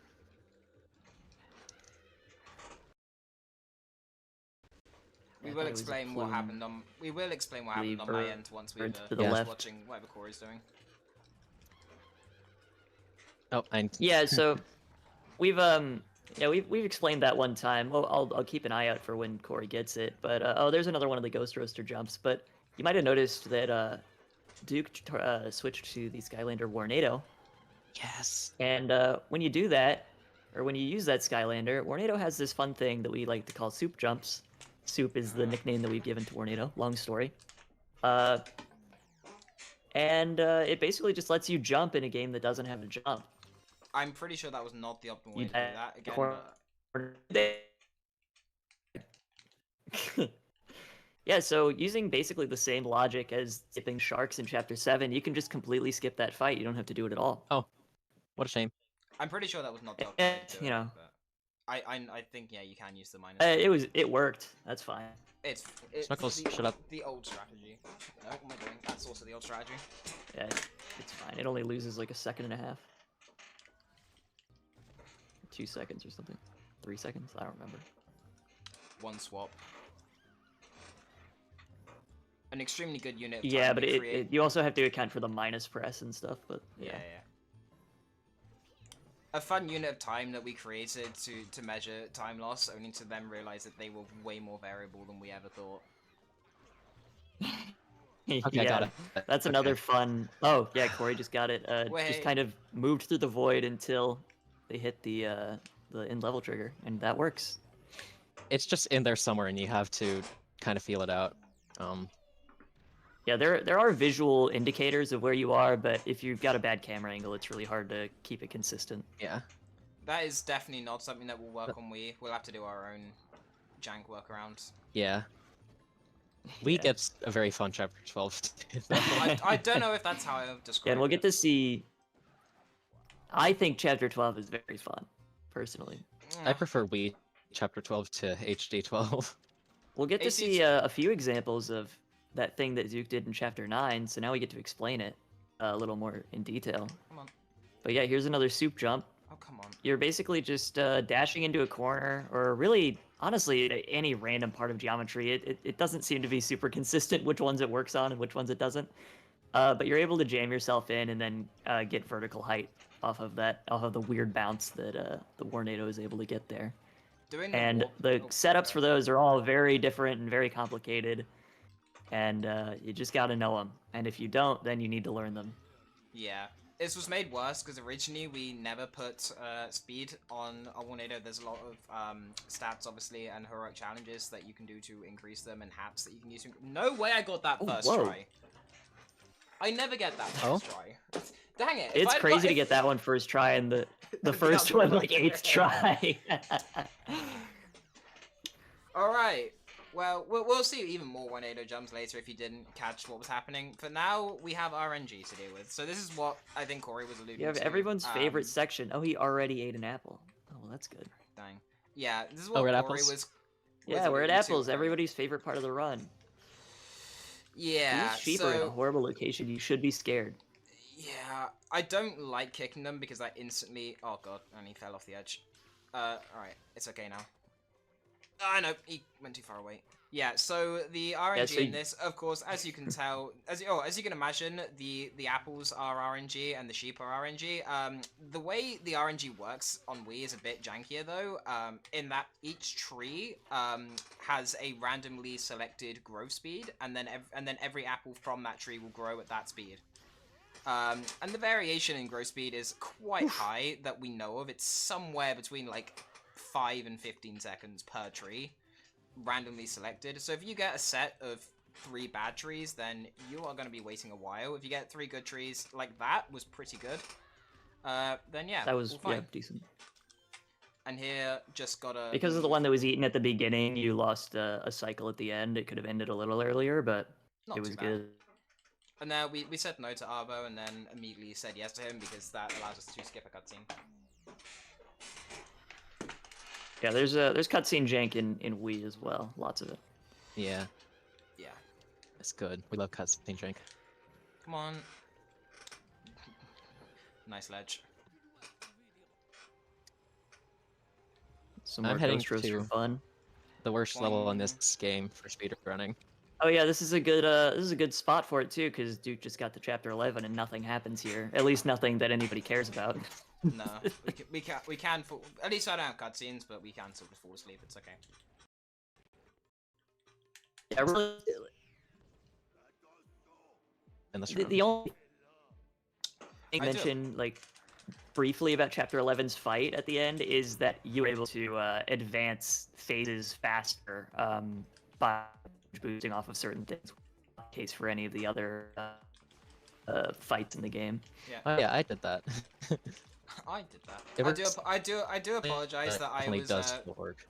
I was volunteered as the person to have all the mic audio going through, which is great when the stream's working, but I think that was kind of bad. I got it first try.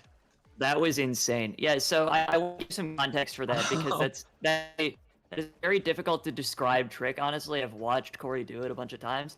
It's I a have run watched killer. Corey practice this trick for hours. And very It's- rarely do they get it. Yeah. I First. in a certain spot so that Hex spawns on the opposite side of the wall. Hex does not like to spawn on the opposite side of the wall. So I'm very surprised that I got that quickly. Oh my Congrats. gosh. That was great. Yeah, I'm not gonna relax for a bit and listen to Chaos. Yep. Yep. I never know the So this timing is of a hitting this. really fun damage boost. Oh, you didn't. You didn't do it. I've never learned how to do it. Every time It's I okay. try It's a little risky when you don't know the timing for it. Every single time I tried it, I've ended up just having damage. So sorry for not trying. I gotta coach you on that someday. After this run, I think I will have no motivation for speedrunning, and I don't know. That's fair. I'm gonna take a break from Skylanders after this, I think. This will be I stream I at gotta- pace of Yeah, Corey, you've been I- playing a lot of Skylanders. I gotta learn Wally. I think I stream Oh, at a rate true. of about Oh, once yeah, every 6 months. So.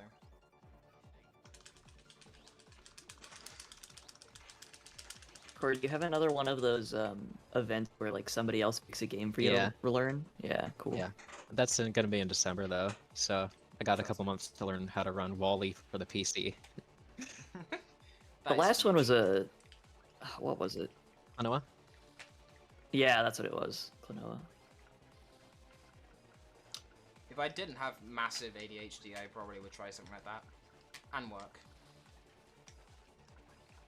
Right. It's a lot to keep up with, especially depending on the game. Does sound fun. Enjoy Wally. My problem is that when I decide on a game that I want to play, They or have that to I want ban- to they have speedrun, to I guess, ban you I get because they- obsessed with it for months straight. I'm pretty sure they just ban you because you're too good. That's true. That's Yes. exactly why. Oh, I killed It's a Stefan. crazy thing to bring up during a charity run.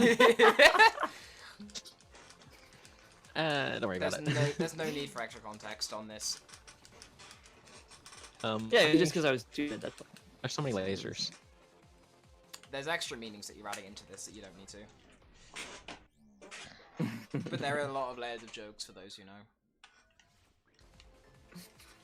Those who know. Oh yeah, Duke just put on a Skylander to set up a warp here, in the next section, right here, Oh, in that cutscene that he just skipped. I love that warp. It's one of my favorites. So then we're taking off the second Skylander, talking to Snuckles, because if you don't, the game explodes. It's true. Unfortunately, this is another level where we in HD have different finishing conditions. So please get out of the minefield. Thank you. Yeah, not we a cannot very- go directly to the ending like they can in HD. So I'm gonna bring up the stat screen now. I just had to check my 180 was alright for this. No- Do you do no the action- warp in? Yeah. Do you I do the know- warp to 13? Yes, but I will. No, not to 13. Not to 13. No. You don't do that one, I didn't even know there was one. but you used to use it. Not to 12 to 13? Um. I didn't mean 2 the number. I meant 2 as in TO. That sucks. No, I do not. I literally have no recollection of this warp existing. 12 to 13? I have absolutely no recollection of this warp. Duke, you used to use Wow. it. I'm sure I did. I have 12 to 12 Okay. to... I don't remember where it was. That's funny. By the way, that was It's at the very fucking- end. But no, you don't use it. Okay, that's all I needed to know. Okay. By the way, that was also very... That might be the best chapter 12 I've ever seen. That wasn't too bad. I'm not very high bar. It worked. Don't get in the way of the cutscene, thank you. I mean, you because only messed I'm- up the first one, like... Because what, a couple I'm times, like the 2? wrong... So, normally I would do... you do a swap back, and a swap back, but because I messed up, we're now doing just one. I don't think you have to do that. Yeah, that's why I was asking if you did the other one, because if you did, you would have to still do the swap and then the swap back. Yeah. Where am I? I know where I am. You're getting there. There we go. I've spent that entire level getting a map and then got lost. I guess I should probably point out that Corey is using Prison Break in Chapter 18 right now. Yeah. Yeah. Prison Break is good on HD because Prison Break can crystals, and we have infinite wing boots, so the fact that Prison Break is naturally slow is not an issue. Yeah. We does not have access to such luxuries, so we'll see someone else. Better. There we go. Come on. Everybody's trying to- favorite Ghost Roaster jump. Oh, come on. I'm almost dead. A little further right on the setup. Whatever. Yeah, give it's fine. I'll give up. Yeah, so that Ghost Roaster jump is kind of infamous. That's one that was so hard that we used to skip it with a warp that was slower, or a lot of people used to skip it with a warp that was slower, including Duke, but he doesn't remember. I literally don't even remember that warp existing. That's really funny to me. I've been running this game too long. Me When'd and you start Corey, running this? 2018. 2019. Okay. Yeah, I don't think I started 18. till like 2020 for this for Wii. My first Wii IL was September 2018. Yeah, so we're going over Got it. 7 years now. So Duke was 2018. Corey, you were 2020. For Wii, yeah. For Corey is general an- Skylanders speedrunning 2016. Corey is an old timer. Oh yeah, you've been around forever for General Speedrun. Yeah. Yeah, I've been here forever. I've been speedrunning Skylanders since 2022. Let's go. The pandemic generation. Shout out to the pandemic generation who found pretty much half of every single skip that you see here, including Yeah. every single skip. on Wii. 2021 was peak Yeah, late for I Skylanders missed it. speedrunning. Warps were found on my birthday in 2021. I was born in the wrong generation.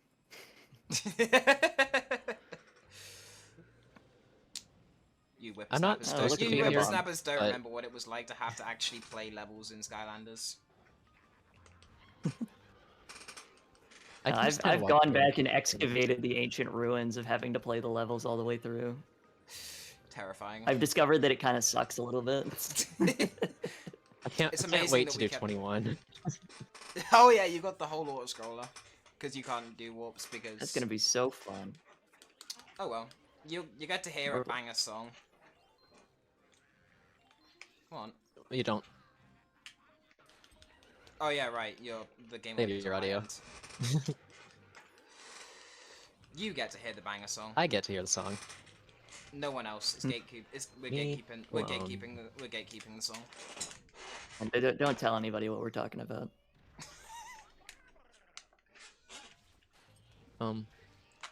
Is this a cutscene? Kind of, not really. Okay, I'm gonna switch to Igniter here for reasons. Good ones. We trust. Yeah, I have to sacrifice Igniter into the lava, so there we go. What? But he'll drown. Nah, he can walk on it. He's fine. Whoa. And then we That's just casually crazy. walk underneath this and into the arena. I love that. Yeah, I love that movement. It's so funny. We're going to what used to be the worst level ever, Chapter 14. Seriously, I love it's 14. I have many memories of screaming and quitting because of 14. Now it's an auto-scroller. Not an auto scroller, but warp. It's an automatic, Warp. like 1 minute for Yeah, the for old true Pretty goats. simple now. the old 14 is very terrible. A lot of Ghost Racer clips, basically just Ghost Racer stuff, but in a way 5 that's of them? really frustrating. Yeah, something silly like that. Bearing in mind that Tornado chapter that, 14. oh god no. Bearing in mind, of course, that with Ghost Roaster you have to wait for his dash to finish before you can have another go. So if you mess up, you're wasting another 5 seconds waiting for him to stop. minimum. If you accidentally eat something, it's even longer. It's very cool. Yeah. I should wonder why I'm going the wrong way. Thankfully, the spacing of a lot of them made it so that you were getting some of the clips at the tail end of a dash, so you don't lose a ton of time missing it the first time. And usually they're easier at the beginning of a dash as compared to the tail end of one, but yeah, it kind of sucks.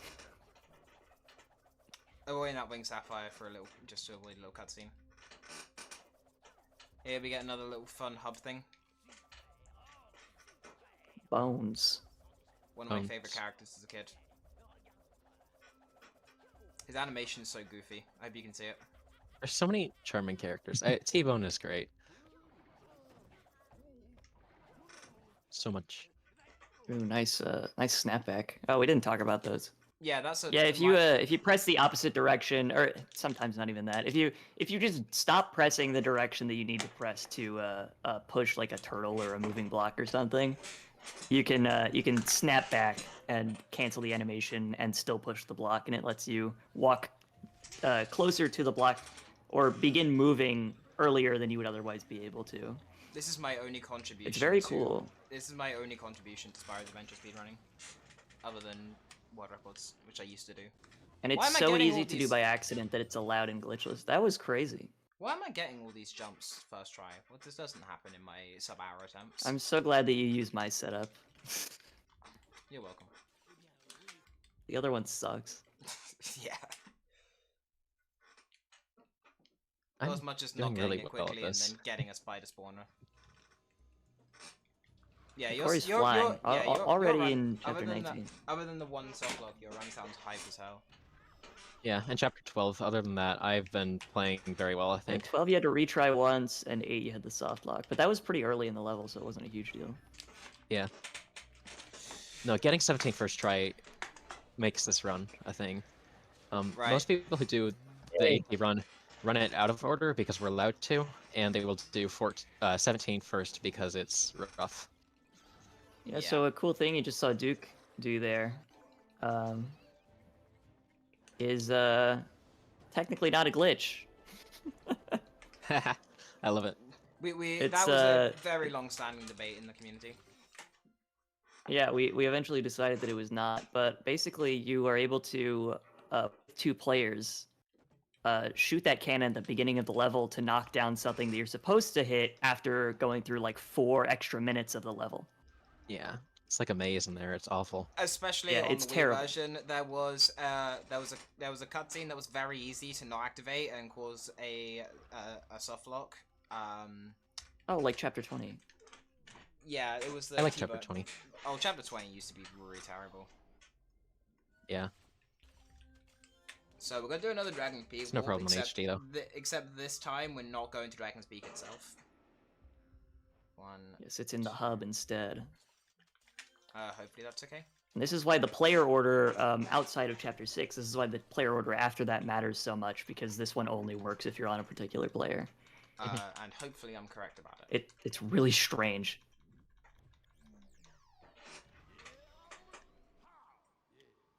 Hopefully, fingers crossed, I'm correct. If not, we'll just have to do it with the other player the other way around. We should be okay.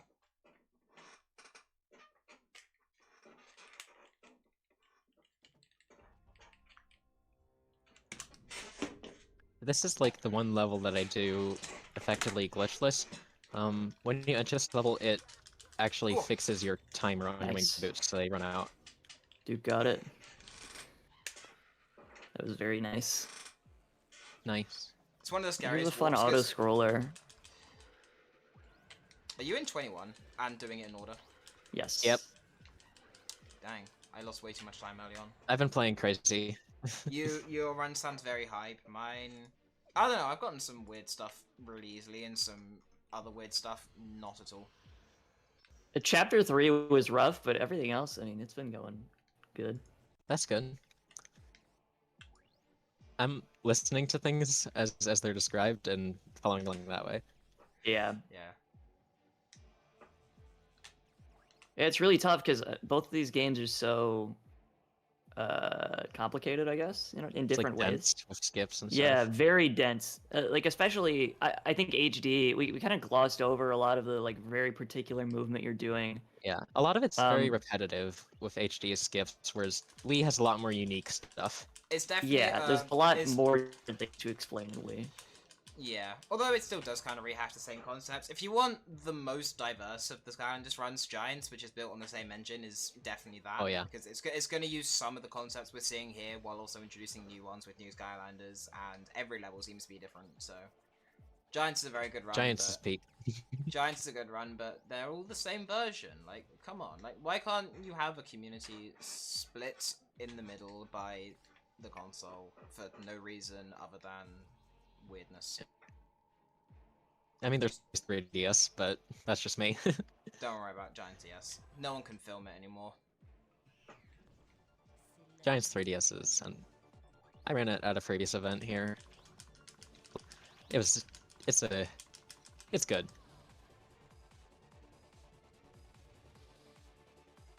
It's one of my favorite runs to just pull out for showing it off and stupid stuff. But I do want to thank Duke for being willing to do this event with me.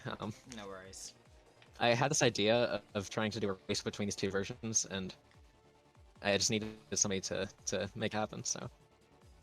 Not the most ideal. Thanks for opponent, being here. but no worries, Corey. Yeah. And Duke's kind of like an OG though. Yeah. Yeah. Ow. Ow. Ow. I would have loved to be able to do the run, but I'm happy to do commentary too. Yeah. We had to. Yeah. I remember when you originally mentioned it, I think in the server. I wasn't sure if I was even gonna be around for Yeah, this. I know, like, Shame. you, Duke, and Mark Alarm all offered to do stuff right then. Yeah. Shout out to Mark, the glitch. And I think also God, Ultra and Tech offered to do, like, Giants. So, Spyro's Adventure I'm glad versus that there's so Giants many Race cool would be really funny, but they're just not comparable, I'm afraid. right. But I'd love to do that. It sounds fun. I will do either version. I'm not too fussed. Giants is a good feeling. I should actually get back to that. I haven't done the new stuff. I haven't done the fun little jetpack thing and whatever. We're getting off topic now. Where you at Right. right now?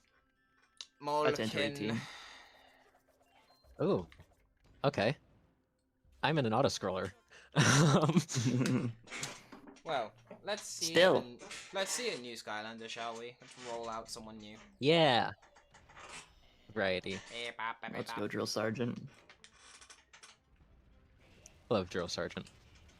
That's my goat. Shout out to Mega Ant Man, who was who found the Drill Sergeant route while doing a fun game of level of Skylander roulette with his younger siblings or younger cousins. Don't remember which one. Shout out. Yeah. The game This is level is extremely fun. No glitches other than a warp setup, like we mentioned earlier. But Drill Sergeant has really cool movement and unique movement that's really only in this level in any percent. A little bit. And, kinda. A little bit like used to be an Cinder. but- IO, More inputs. Yeah, especially with the rock mining, which has a particular rhythm to it, which I'm really bad at. Yeah.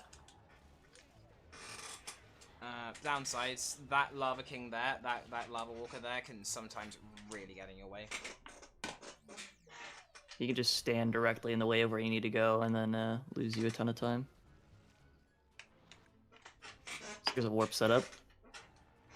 That's a pretty fun one. We'll get to that when we get to it. Oh, yeah. Get away.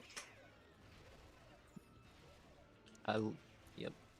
Gotta drill this Shooting guy. that I guy get so that he cutscene, doesn't grab the key and play cutscene. Yep.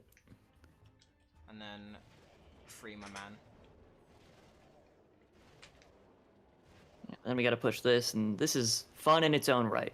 Yeah. This guy, by the way, is blind, and yet he's somehow the head of the mines down here. And he's also the same guy we rescued from Crystal Lake Castle and Stone Town. Don't ask. Well, he's a mole. He is a mole, yes, but still. I don't know why he's allowed to run the mines when he's blind. He's in tune with the vibrations of the earth. Haven't you watched Avatar? Yeah, he's got the vibes. New Skylander incoming. Wow, you're still in 21. Yeah. 21 is It's very long, and I never learned skips for 21 Wordless, Terrapin! because I never wanted to practice it. shout out to Blaha. There we Let's go. Perfect. That's a little bit just punching air stall just to get you Oh, you got all it? the way over that invis wall. Oh yeah, and then- it was so yeah. clean too. It was Oh crack. yeah. That was yeah. I got there with so much height to spare. Like sometimes I'm like Yeah. just about clipping over. That was like you could fit a bus under there. The fun part about that one is that it's partially RNG. Here's a fun little visual bug. With warping over there, there's a different fog in the first area. So by warping through, you don't change the fog, and so it looks really cool.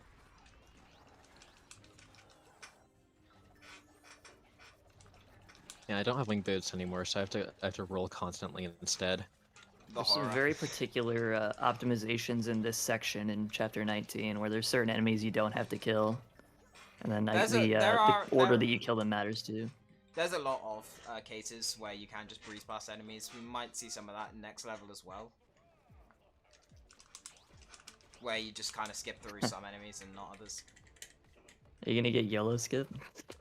I've done it. Oh, once. that'd be so cool. I've only ever done it once, but we'll find out. There's a new setup for it, Duke. We got to teach you that. Ah, you're not telling me these. You should have told me this like an hour ago, and I've had time to learn it. Just about. Sorry about that. Nah, it's alright. I guess it's not really new anymore. It's like a year and a half old now, but What? maybe That's not even that's that. new. Yeah, for my standards. Okay, I made it to chaos. Nice. Yes, Corey's doing the DLC strat in Chaos. I'm gonna try it. I'm gonna mess it up horribly. Is that instead of the? I lost stuff, like or- 2 minutes on chaos in my last run, so Wait, Corey, how long is the Chaos fight? depends if I'm good or bad. If you do it quickly. I don't know. I don't have a good But answer. if you do it the fastest you've ever done it, I should say. What's your goal? Chaos actually, I can't even speed up his text, and he just yaps forever. So it's a long time. I So- just don't remember what your split said. Fuck. I don't either. I'm sorry. I don't have him open. It's fine. I'm just checking. Still got a decent amount of game left in Wii. Mhm. But everything from this point goes by pretty fast, so It does. Yeah, thankfully there's no. really the only long segment is right at the end. Hopefully think- don't- We'll find out. We'll find out what's gonna happen at the end. Hopefully I you don't messed- what? DLC. I remember what happened last time I did a race. Oh.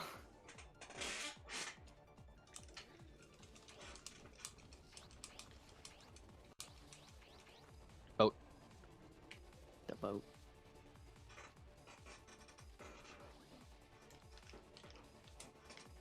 Okay.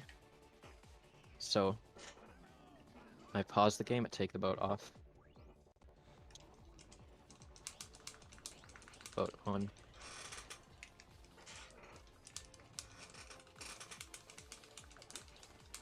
That should be good.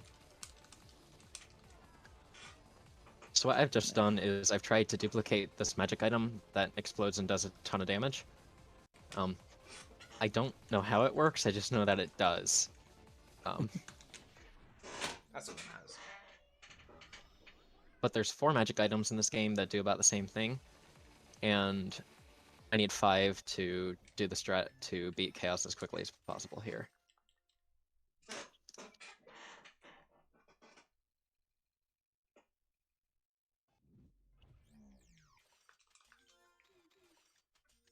We're about to see another setup in a opening cutscene, just like chapter It's- 26, but these ones are way easier. Oh yeah, It's just take it off immediately, isn't it? It's just yeah. Should be great. 6 to 21 cares about which player a little bit, but it's fine. I think we're alright.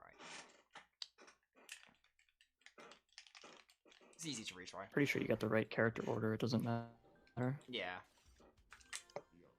Don't spam. Cool. Okay. Pretty good. If you spam to skip his dialogue immediately, cutscene on the chain. You'll see that we have wing boots, which we've been avoiding the whole run just to prevent. Not only does the memory crash the game after a while, but it just increases. What? I think you took it off too early. It's because I did it in the cutscene because I normally do it as soon as I see it, but like then you distracted me with. Yeah. What I- you should do is I know Just what like, I know what I should have done. I just heard you say something and then doubted myself and did something else. But I didn't. Yeah. You should do it just there. But I doubted myself and did something else. generally speaking, we don't take it off until after we exit the ruins. Or exit 2 ruins, because then we just press B as the cutscene starts here. Look at you with your minor optimizations. There's only a reason why you're about like 2 minutes ahead of everyone. There's only a small reason why you're about 2 minutes faster than everyone else. Many small reasons. That's how it works. That's how speedrunning goes. That's better. Almost nobody is saving a ton of time from one thing. Why is my player 1 not in? Okay, game's weird. Motto. Here's a fun puzzle. the hardest beam puzzle in the game, technically. True. Yellow skip. No, Almost. caught on the wall. Yeah. Back here. There's like a cool bounce that I do off the wall, and it kind of changes depending on if you still have What wing boots at that is point or so- not. But What was? it was the chompy things. Why is he being alive being a problem? Come on. They count for some reason. I've never had that before.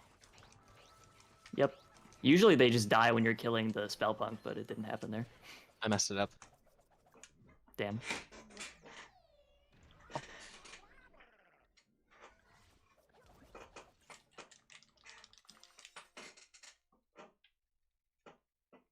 Alright, so I'm out of bombs. So No. I just have to fight him normally now. You can still do it in one more cycle, right? Maybe 2. Depends on the cutscenes. Okay. Right. because Hopefully, he loves 'cause the to- play- yeah. You're on the wrong play- characters now, right? I think you have to Yeah. wait like half a second. A bit longer than normal. That should be good. I feel like that's like really late, but it might still work. Yeah, because the front of the boat spot is the spot that you want. Yeah. I'm pretty sure you won't spawn inside of anything that way. We'll find out. We'll find out in how many easy warps can we fail. Please don't mess it up because I didn't press B early enough. I spammed as well. 'cause Nice. I was getting distracted. Yeah, so that's what it looks like when you spam to skip his dialogue. For demonstration purposes.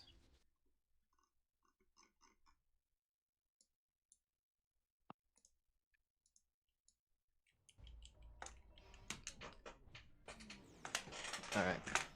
It may Maybe fit I'm on the price. last chaos. Neat. I think I'm on final chaos. Yeah, so when Corey finishes the game, we won't end the timer. We'll end the timer when Duke does. Duke, yeah. Yeah. Why did that not work? Classic. Yeah, so this is a fun, another air stall technique sort of thing. A little weird, a little different compared to Right, and now that I... Terrafin. Yeah, fine. Now I don't Yeah, you might have to do it manually now. I'm not gonna bother. Yeah, Air That's what I would Skylander. like. Yeah, I think it's because I cancelled it with A. I think because I just did the Swacker strat, which doesn't work. And that's my run. Nice. Well done. Don't worry. Unlike with Corey, there's no cutscenes or anything to sift through in Chaos, so it will be over relatively quick on my end. Chaos is so much faster on Wii. 1 flat 21, by the way. What? That was a 1 hour flat and 21 seconds. That's a PB, I think. Way. Let me check. No, it's not. It- It's close though. Very close. That was another Very sub-hour pay. Yeah. Yeah, it's just I messed it up chaos again. Yep. I think you I need to lost more practice this time. Yeah. Yeah, I had to practice that, or maybe talk to Physio Ninja some more, because he knows so much about everything. Physio Ninja. Well, I think we should shout out Physio Ninja just because of what he's done for Oh, the yeah. entire series. So much of this He's found stuff in tech like every game, and- basically. aside from SSA Wii. No, he has. I Wait, think he's found more. yeah? minor Chapter strat. 17, He's- IL. Yeah, he's found. Oh, more that mi- was Physio? Yeah, that was him. much Damn, more okay. minor. If it wasn't much more him, mi- he's the one that told me about it. Yeah. Say, Vizio's done minor strats in this game, but every other game he's found some major thing that can be applied across the whole game, which is just crazy that he's done so. He's a league above everyone else as a glitch hunter. It's amazing to watch. Chapter 17, IL is major to me. Yeah. Chapter 17, that route is funny. And it's very similar so to how cool. HD does it, actually. It is. It's the same wall. Back to chapter 9. Yep. Here we're going to chapter 9, and we're setting up a warp like. Gee, Ron, Third I of the didn't way know we through were the that level. close to the end. I would have stopped the timer on the marathon stream. Oh no, We're not ending. I specifically mentioned that we shouldn't stop the timer until Duke is done. Yeah. I'm running. I want to know the final time for the whole race. The Corey's run was a 1 hour flat in 22 seconds. Well, you can do both, but fair enough.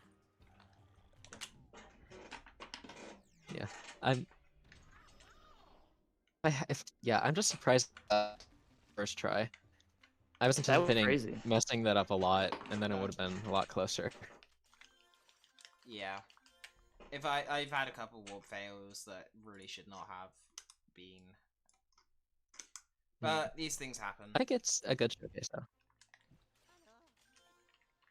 Dude have had to PB by like minutes to beat Corey in this. Well, no, my True. PBs are my PBs are 10028. 105? No, it's 10028. X-Spec. 10028? Yeah, Oh, that's my- It's the 27. X-Spec credits. Oh, whoops. Who's I mixing you up with? I don't know.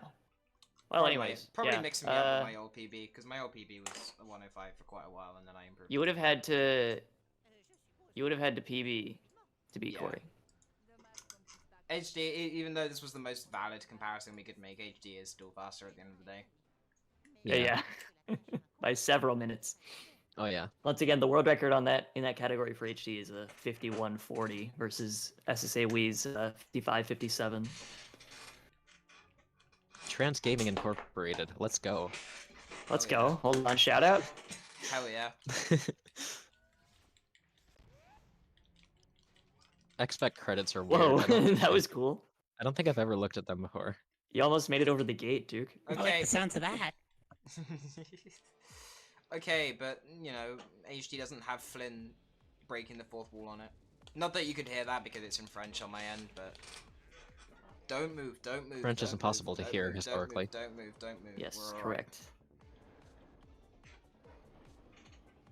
Now you get to see a much faster chaos fight, also with Igniter.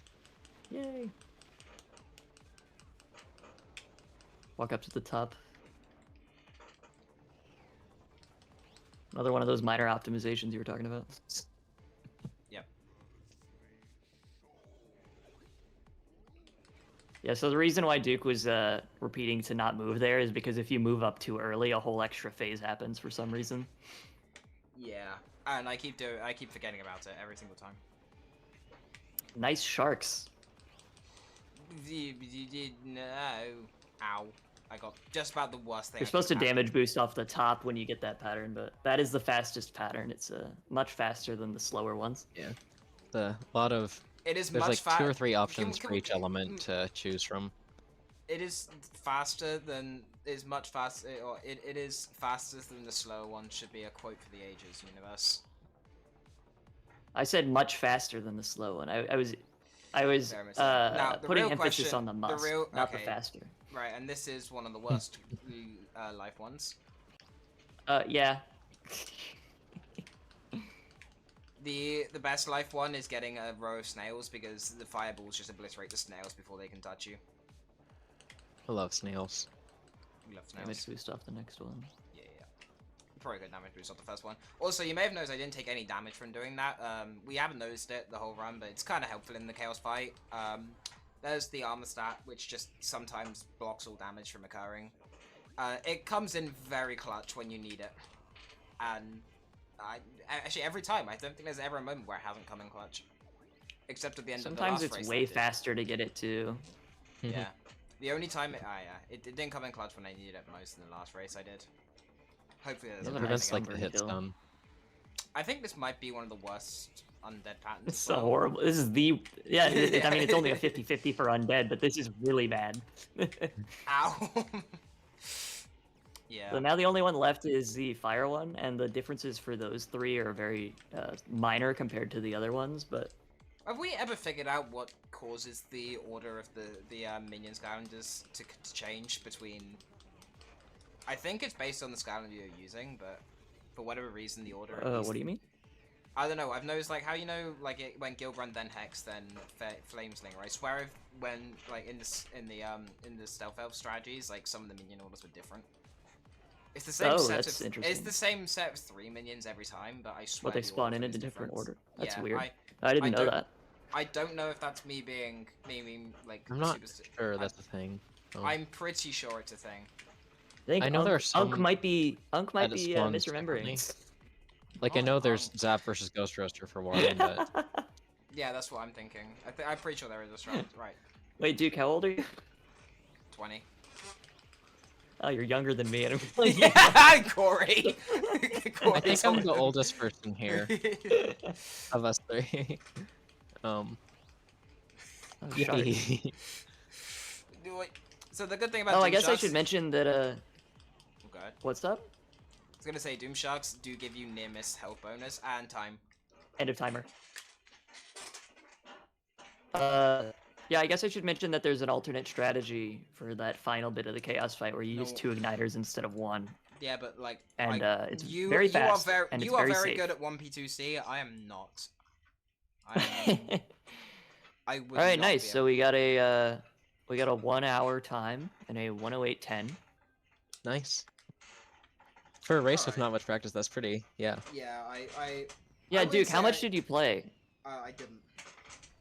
Okay. That's yeah. About half an That's about Yeah, fair. Duke last played about this half an game hour. like a month and a half ago almost. I think it was the end of August. So, I did a quick warm up. yeah. No, I'm Yeah, happy. GG's Corey, GG's Duke. Yeah. That was cool. Thank you. Thanks to Duke for running this against me, and thanks to Universe for being here for commentary. Appreciate it for both of It you. was really fun. Anything to talk about these stupid games. Oh yeah. We love these stupid games. You gotta show all 3 versions of the same game. Yeah. Yay. Well, 2 of them a little bit more similar than the third one. Yeah. Yeah, well done by everybody. Lots of stuff happening in those runs. It was crazy to follow along with. Yeah. Thank you very much. Very much. Thanks so. for letting us showcase this. Yeah. Yes, I thank you. very much. appreciate you having me.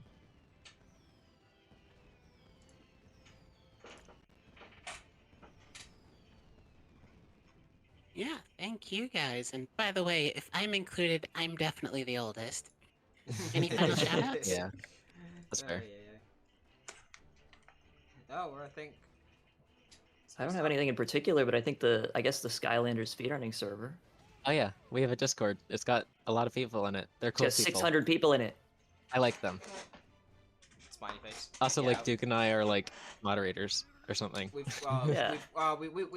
We left the server unguarded while people were having a discussion. That's a big mistake. Oh no. Oh, great. I can't wait to look at. Okay. Don't say the name of the game. That's pretty proud for a speedrunning server in my experience. Oh yeah, We're- 600 we're- people. It's yeah, pretty we're all big. chill. We're all chill. Yeah.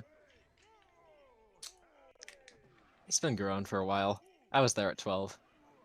A surprising number of us were here before Discord's. All right, done if the you server guys stage. are Yeah.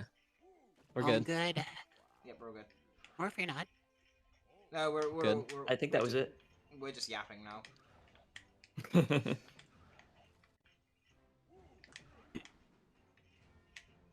alrighty. So we will now head to set up time for. Gee, I hope the next runner is here. Wink, wink, nudge, nudge. I'm the next runner, so Let's I might go. indulge in a little Let's go. time for myself before we get this going. But yeah, stick with us. Gonna be fun. All right.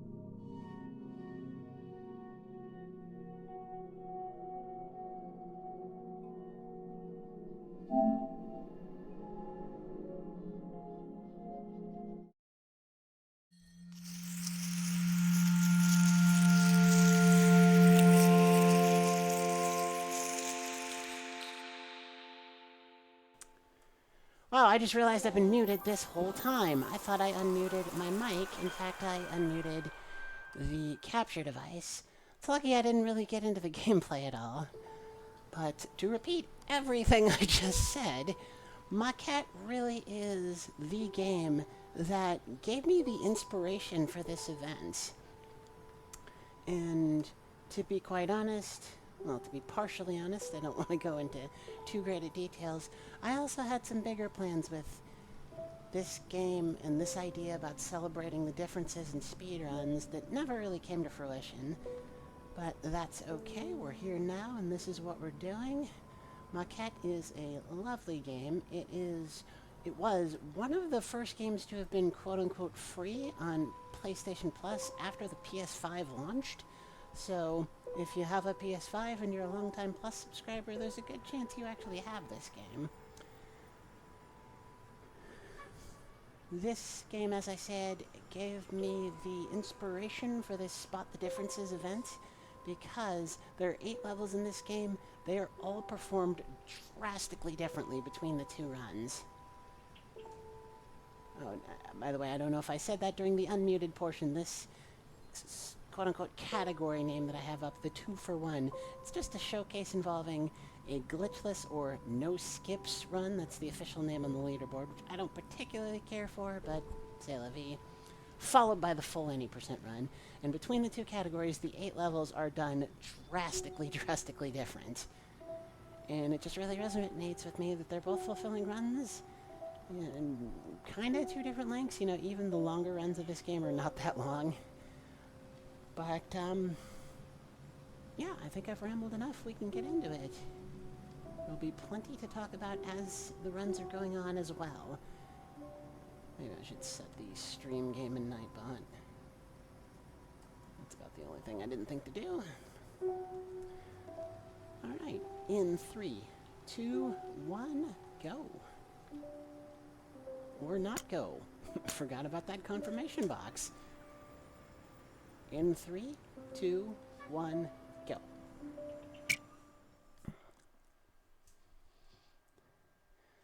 Alright. Maquette is a first-person puzzle game with a romantic comedy storyline, essentially. It's the story of how these 2 artists, Michael and Kenzie, meet and fall in love and have one fight and break up.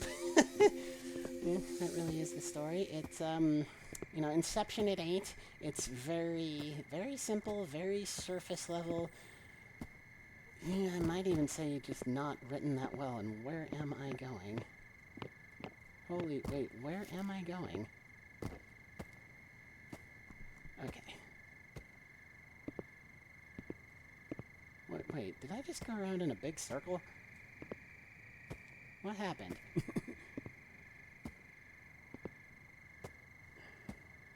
I did, because this is my turn. Okay, good start.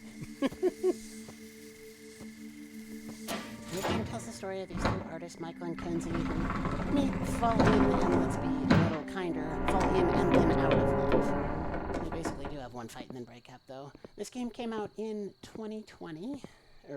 The game came out in 2021. It was in development in 2020. And that's why the 2 characters who you will not hear that much, just a little bit in the no skips run, not at all in the full any % run, they're voiced by 2 not superstar Hollywood actors, but they're voiced by 2 actors who generally haven't done games. Bryce Dallas Howard and her husband Seth Gable. You know, it certainly adds to the chemistry that the 2 characters have, is that they're played by a real-life married couple. You might notice that there's no music playing right now, or just that it seems oddly quiet. You might not know to expect music as I fall into the pit. There is a song that's supposed to play in this level. It's a really lovely cover of the Animals song, Warm San Franciscan Nights, and I think it's a great cover, so why is the music turned off? Because it'll get the Twitch VOD muted, and nobody wants that.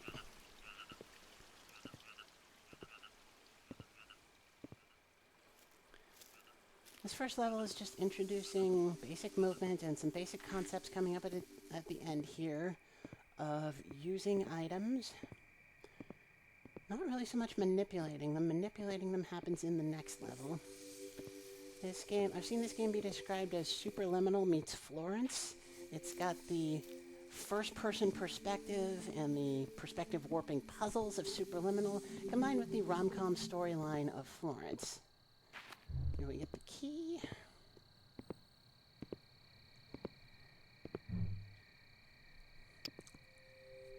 And obviously the key opens the door.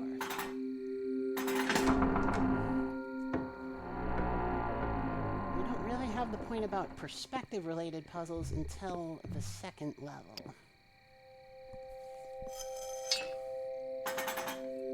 Luckily, it's only a few seconds to get to that level.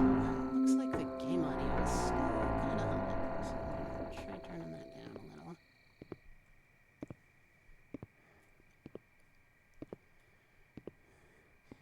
Exactly who your first-person disembodied character is never really, not just made clear, it's never addressed at all. And as you walk through this world, you see phrases scrawled on the walls describing certain aspects of where Michael and Kenzie's relationship is. It's clear that those are recollections of one of them, but precisely whom is not made clear. This level starts off by going to the castle, and there are little cutscenes in this game. They're really just audio played against stylized artwork, drawings, because the two characters are artists. Skip one there. And I don't need that yet. Did I mention I haven't run this in 3 years? Yeah. Just go in here. I did de-rust it this morning, though. It went okay. Not good enough to the point that I'm worried. So this bridge piece will be our... What am I doing? Why did I get off? This bridge piece will be our first item that we manipulate and resize through the use of this dome in the center of the dome. You might notice that this is an exact replica of the surroundings. So certain objects can be moved between them. And by putting that bridge in that position of the inner dome, it's here and larger. That is the core gameplay mechanic in this game. Next we have the ticket. It's actually possible to jump out of this area, and you need to, I believe it is allowed in the air quotes no skips run, but you have to be perfect at it to save like a quarter of a second, so I don't know. We need this to be smaller, so we leave it outside the dome, which makes it smaller outside this dome. You can actually make it smaller still and put it in the ticket box inside the inner dome, but it's faster to just put it in there. Cutscene trigger to open up the carnival, and I don't quite remember. Yes, I need to walk through the carnival area to... Well, I don't need to walk through it, I just need to spawn that cutscene as well. You spawn this door here. This was very tricky in my first playthrough, because that is the first time you do something in the small-scale world that influences the larger-scale world. Previously, it's not entirely obvious that that would be the case. Come here, we get this key. This key will serve more purposes than you may think. All throughout this run, I want you to keep in mind how many steps it takes to solve the puzzles normally. Not super ridiculously that many, but keep it in mind for when we move on to the any percent run.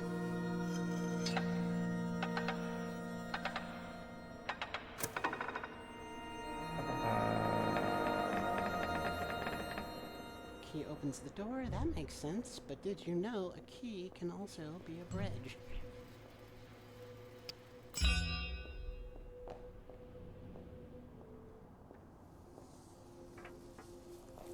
The interesting thing is, even the sized up versions of the items still have grab prompts. But when they're that big, of course, our, presumably normal human-sized character can't do anything with them. This is another case where we have to size an item down to make it work inside the inner dome, so we drop the key out there. Come back in here, grab the little key. The little key opens the door to the party house.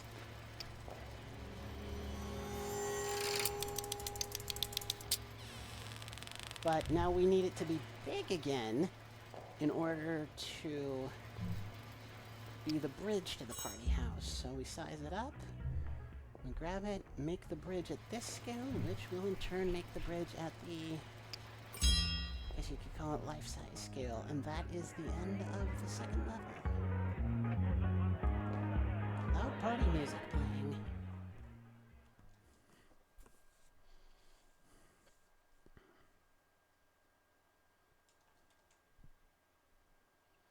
Alright. This level is probably, in fact, definitely the craziest distinction between the two categories. But more on that in about half an hour. Oop. Yeah. So this level introduces the concept of these... I'll make sure I'm doing this in the right order. I'm pretty sure I am. These colored gems being able to dispel the walls that are the same color as them. You see, my holding this pink gem makes the pink walls disappear. Pull this, that makes the blue gem come out. We need to... I like to be able to catch the blue gem in midair. We need to put the blue gem outside to be able to grab the small blue gem from inside the inner dome. The pink gem also needs to be made smaller, so we can leave it there. Grab the pink gem, put it on the sloped roof of this outside part of the blue house. Take the small blue gem, get rid of that wall, and now the small blue gem can still dispel the blue walls in the scaled up size world. We're in here, grab the pink gem, and hey, would you look at that, it's a green gem. We will still need the pink gem, so just drop it. And the green gem, we'll actually need them both sized down, so we can leave them there. And yeah, these sparkles that the gems shoot off, those were added post-launch, because when this game first launched, it was way too easy to lose track of where you had left the gems. So we put the pink gem on top of the greenhouse, not to be confused with a greenhouse, although now that I think of it, doesn't that mean there could be a greenhouse? It's in here. This conspicuously shaped pattern is what you pass the small green gem through. Now the pink gem can let us into this house. We skipped a cutscene there. Drop this, we don't need it right now. Grab the key. Push it through the, again, conspicuously shaped opening. Just drop it out there. We'll pick it up later, larger sized. Open the door. There is actually a pink wall there to dispel. You never see it because we hold the pink gem in its place. This is why we passed the green gem through when we did. Moving on now. The thing we want at this point is the key. And I used to, the very first few times I ran this game, size the key up and use the key on the, on the scaled up sized version of this door, but you don't have to. You can use the, there we go. You can use the little key on the little door. Alright, now at this point, the pink gem, which is where?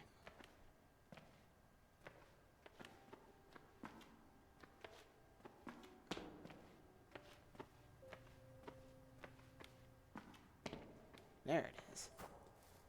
Told you it was easy to lose them. The pink gem goes through the circular opening on the side of this building. And the green gem, you don't have to size it up, you can just take it and go.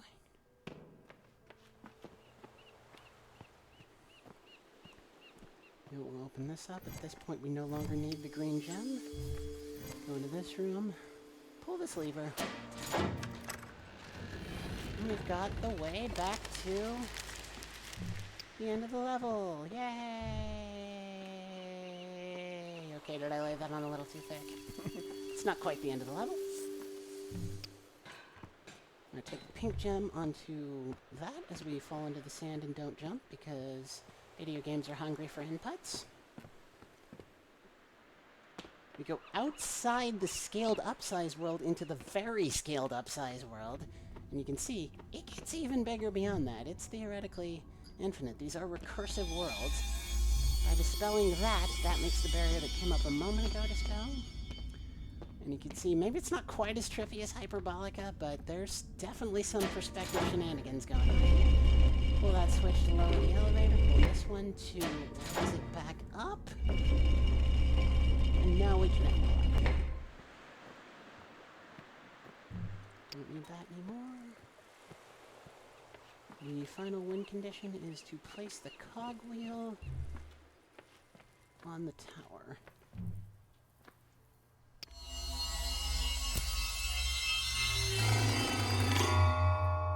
Skip cutscene.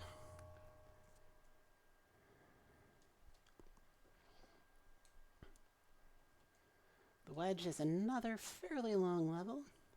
See this church we spawned in looking at? We will be back there in a little while. And I'm going the wrong way. It's this way.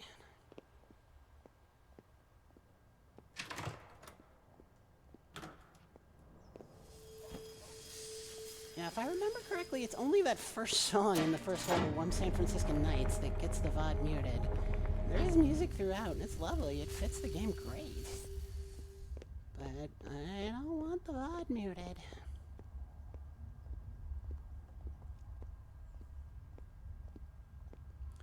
Alright, we're in the very scaled up world now. We're the size of a bug. Basically, we can just walk on this rake. Tiny little skip there to land on a stair before we quote-unquote should have been able to, which I completely gave back by going to the wrong side of the next stair. You just climb up. That's the thing, every time I lose control, there is, like right there's a little cutscene that plays, and it's kind of, I believe I actually do remember that one. That is when Michael and Kenzie have a little spat about Michael just lying around drinking beer and watching television all the time. But it does tell the story of their relationship. And like I say, it's not that complex, and sorry, not sorry, I'm not sure it's even that well written, but the performances are really great.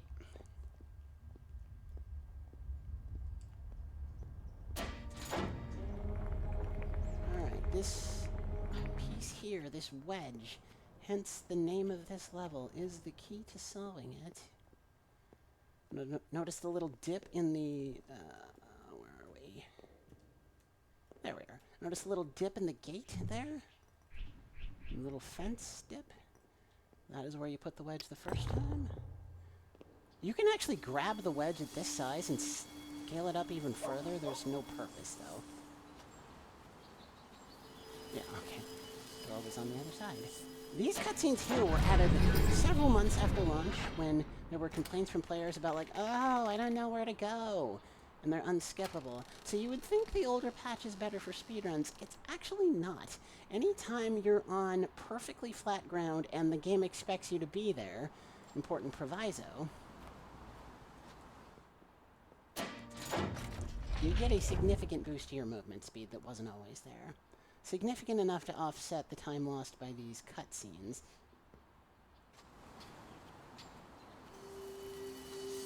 Oh, I skipped a step. Yeah, we gotta get in that house first.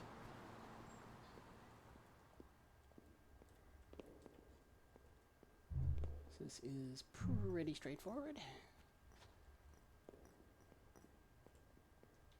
Line it up, and there you go. Only now you do need to go out into the very, very scaled up world.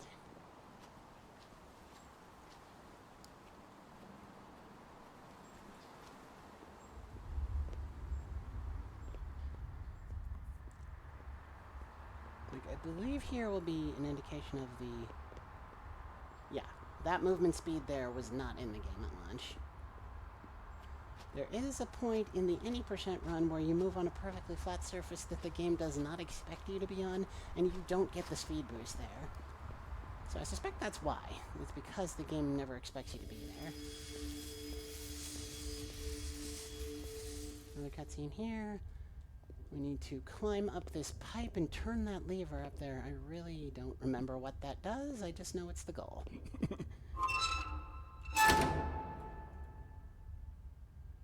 I should play through this again with cutscenes sometime. Just to celebrate the voice acting again, if nothing else. Yeah, and only at this size are we small enough to pass through the bars in the fence.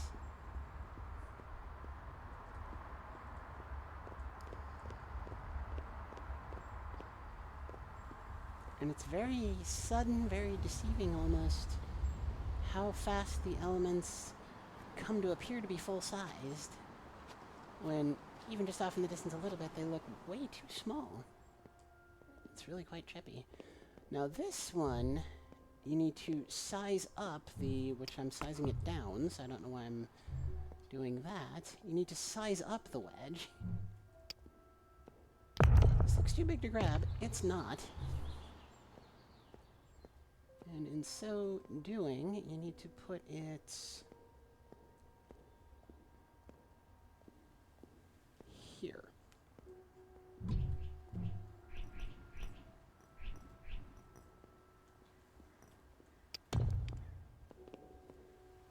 And amusingly, there is actually a grab prompt for the wedge when it's that... Oh, I'm not on the elevator. When it's that big. You see? But no, this is too big for us to grab.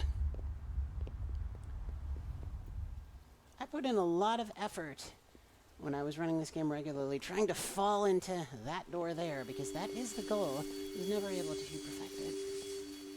So we just come in here, we flip the switch, and who knows if it would have been allowed in a quote-unquote no-skips run anyway. The any % route for this level is much faster than even doing that skip. Another mirror, another hey, look what happened. And again, we need to move the wedge before heading out into the super duper sized world. First, this time we do need to size it down. Just a maneuver in here.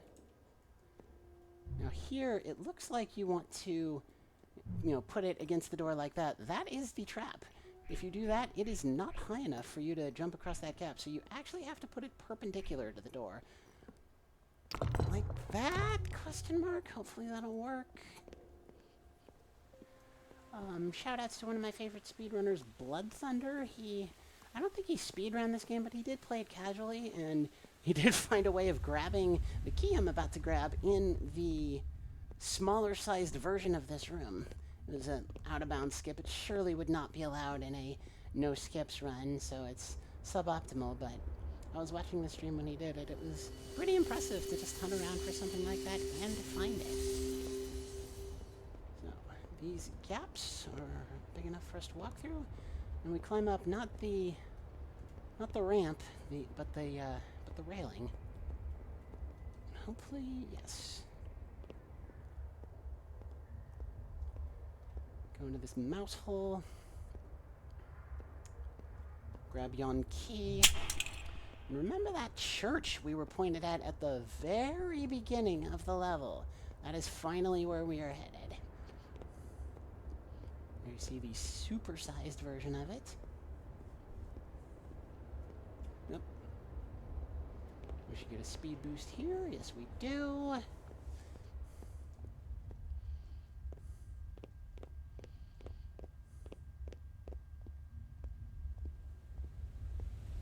Yep.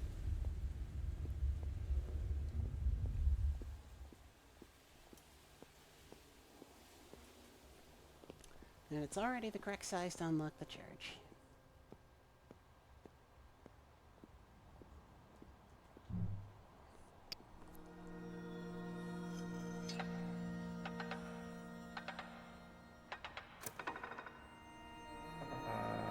And in this level, that's the only thing we use it for.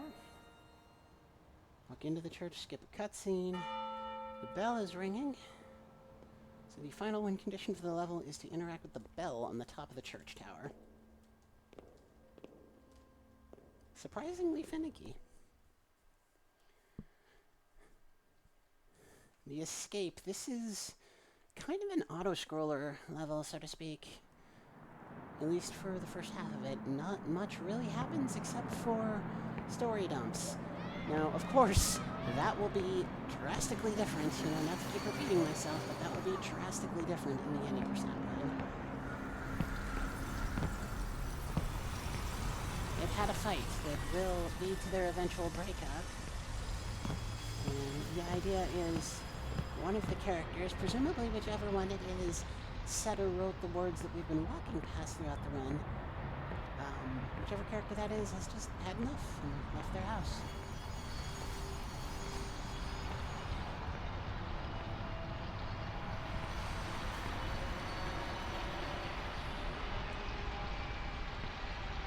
Given the slightly gloomy and dangerous turn that this portion of the story takes, I sort of hope it's Michael and not Kenzie walking the streets of San Francisco when... didn't time that quite right. Right along our path, the words, "It was getting dark," will come up.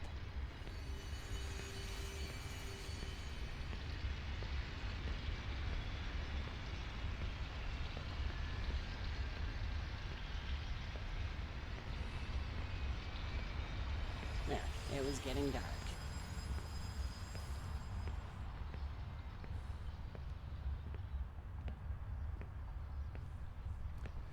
Of course, there would ordinarily be music playing here. I actually thought about just going into the menus and re-enabling the music between levels, and I don't know why I didn't. It's not like I'm gonna PvE. Cutscene skip there.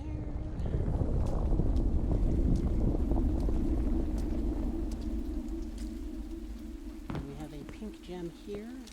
It works a little bit differently. It actually displays some of these walls so we can walk through them, and you see these yellow lines on the ground. Not totally sure what they're meant to be. They kind of look like duck footprints to me.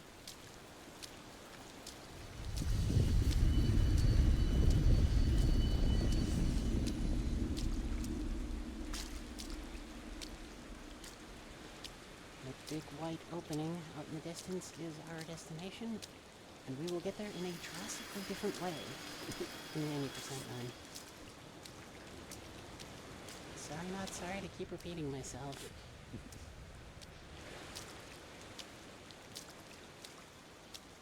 I never get this quite right. Always end up doubling back at one point.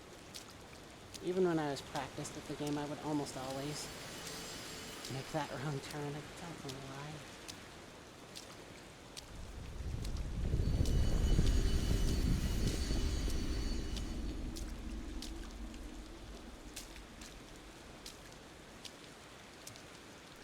They have one fight, and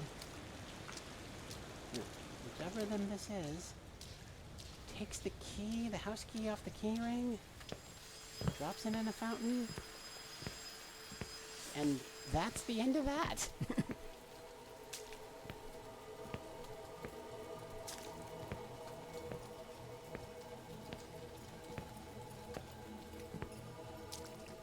Alright, that's the end of the level. Up next is the spiral. This is by far the hardest level in both runs, but for, say it with me, drastically different reasons. You get 3 save files with this game. You might figure it's a good idea to park save files before difficult tricks, difficult tech. All 3 of my save files are in this level, so let's just put it that way.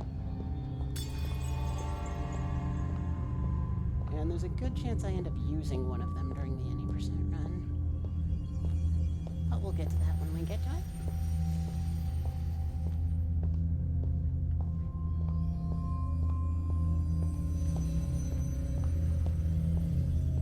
Obviously, the dark, foreboding color palette of this level is symbolizing the...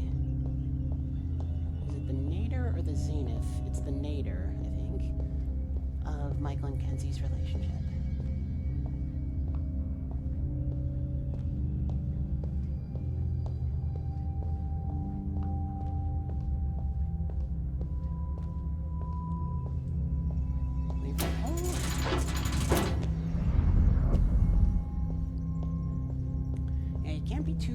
jumping out on this bridge because the collision is not there until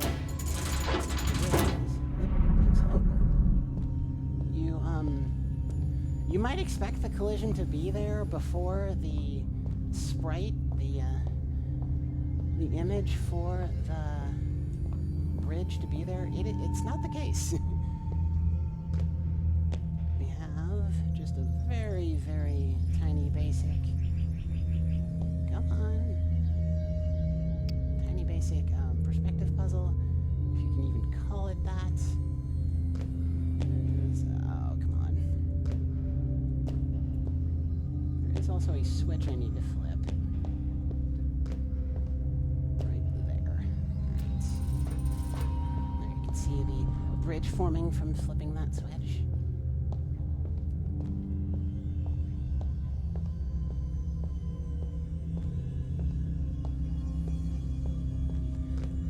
Like this game, and I really like the distinction between the speedruns, but I was never going to be able to run this game at a high level, A, because I'm on console, but B, because the movement tech for this game, even if I did run it on PC, the optimal world record movement tech is just not something...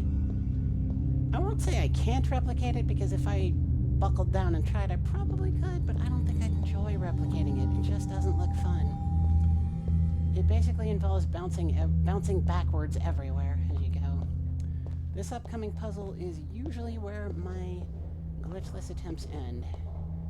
And it is not because it's difficult, it's because it's finicky. We need to ascend this area here. We have this small table in front of us that acts as recursion for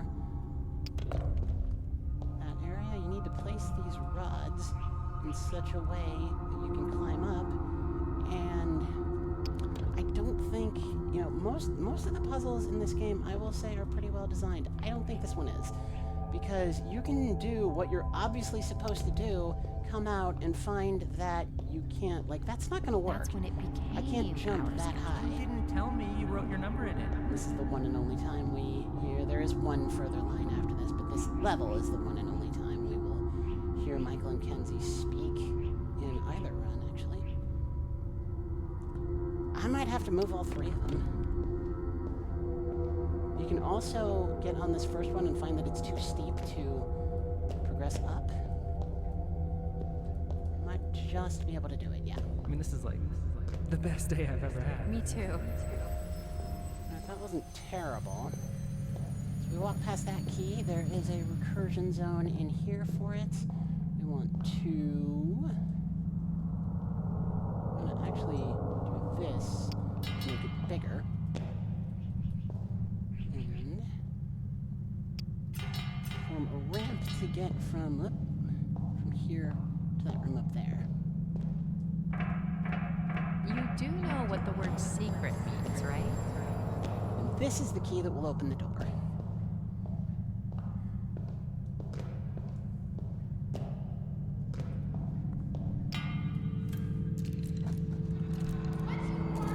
Also coming up that when I was de-resting this morning, I had to just write down the solution too, because it is We're not just messed friends, up. are we?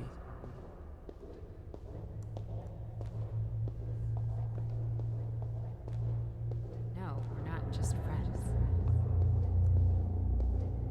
Alright, so in this area you have to place these like Tetris pieces on the little map on the ground in such a way that you can not only cross the first area in front of you, but also the second one. And the second one not only drastically increases the size of these towers, but it also makes it so they fold in on themselves. So it's very, very difficult to know exactly which is right. That is why I simply wrote the solution down. That should be it.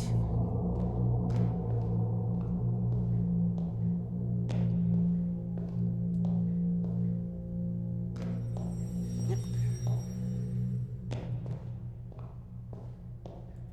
Like absolutely heinous trial and error doing this on a blind playthrough. I think even on my first playthrough I looked up the solution for that. I was just hating my life so much. Alright, this is the final level. There's a lot to do here in the glitchless run. Not quite so much in the any percent run. So throughout the game, we've been dealing with domes and the stuff inside them. This time, we can move the dome itself. We can move the whole world around us.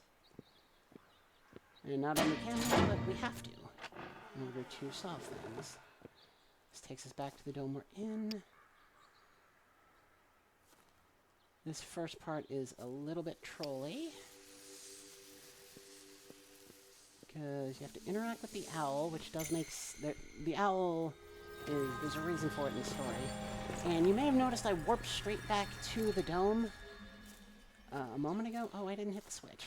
GG. But you can't actually warp back straight to the dome here. You have to run for it. That switch opens the door on the other side of all these arches. And the timing on this is really tight. I might not make it. Oh, bullshit! I was right in front of the doors, and they had a hitbox. I disagree, game. I just gotta go back and hit the switch again. Although it will be trivially easy this time, because the dome will not move. So I can just go back into it where it is. Or I can fall down and not go back into it where it is. Luckily, I don't have to wait for the time to run out. I can just hit the switch again right here, right now. How about I jump from there? Yes. Hello? Okay. Something went wrong there.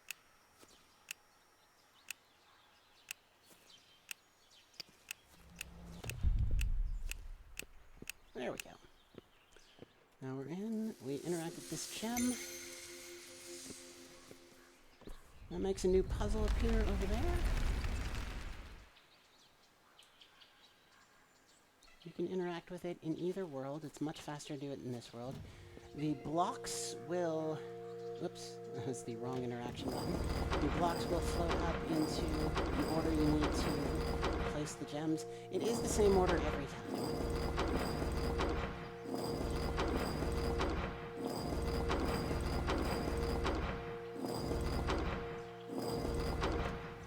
At that point, this makes the one over here light up, but the gems face the opposite direction.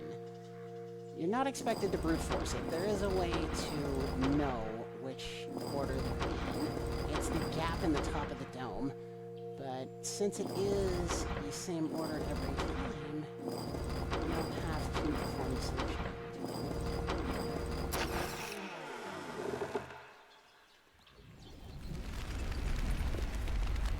Okay. And the butterflies flapping in front of the door is the game's indication of which door you need to go into next. It's very user-friendly. Now we have this slanted rock next to this building here. This is necessary to get the collectible at the top. I don't know if collectible is the right word, but the item at the top of it. Because without placing the dome on that slanted rock, this staircase here is too steep to climb up, and it still is. That's interesting. So let's place the dome higher up on the slanted rock. Should be fine, question mark? No, it's not fine.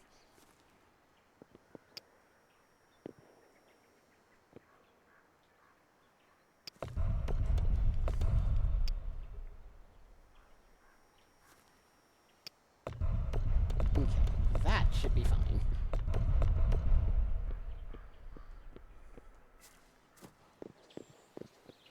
Just changes the angles. Okay, go in here and interact with the sketchbook, an item with a lot of meaning in the story. Last thing to do is to come up here to the tree. You can run around, but it's obviously faster to move the dome. That would be time for glitchless, but we are going to start an any percent run. And the interesting thing about Mockhead Any Percent is the hardest trick in the entire game is 10 seconds into the run. So you can really do the whole selection bias thing with getting the attempts that get the trick and discarding the ones that don't. This is so hard, I might not keep doing it until I get it. I'll give it a good few minutes of trying. So what you have to do is climb up on this bush here. This is actually the easy part, though. And jump out of bounds onto this between the tree and the roof to the right. This is... Oh! That is very quick to get it. And then you backtrack up this hill a little bit, because if you're too close to the wall bounding in from out of bounds, you will be pulled back in bounds, and it will make that, you know, very difficult skip that we just did count for nothing, and I might still be too close. No, alright, this is fine. It's a little hard to tell where you're going, but it's fine. Yeah, I don't actually need to be this far away from the level.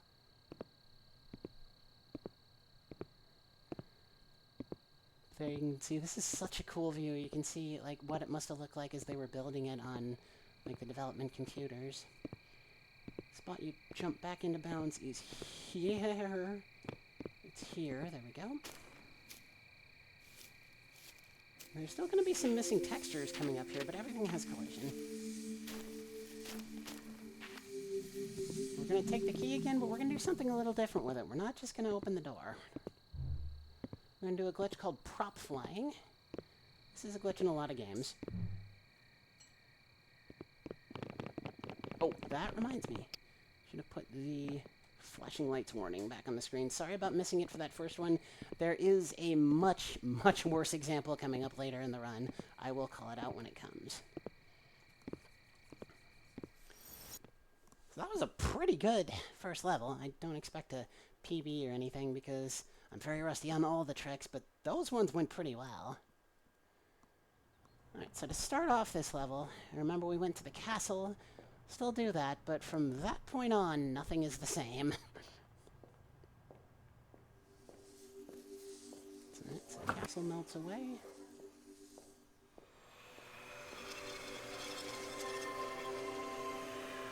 We need the tiny cube. You may notice my reticle snaps to grabbing objects. It does not snap to grabbing the tiny cube because you're never expected to have the tiny cube. And it's kind of a similar setup. Place it out in front of you, move it closer, and clip through the wall. Oh, did I clip through the wall and back again? What did I just do? Let's do it again. There we go.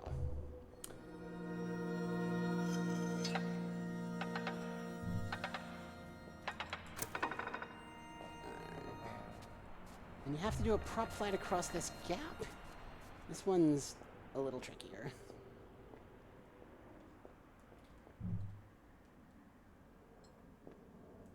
Nah. This is why I said I certainly don't expect a PV, because I haven't run this game in 3 years. Pull it close to you. That might be good. It might be fun. Yep, it is good. Alright. Alright. Hit this trigger. Head back. Optimally, you could prop fly back, but nah. It's like 1 second slower to just take the stairs, so I don't care. Now we have ourselves one more prop flight to get to the party house. This is a little off target. Yeah, so I'm going to stop here. Ideally, you would do this all in one motion, but stopping here, doing another little prop flight forces you through the door. And that section there is a good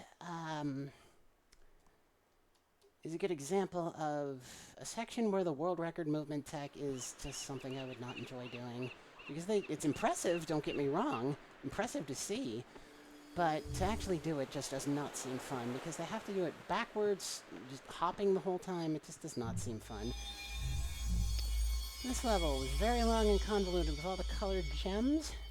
Took several minutes. The any % solution, as you come up here on this spike, jump and hold forward, and that's the level. I don't know. You tell me.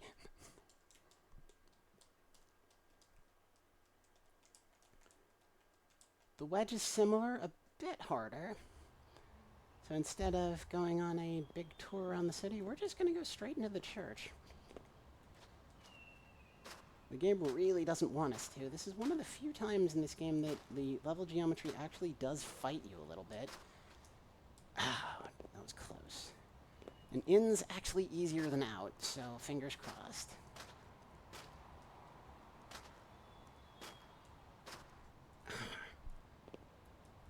This did go very well in my practice this morning, so I'm not surprised it's going poorly now.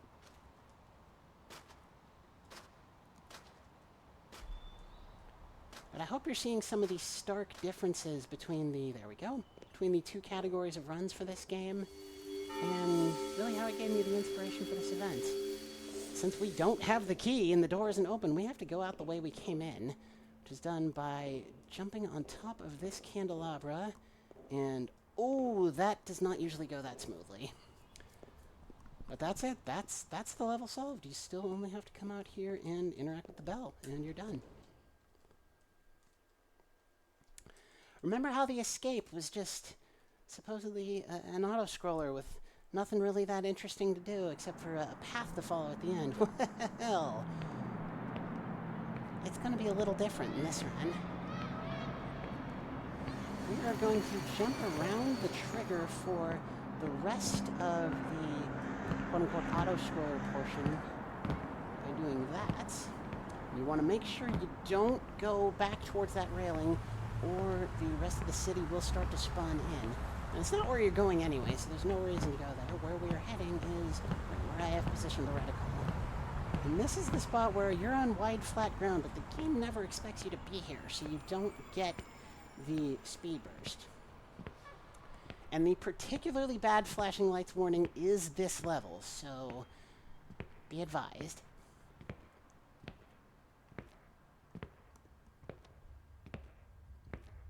There are 3 different soft lock points to avoid here. The first is a bottomless pit to the right. The second is the wall to our left. You can get stuck into it with no way out. I mean, of course you can reload from the menus, but other than that. The third is jumping back in bounds by this elevator here. You have to do it at just the right point, and I did. Okay, right here. Shaky screen, flashing lights. You have been warned. Grab the pink gem. Put it out in front of you. Yep, there we go.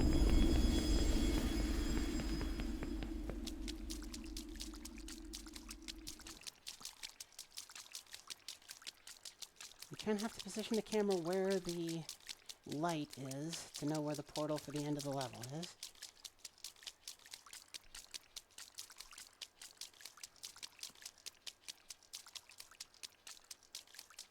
And I like to get off right when the pink gem appears to completely crest that, what would you call it, mantle above the light portal. And that was pretty good.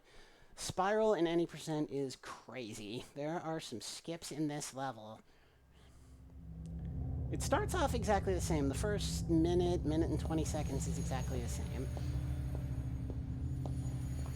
Just a lot of running.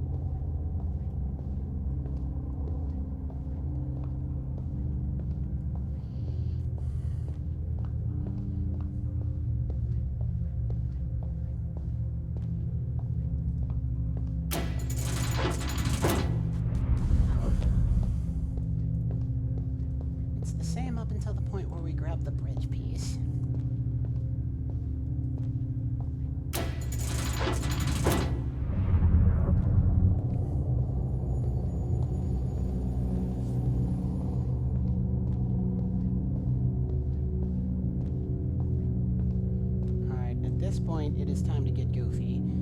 So we go over here, we extend the bridge piece out as far as possible, back up with it.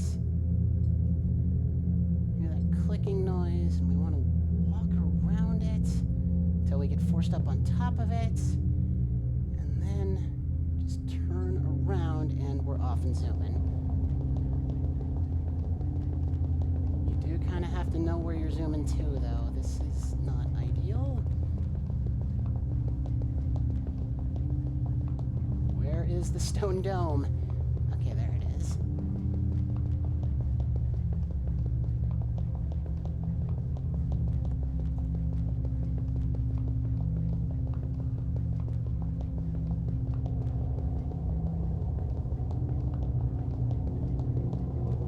You gotta go just a little bit past where that staircase on the right is.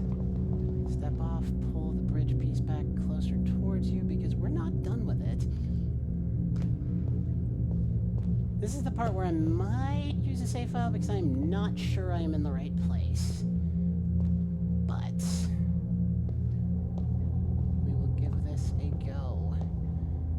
What we do at this point is bonk ourselves on the head to fall through the floor we're standing on, which I'm amazed it has collision.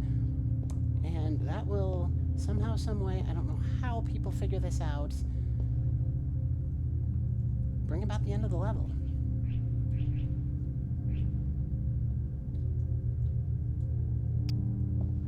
Yeah, I don't think I'm in the right place, so I'm just gonna load the save file. Invalid run, oh no.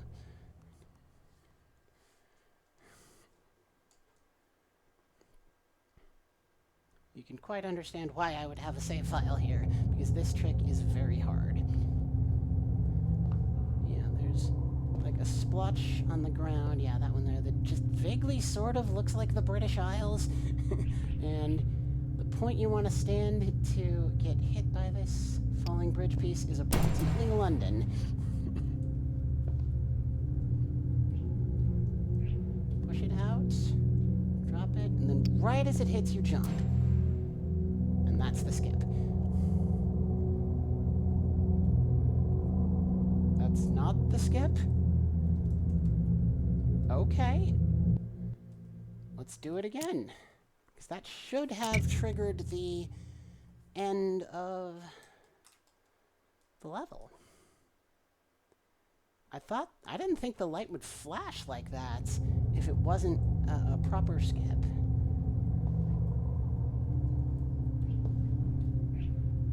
I knew you could clip through the floor without it being a proper skip, but I did not think the light would flash without it being a proper skip.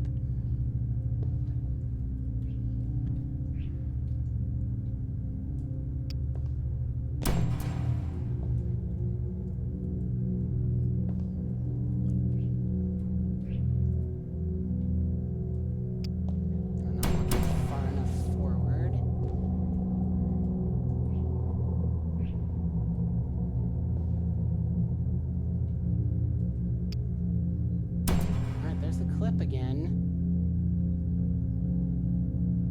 No! Okay, what is going on? I promise you this save file is in the right spot. I did this clip from the save file three times this morning. Maybe I'm looking at the wrong splotch.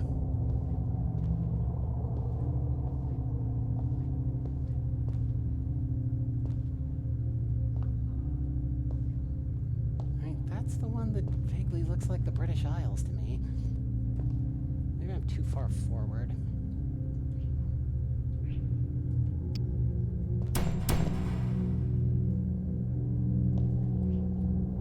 I'll give this a few more tries, and if it doesn't happen, I'll just load the final chapter. Because this is not that interesting to watch, I understand that.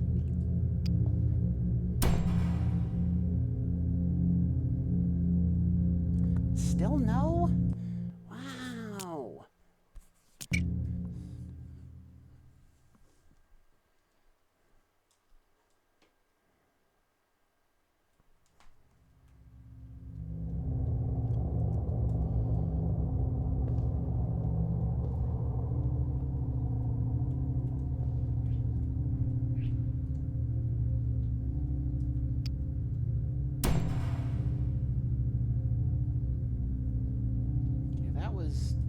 Not even close.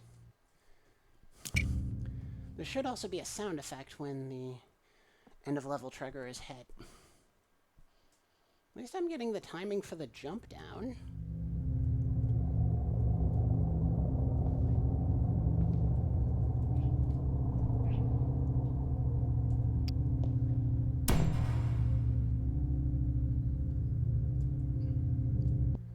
Alright.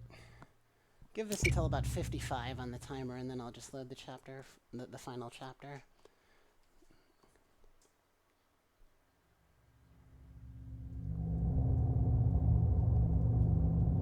So I'm not totally sure what's going wrong here.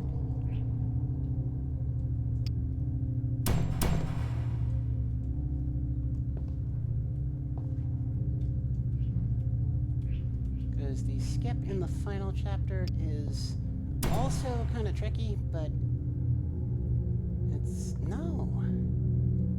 Also kind of tricky, but the setup is much simpler. Like, much, much simpler.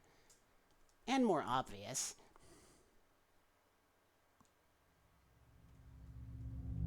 I'm gonna look back at this run and just be amazed that I spent... like, is it this splotch? It can't be this splotch.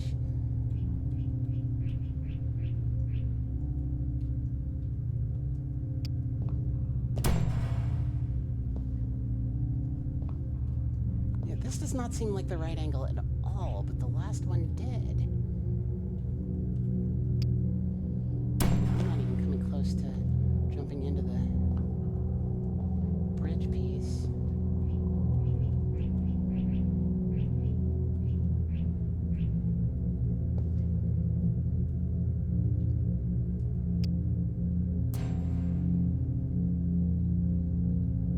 Alright, screw it.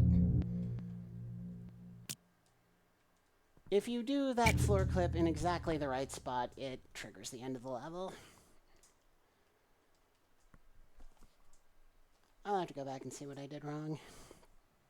Alright, so in this level, instead of going into every building, you can just pick the dome, position it up on top of the very last building you're meant to enter. And this is slightly tricky, but it's totally straightforward what you need to do. Yeah, that's not quite it. You need to jam it into place here so that it doesn't fall. Yeah, that's definitely not it. Might take a few tries, but nothing like the last skip.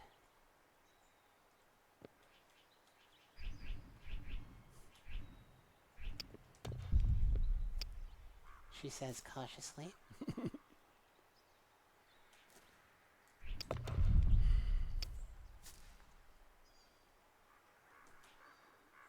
Oh, come on, that was good.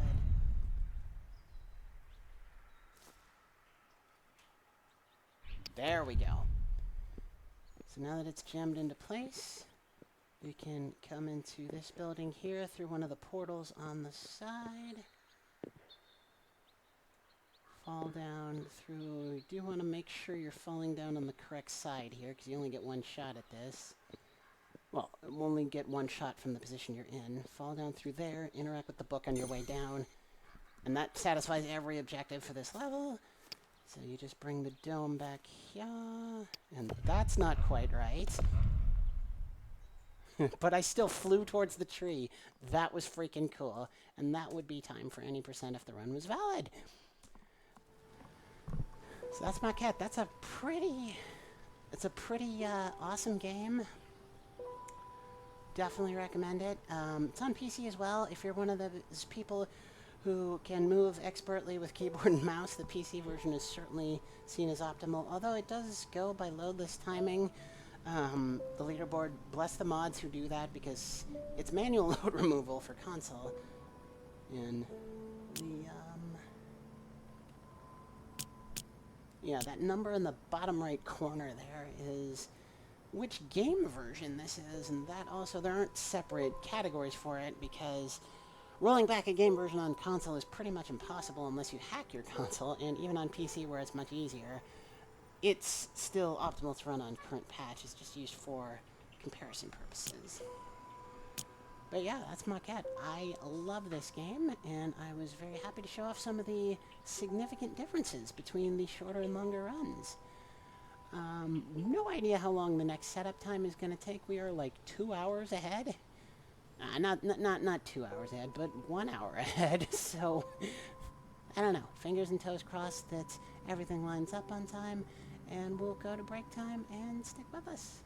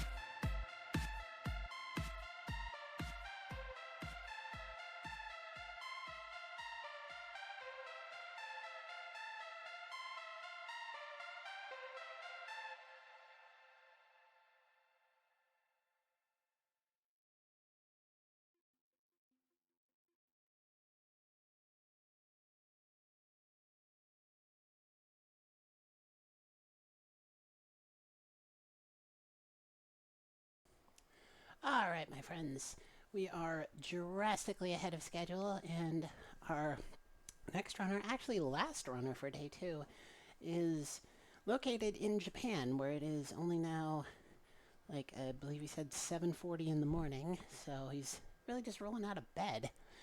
So I'm going to give him a little time to get ready, and I am going to, this is more keeping in the theme of the previous Fleet Fest, than this one, but I am going to blow the dust off an ancient game I used to run.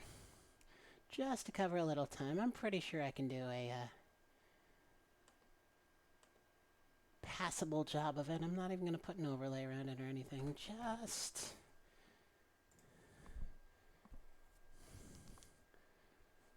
the capture screen. Hopefully, question mark. Yes, there we go. Game is going to be Numa Breath of Life. I ran it a lot. I'm pretty sure I can do a competent job at it, and it's a great game.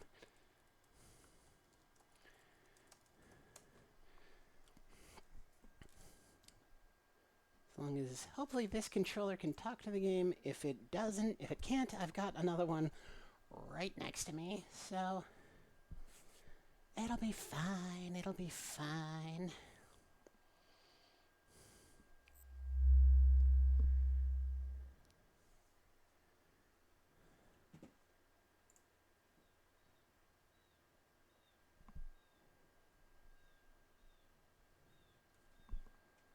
I'm gonna need to make sure I full screen the game, though.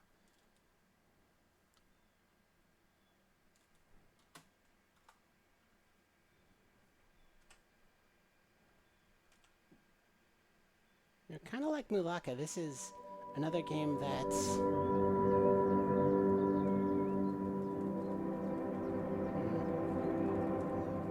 This controller does not seem to want to talk to the game, so let me try my other one.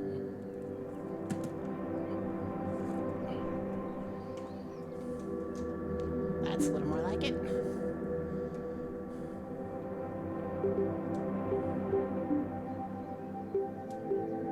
Another game that is probably optimally done in 1280 by 720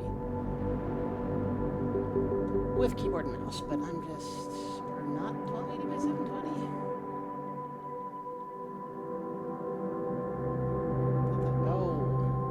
Oh, I'm being silly. These are... Where am I?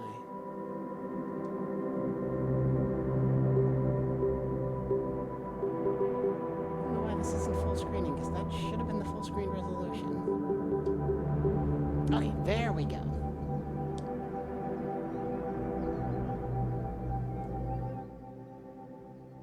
Yeah, no worries, I have dropped it considerably. It's too loud in my headphones, too. Turn that down. Alright. Yeah, I don't even know when the last time I ran this game was.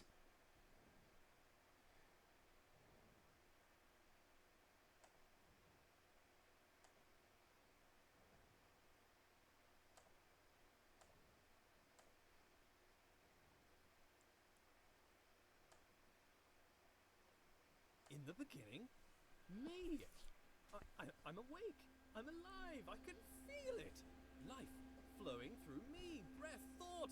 A few seconds ago, there was nothing, but now here I Don't know how to make my toolbar go away. I'm not going to worry about it. Conclusion, I am God, and this is my universe. It's pretty cool. It's too dark and silent, formless and void, not fitting for a god of my stature. Let there be light. Oh, and there was! Oh! Wow! Oh, I must be God! I can move, I can talk, I can walk. I hover to and fro above the infinite surface. Plain as it is. Do you get it? Do you get it? This is amazing! My universe! A bit bland, but a bland universe is better than no universe. This is not this game's normal frame rate. I need a direction. I need a destination. An end to my beginning. An omega to my alpha. Yeah, this game came out at the dawn of the PS4 and Xbox One console generation. It was hailed at the time as pushing the limits of what those consoles could do graphically. And that was also kind of used as a criticism against it, that that was all it did. And I don't necessarily agree. Walk through the wall like a ghost. Well, there's some fun puzzles in this game. No, walls are solid. Can't do that. Note to self: cannot walk through walls. Where's the button? A button. Push the button. Yeah, there's the Escape button. box. Yeah, this frame rate is really bad. I don't know what's going on exactly. I But I'm not control worried the about it. world with a wave of my figurative hand. Yeah, it's a God, quite a surprisingly compelling story for such a threadbare game, really. It's about this character, Numa, essentially coming to realize the nature of his existence. godlike status. Grand. It needs color. Gold. Lots of gold. You can hear this My immense wealth. narration by the character that some people find annoying. I think it's great. I think it really reflects what a person would be Okay, that's it. feeling if something like this That's happened. the right kind of place for a god to live. If I bend my figurative knees, Yeah, this frame rate is god-awful. away from me, the center of my own little universe. Don't Translate quite the know world what's as going if on. Well, yeah, which it is. As I move forward, the world approaches me. I am literally the center of This the is really the gameplay experience in this game, is hitting buttons and making things move. Not super compelling, but you know, what with being the center it of gradually, it suits the story. It gradually gets more complex the further you go into the game. Who are my influences? Well, myself. I inspire myself. I am inspirational. I aspire to And I be do remember myself. when I ran this game regularly, Perfectly. Now I can the lines I would want him to be at in the narration when I reached various points in the game to know whether I was on a good or not so good pace.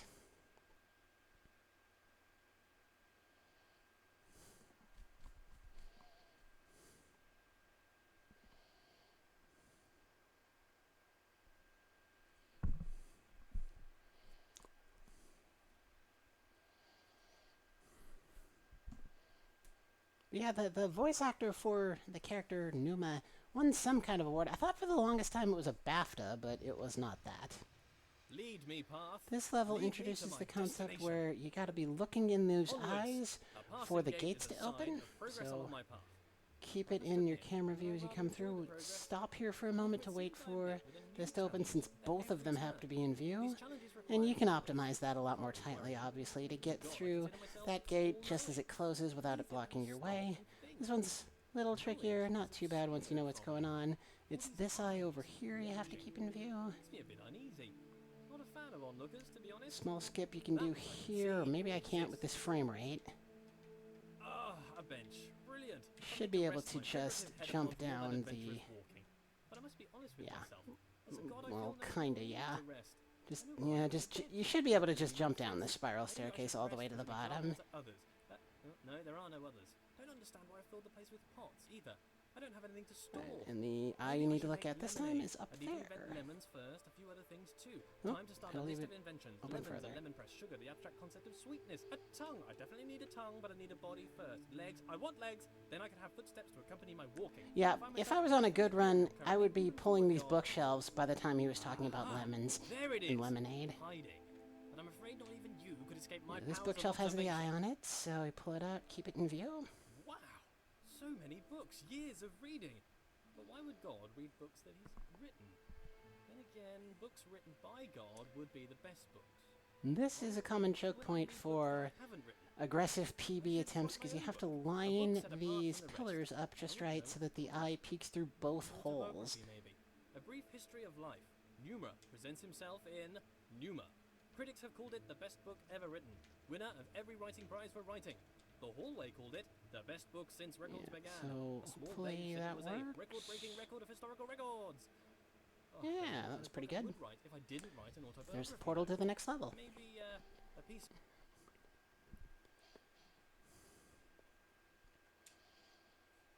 Yeah, basically when you speedrun this game, you hope he never shuts up. And he kind of never does anyway, but in a casual playthrough, there will be points where he definitely seems to stop talking.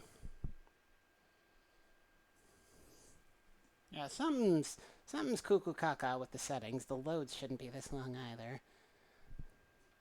But it's alright. There's a skip you can do in this room that's actually slower than just doing the room. I was so bummed when I learned that, because God, I made It's so cool. You can just jump around the railing on Marble requires great heat, pressure, this time to side form. here. Just So how did I tiptoe make your it? way around it, but Did it's I just slower than pop it simply into existence? going to the other I side guess and I could pulling the do wall that. out. Or did I have it in Another universe stairwell you cooking for a should couple of just be able to million jump years? down. Yep. Both are reasonable. Maybe both. Changing it up. I need to work on my memory. Look at this. The world bends to my There we will. go. More evidence of my The deity. second door The there immense has an power of eye my that mind. would Bow make before the my door humble brow, close for I if you can kept move it in things with view. just a glance. Fear my gaze. lest This I move is a you really around. hard skip that I What a probably polite cannot do door. with the frame rate Opening being in the itself toilet upon my like it approach. is. The right But I'll way give to it one or treat two your god shots. door. I shall give you great treasures for your Tiptoe compliance. around here. This door, what a conniving door. You can see its proud Yeah. look as it attempts You to need like thwart me. forward Why momentum can't going you into do that like last that jump other there, door? and it's That it's other so door hard to do. respect. You I have like have 2 bested pixels you, to stand on, door. so you need to move Have you forward a not pixel moved? and Rotate jump. about me, bridge. Bow to my rotational power. Give it one more try. I wonder if this is normal. Moving things with your mind. Okay, there we Must be. go. I am normal. But that's That cannot not be the hard contested. part. Normal is the norm, and as the only thing, I must be normal. I am mighty. Oh, I think I moving fucked heavy it marble actually. with I my think I'm mind. supposed It'd be to a tough job to move this marble by hand, to move be this honest. into place. What Well, are no, hands? that wouldn't be the case. I think I just forgot part of that skip. I did the first part of it. You're supposed to go up under the railing and keep the eye in your view and move the bridge that way, but once you're on the ground, just move it and walk across it. So from here, hop over that to keep the eye in view. I can move bridges with my mind. I wonder if I could move them to laughter or tears. They seem to be quite emotionally dead. But with enough anthropomorphism, I'm sure they would lighten up. Thank you, bridges, for bringing things together. I wonder if these bridges deserve my thanks. If they're my creation, is to thank them to thank Oh, come myself. on. Well, thank me for my That excellence. was so troll.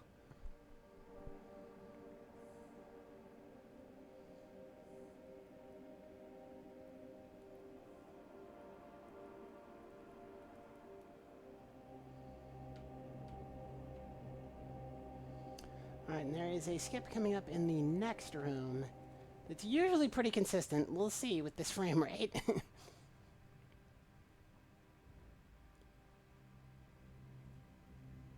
I guess it's not here, it's the room after this. Because this is pretty straightforward. You just move down the stairs with that eye in view, and then Entirely don't sure look at what's it on going your on. way up. I seem to be playing a series of practical jokes on myself. Who constructs a world like this? A world that attempts to Whoa. confound me at every turn. Why did I make such a world? Makes me feel smart. You can I guess. also do... How Whoop, gratuitously self-indulgent. except that was backwards. You can also do it from... when you're already on the ramp, it's just trickier.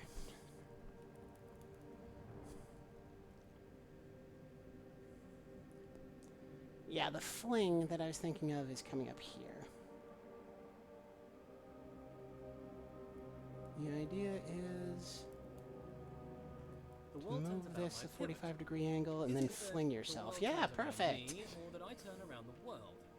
If it's just matrix multiplication, then the question is redundant, I'm sure. Cos theta Yeah, minus it's sine like theta, a sine half theta, cos turn theta. for this. My conscious perspective makes Yep. it an incontrovertible fact that I am the center of the universe. As a god, I can turn any situation to my advantage. The rules of the universe are mine to This is a run. really fun game to speedrun. If you don't speedrun it, you're probably not going to get a whole lot of time out of it. It's pretty short, and it almost never goes on sale on Steam, so I don't know how wholeheartedly I can recommend it, but I enjoy it. I get a lot out of it.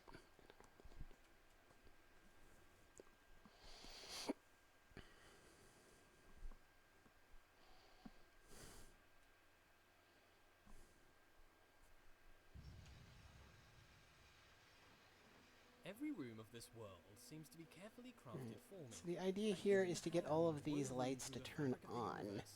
A fingerprint everywhere. A different hidden hand guiding my footsteps. Ah, come on. The laws unfold. It's usually not that Life is a finicky. mystery.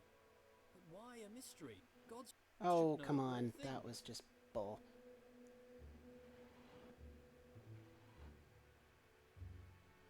Yeah, you usually don't have to strafe it that much. So, that's fine. And these eyes have numbers, Roman numerals on their pedestals that tell you the order they need to be looked at. 4, 5, this is 1, right? Yeah. It is my world after all. I must be working hard Yeah, right now to build it's the next counterclockwise from here, so room. Perhaps 1... my mind creates this appearance of order out of the noise. And if you look at them out of order, you just have to start over again. Oh, that's 3. Damn it. That's 2. Okay.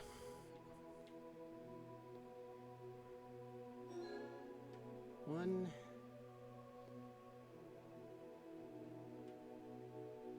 2. 3. 4. 5. Alright. I've never quite understood the point of this. Exactly what I'm doing here. You just look at all the clock faces. Could a series of complex interactions create an agent possible of making purposeful change in... And then, oh, it's going even further to hell. If that were the case, And then that one, and that opens the door. I don't know. I think I got this solution from the speedrun. Optimized for some function, mind you. Here's a question for me. If I was to study the corner of a Really board easy perspective puzzle here. You just look at the maze in the floor and the ceiling to move the little puck object from one end to the other. Sometimes empirical knowledge is required, surely. Not everything can be inductive or deductive.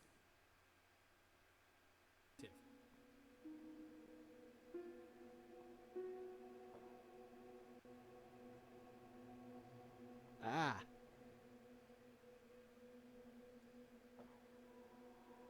Wait, what? Oh. Yeah, ooh. This performance is really quite bad. I've run this game on this PC a number of times, so I don't know. It's probably something to do with how it was in the wrong resolution when it came up, when it first loaded. So here, every time you look away from the pattern on the other side, it changes. And you just need to make the one in front of you with the lights match it. So you need to not look at it again when you go to the other side.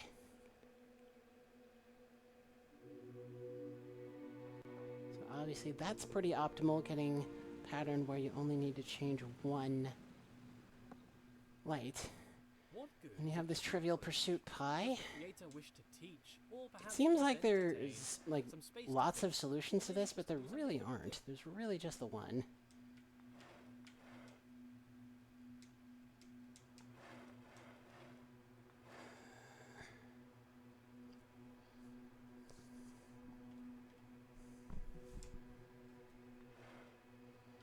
And I'm not getting it correct, am I?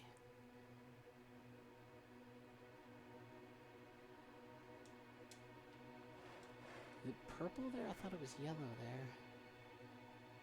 It's gotta be yellow there. Maybe not? Oh. Maybe it's like this. Yeah.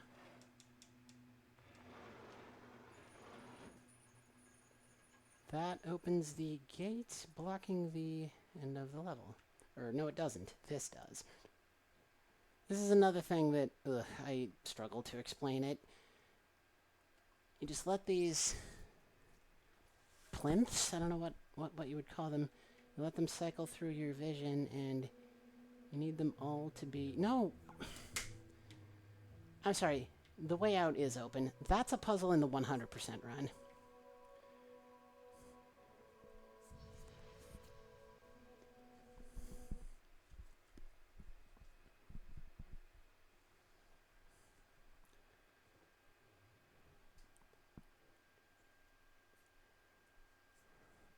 100% run of this game is very opaque and obtuse. You have to repeat levels to do it. But not just repeating every level. It's not that simple. Things in this world can You have to repeat them and do specific things in them. On and off. Hopefully not indicative of my state of mind. Binary. between two extremes, two poles, if you will. Right, so you need these doors to be on the same cycle. But why does the world change between a few states? Changes only seem to occur in small degrees. Why? Why is the world quantized? There we It confuses almost me go. that there's a limited amount of states in this world. I think that there would be an infinite amount. Why would there need to be a limit unless there was a constraint? And why would there be a constraint? I sure hope it's due to incomprehensible macro-level relationships rather than the overwhelming simplicity of a system. That is a nightmare which I could not face. Oh, The it's implication would be at the clear. other end of the room. A wooden boy given the breath of life. So come on, don't be mean. All right, we do that to cross the bridge here, and then the eye that it's that one that lowers this. There's also a like laser beam here that oh, we just need them lifted.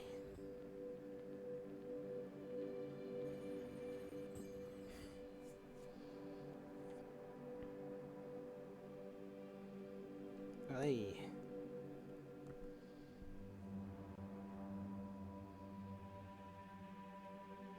Yeah, a really good run of this game is about I want to say 18 minutes. Maybe less. I was not world record caliber with this game. Alright, now they're on the same cycle. We do that, and that makes the laser beam come through. I don't even remember what my PB was. Discrete, surely. All ideas are continuous. Alright, but so the mechanics eyes discrete. all have to be facing the Nonsense, clearly exit. nonsense. The location of each item in the world is only accurate to a binary exponent width of 8 bits. Why? And still, it can only be observed by a keen eye for infinitesimal phenomena. Planck's constant, the universe's machine epsilon. Oh, what am I even saying? Paranoia, paranoia. And then you gotta have them all in view as you back into the door leading out. There we go.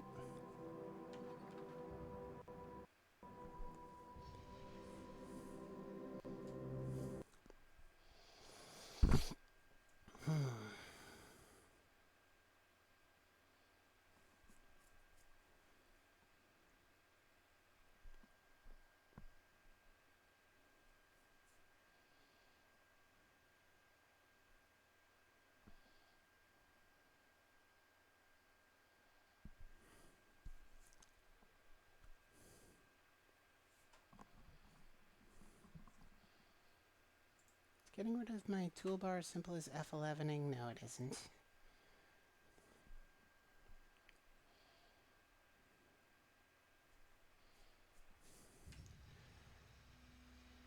Grand! So many doors. Since this game does do loadless timing, there's a cheeky loadless strat I like to do here with these 4 like mini areas you have to solve, and that's to quit and load once you've done each one. It certainly isn't faster RTA. Oh, but that's just silliness. I don't really need anyone. I'm a god. This world has rules, clearly. For one, I cannot walk through walls, which is disturbing. You'd think if I was a god, I could do what I wished. For the most part, I don't appear to be in control. Perhaps my subconscious is keeping the world in shape. Subconscious.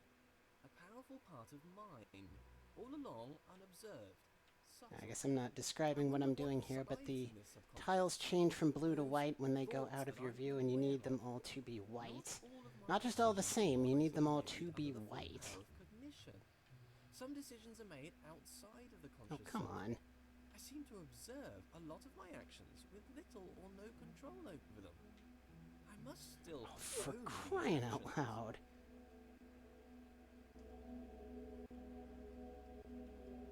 This is normally not so finicky, but the game doesn't usually run like trash like this.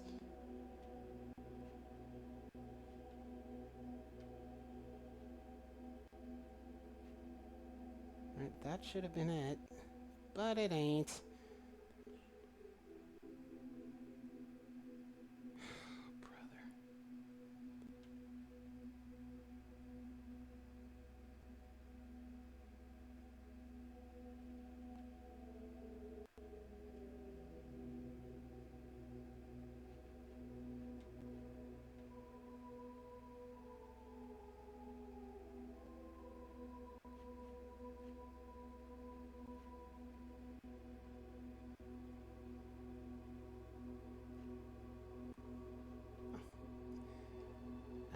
understand. I don't agree, game.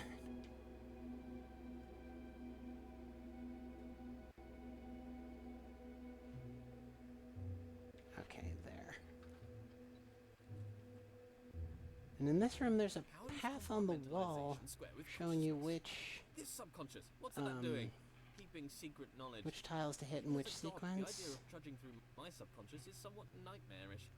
Some things best not known, even for It's actually your just own. right wall strats.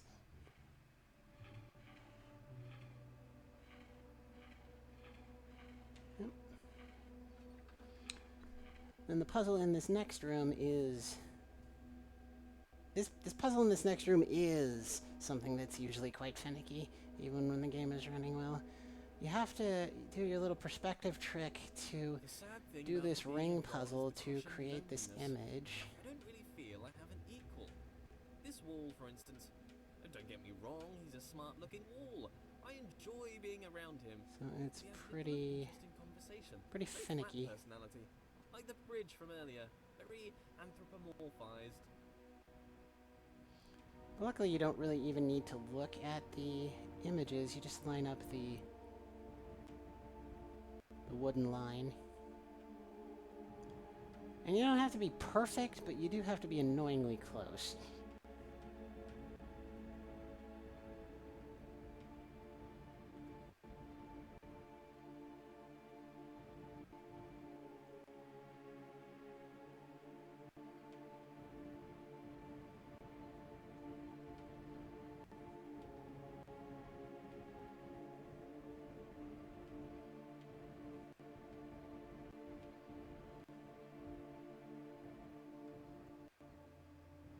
Yep, there we go.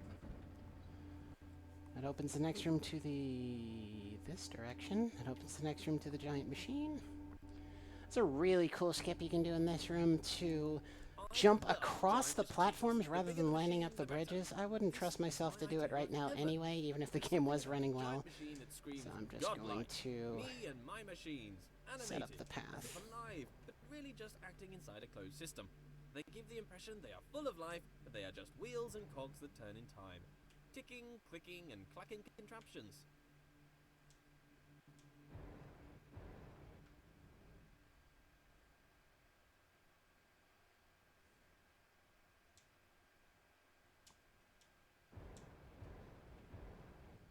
Alright.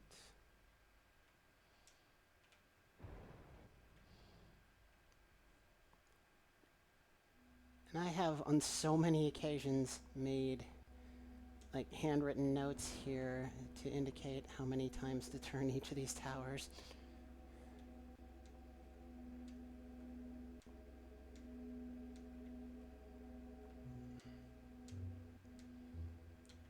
Okay, this is... Oh. This is me being dumb, is what this is. Thought that was the starting tower. It wasn't.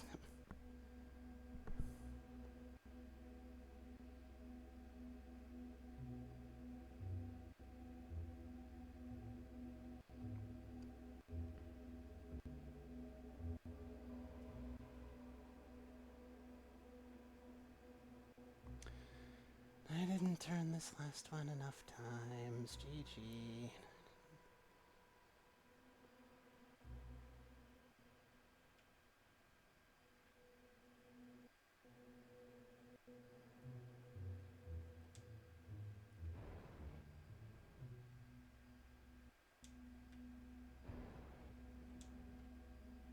Okay. And now they've all snapped together. You actually can't pull them apart even if you tried. Hitting those buttons in front of the towers would do nothing at this point. Maybe my PC has just been on for too long.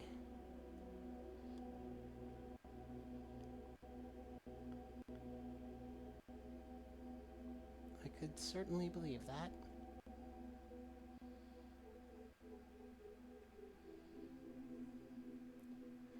And so right here, if you quit out to the menu and load, it'll take you back to the main, like, chamber for this chapter.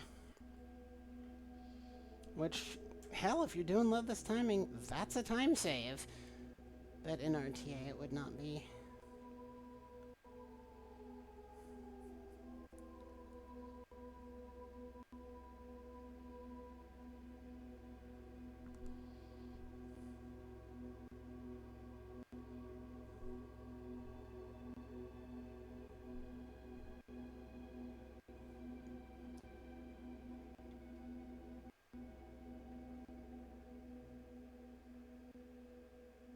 This is also a pretty common fail point for runs because Knowledge you've is in got the to mind. To be alone move is to these experience levers in all such a of way knowledge. that they make All the substance of knowledge the exists within mind. Therefore, rock another, formations whose mind just was off unknowable camera or transient, would line up suppose into a world in which staircase. all knowing was an impossibility. So it follows that being alone serves as a proof of my deity. Excuse you, game? This way, it is a comfort to me that I am alone. Others would be a difficult problem. A stairway to heaven made I of guess I fool's gold. barely move them.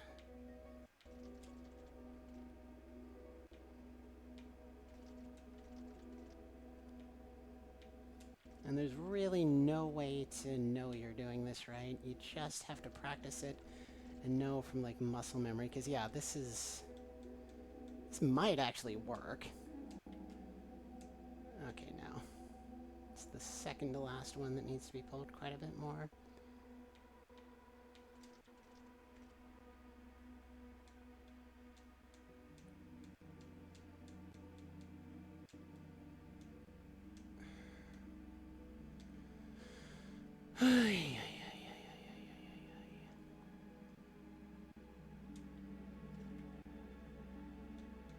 Since you can't see this staircase you're building as you're building it, you just have to do it and hope you build the staircase correctly, and I'm not sure what's wrong at this point.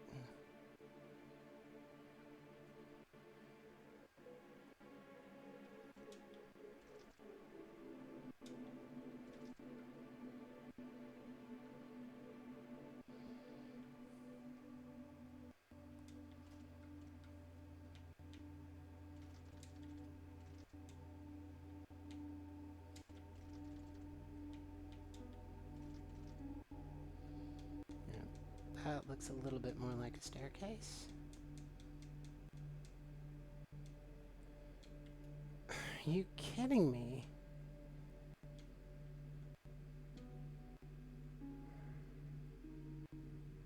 I definitely lost runs here too.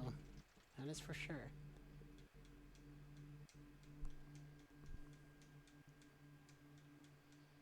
Alright, finally. This is fairly obvious, you just need one side to look like the other. Being alone Mirror is important. image. If one does not hear both parts of a conversation, one cannot have a full idea of what is discussed. To be alone is to know the whole story. But still, this world seems to attempt to communicate something. Or is The it world not is the mirror filled image? I with thought it part was. conversation. The writings on the walls themselves.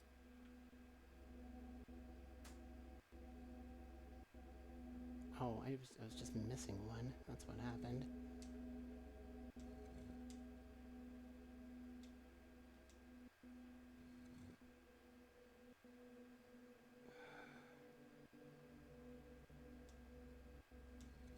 There.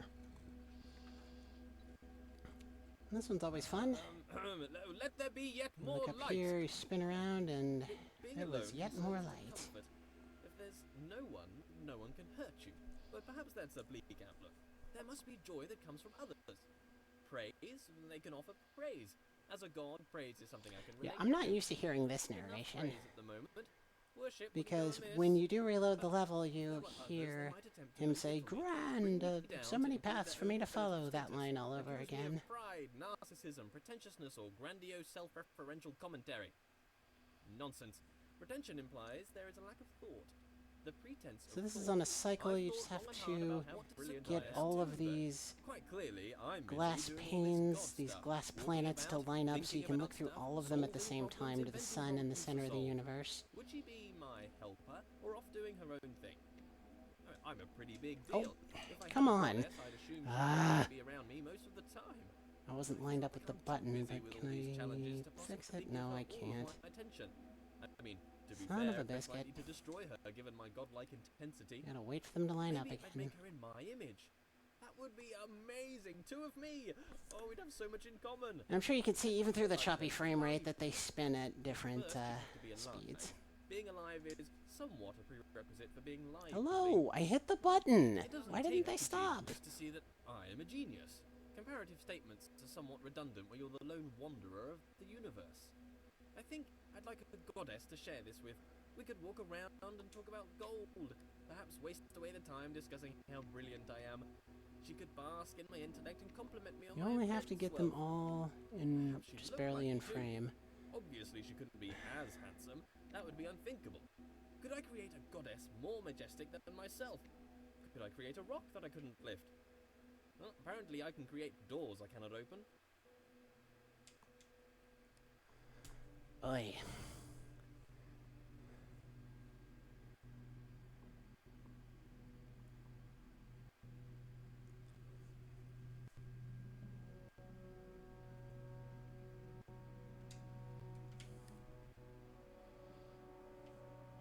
There, perfect. First try every time. I see as through a glass dimly. And you need to get Not all of knowing as I these should know. glass orbs to be lit up. And the last one only last one only lights up when looking at all of the other ones lit up. Yep, there we go. I thought they stayed lit up, they don't.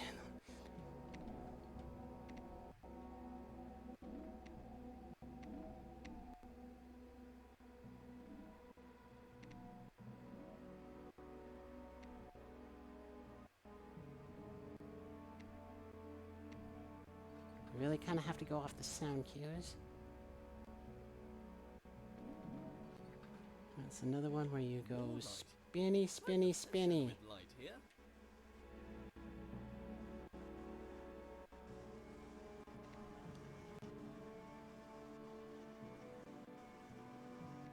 I'm done here.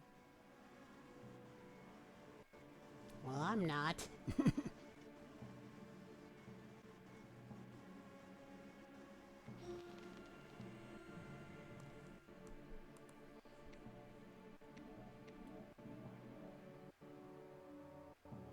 Alright, so I am for the most part remembering the solutions to these puzzles. They're just... The game's a little touchy and imprecise anyway, and it's, you know, y'all got eyes. You can see how sluggishly it's running right now.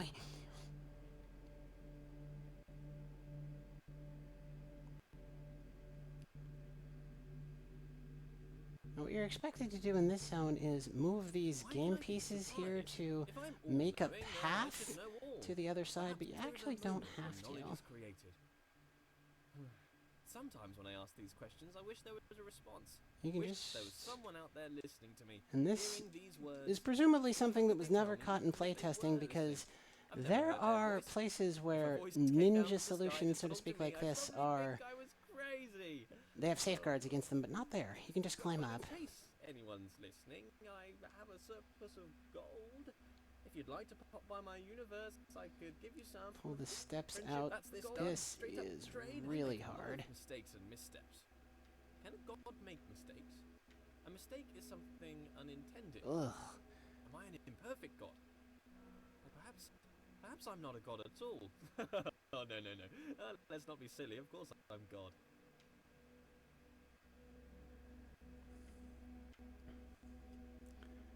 Okay, I'm just gonna skip ahead to the final chapter.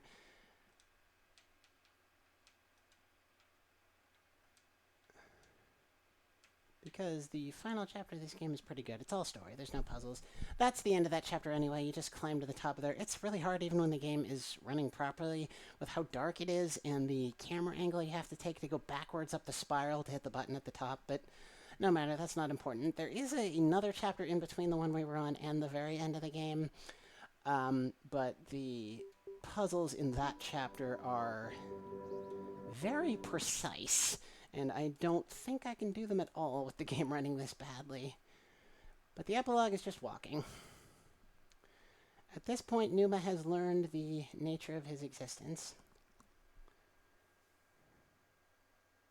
Or, I guess he hasn't totally learned it. He learns it at the end of the game. At this point, he is doubting the nature of his existence and kind of terrified about it. This is it. The end of the path. The destination. But how can there be progress without a destination? A few seconds ago, there was nothing. But now, here I am, surrounded by And the first trees. time I heard that Easy narration, than and before. more or less all of this narration. I didn't quite understand what he meant by a second ago there was nothing. He's talking about the loading time. It's really, I don't know, kind of astonishing that a game this simple can have such hard-hitting story. Why am I continuing? Despite my desire to the contrary. This is There's an eye on this boulder. The destination I set out for at the beginning. Keep it in view as it lifts up. Lift it up a little higher. There's no way back, and knowledge feels dangerous now. Is rolled away, and in here I can see shadows dance on the walls, projections. All this time, I felt a presence watching over me. Okay, I was going to say this is typical. The lines playing out of sequence is typical. The performance going to shit this badly is certainly not typical. Controlling my every step. You've been here since This is the point where Numa realizes that someone is controlling him. That someone holding the controller. Get off! The door is closed. I can't go back. Well, did you pay your price for your slave? You deserve to control me. Is it your right? Is it? Go on, tell me, what was my price? You stand What was your there price? I and believe it was $19.99. No, I cannot Look see away. your face, but Why I should feel we go you like a through rushing here? wind. There's no reason. You guide my steps. we travel You through every order door my you steps. Elucidate me. What about At this point, you me? really My have to fight the desires? camera to keep the eye in Let's just view wait because here. this is Forever supposedly being alone. Numa trying to take control of his own life, but of course he can't. He's a fictional character. This time you have missed my every footstep. How can I trust you? You've been watching over me secretly. And you can optimize that pretty tightly to get through there. What is going on with this camera? Villainous. I want to go back. There's no other way but forward now. Apart from there's no way back. Why do you drive me forwards like an animal? Your insatiable appetite for closure? Show yourself, please. Your silence is deafening. You say nothing. You sit silently above, playing God. You are the danger. You move my world. These lines playing on top of each other, kind of making the words not make sense, but this is the end of the game right here. And a pretty obvious symbol at the bottom of this light shaft. The Tree of Knowledge.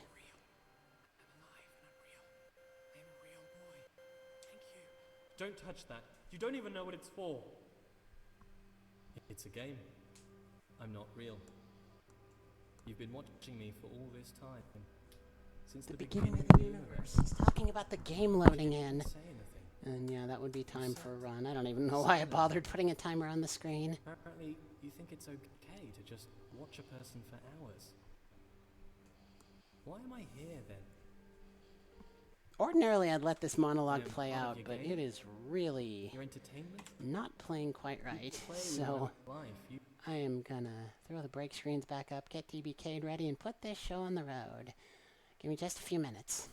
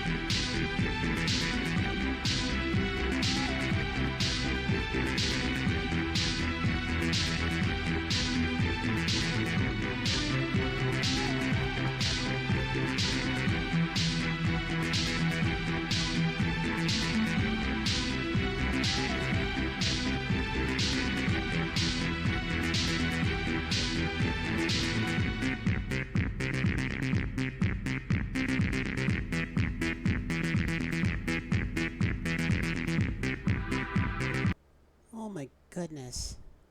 I just checked the tracker again.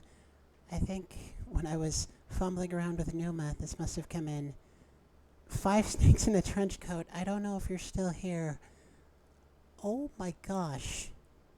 5 Snakes in a Trench Coat donates $500, saying thanks for fundraising for such a great cause. Oh my goodness. Thank you. That is... I can't even tell you how much that means to me. Thank you so much.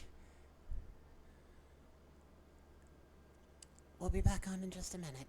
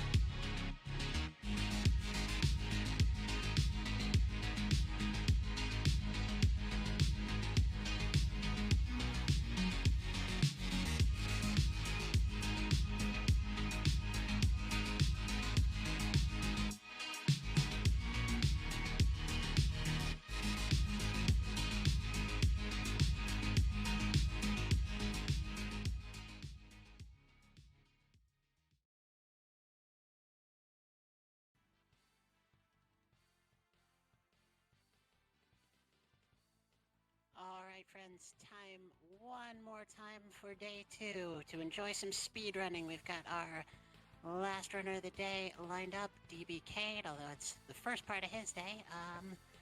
Do take it away, DB Cade. Thanks so much. Well, I am so happy to be here at Fleet Fest. When I found out about the event from Emerald Aldi and it was spot the differences, my mind immediately was like, well, this is an excuse to have some fighting games on. You're going to notice immediately. But I have one thing to say, and I want a promise from everyone today. This is very important. Everyone, hold up your hand, or however you want to make the promise. Say, I promise. No, I gotta hear you, chat. I promise not to do any of the things or pick any of the characters you see me playing here today. If you do that, you will not make friends in this game. I don't know why.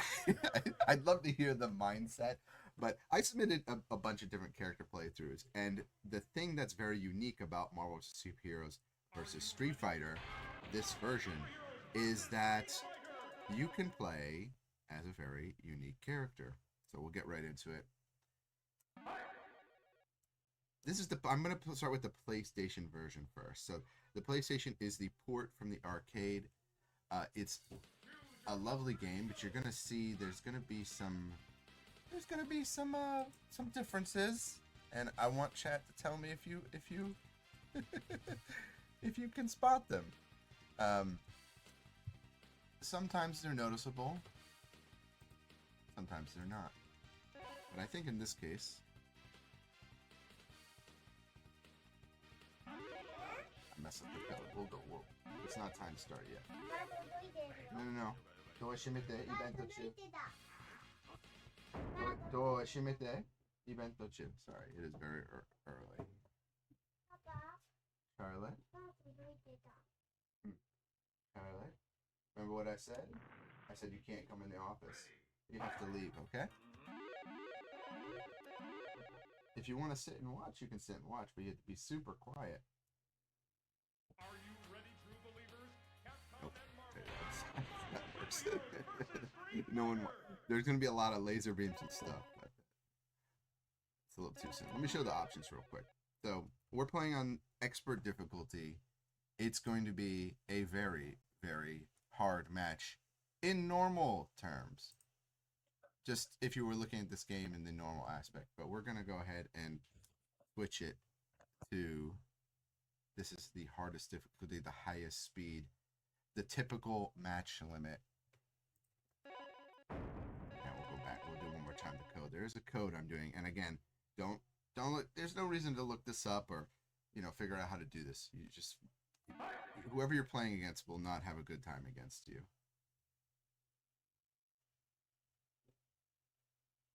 Gonna boot up. So one thing you'll notice immediately is loading times. Okay, we have picked Apocalypse. That is right, this is an Apocalypse. Probably the only Apocalypse run you will ever see at a speedrun. This is the final boss of the game that we're playing as. And timer's gonna start in 3, 2, 1, go. Oh, I'm so sorry, but seriously, don't do this. I'm assuming that by being on this stream, you have all made the promise to me not to do this. Okay? This is not okay to do. So, typically in a lot of the, Marvel, Capcom fighting games, final bosses are never playable. But for some reason, it was decided, you know what? Let's go ahead and make Apocalypse playable in the PlayStation version. And this was ported quite a bit later. It was like the end of 97 or the top of 98 for the US release. There's not a huge version difference between the PlayStation, the US version and the Japanese version. There's like minor ones. As far as like I think some settings are hidden, but for the most part, yes, you can do this code. I'm not going to tell you how to do the code today. But that being that you do normally cost meter. So at the very bottom of the screen, I'm just doing quarter circle forward. If you're on like a keyboard, that's 2, 3, 6 in the direction input, and hard kick, and I am doing beam. If it hits twice cleanly like it just did against Zangief, we blow through the player. There's nothing they can do. I have some other tools that I can do, which, you know, as typical fighting game goes, game gets harder as you progress stage, through the stages. So we're at stage 3, so I won't need to do the other press the other buttons. But if you just press like kick, punch with this character, like medium kick, hard kick, it doesn't do anything at all. Oh, look. Akuma's giving us some hard time. Let me turn my hand into a giant drill that takes over the whole screen and do 2/3 of your life. Yeah, that guard breaks, by the way. So if you're just on the ground and guarding, you can push block, but only to a certain degree. PlayStation version also has weird glitches with the fall speed. Even on the highest speed setting is different. So a lot of the juggle combos have become easier to do, and in fact, this version of Apocalypse probably would do more than the arcade version because the enemy is being jumped up. But yeah, those are two. I can also press all three buttons. If I just press a button on all, again, nothing happens. But I can dash back intentionally on the back of the screen, and my dash is my own character. Yeah, let's say the character, you know, Omega Red's pretty good at like flying and stuff.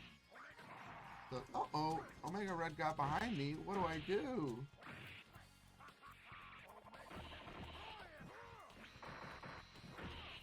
We can hop on over. We'll get through this just fine. Beam, Apocalypse generally has auto armor. So I can just eat attacks and come out. Even if my attack gets beaten, my health bar is at the bottom, okay? That should be an indication right there. But yeah, no meter. I'm doing all this for free. There's no meter with this character. You just have to come up with a plan and then execute it. Now we're having Shuma Gorath, which is, if everyone knows from Doctor Strange. Great cast of characters in this. And the PlayStation version has the most because of this. Yeah, so here's the thing about the broken, right? Even though I'm saying that this is very, very broken, this character is actually not top tier. It's just that if you're playing anywhere not professional level, which means they'll be able to react, jump right away and get over. If you cannot jump over, clear this character's head, anyone that's even, I would say, mid-level at this game casually plays it every now and then on Fightcade or on the collection, you're going to have a bad time. You're going to be like, this character, I'm done. We're not friends anymore. Just leave the room. And this is not the only PlayStation port of a Capcom Versus game that has this issue. The Marvel vs. Capcom port is also famously jank, and you know, this one actually runs well aside like the loading, but it's a really good game. Like it's a really good port. It's just that you have to now deal with this boss character. So the boss's ranking, after just explaining that, in my opinion, this character is like A rank. He's not the best character in the game. There are better characters, and if you get behind Apocalypse, there's nothing that Apocalypse can do. In fact, I have to hope that you either jump, or that if I lift my hand up to like basically smash and destroy, that you'll slip on through. But if I just do beam or other stuff, I can kind of nudge you. And I also have this one other move that I haven't been using because the run's been going really well right now, which is I can shoot projectiles from my eye, or not my eye, my shoulders. And one of the versions of that projectile is a homing bullet cannon. The other one's like a spread shot, you know, think like Contra's spread shot. Both of them do enough damage, guard break, and just make it so that this boss can generally do well. But yeah, if you do any 4-hit jump combo, this Apocalypse gets stunned. So not actually the most broken character, but still a broken character. They will sweep most of the cast. Oh, and there's an interesting character. This is the first appearance of Cyber Akuma. We'll be seeing more of Cyber Akuma soon. Cyber Akuma is the true boss of this game. In X-Men vs. Street Fighter, it was Apocalypse. And this time around, the game said, let's make Apocalypse just as hard, maybe a little bit nicer when you fight.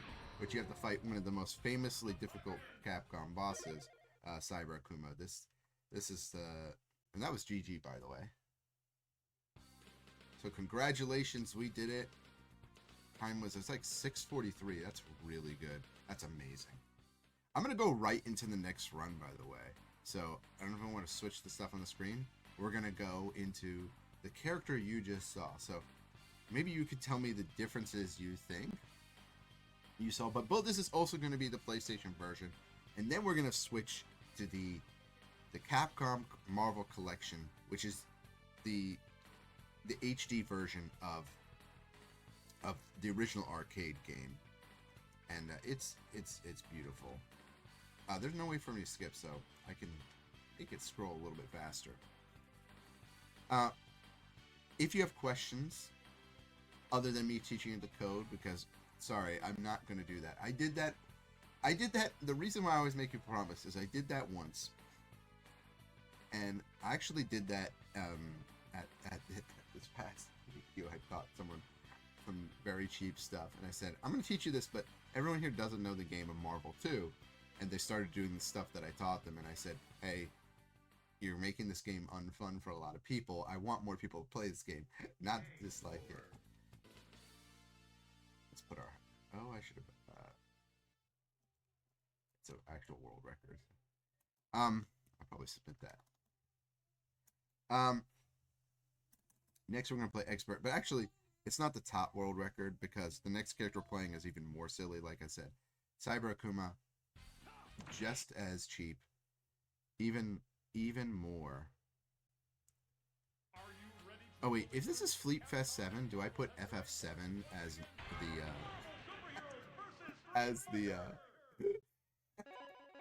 the code?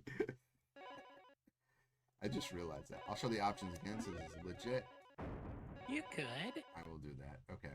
So this will also be very quickly. We're going to go into battle.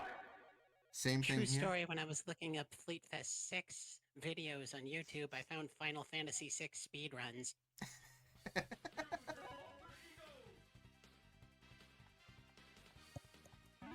Okay, we did the code correctly. It is time for Cyber Akuma. Again. Emerald Aldi-san, I do not know why you picked this, but they wanted it. I don't know if I would love to be in a fly in the wall. 3, 2, 1, go. Cyber Akuma is hilarious in this. It's hard to go. We're going from the game that technically came after first, but we will be doing lots of supers. So look, a little flash.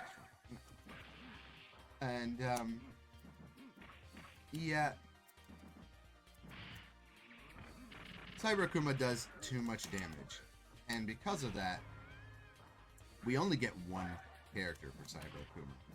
Now, this game, by the way, is typically 2 fights. You gotta beat 2 rounds. But what happened was that Apocalypse actually breaks the game, so it doesn't allow it to load a second round. It skips. So we weren't cheating or doing any settings. That's just Apocalypse literally breaks the game and changes the game from a 2-round game to a forcibly 1-round game. But now we actually have to do this twice. You're going to see me do Raging Demon a lot. That is punch, punch, forward, light punch, forward, light kick, and hard kick. Or sorry, hard punch. And you'll see me do that several times. I can actually set up for OTG stuff off of it. It means that basically I can make it so that I can do some off the ground stuff. It can be blocked, but it allows me to set up for a really, really powerful. Wow, okay. So the announcer, by the way, in this game, you're not going to get to hear the amazing thing, but it's my favorite announcer in the game, because when you do your move, it's Cyber Go Shaku, is what it's supposed to say. But in the story mode, you'll hear Hyper Combo Finish. But yeah, one of my favorite, if not my favorite announcers in all of Marvel. Just overly hype when you do your move with both characters. It like the combination. So if you did, Hulk and Ryu, it'd say, Gamma Hadouken. You know, it's awesome. It's so good, and it's just fantastic game from Capcom. And again, a great port. Like this port is probably one of the best out of all the Marvel vs. games. Don't forget, this is expert mode. The thing is, the AI really doesn't have an option against this. I'm trying to get world record here today at Fleet Fest. We've got lots of versions of this game to go through. Don't worry, I can actually do real combos like this. But see, that just helps me build meter to go into my actual super attacks.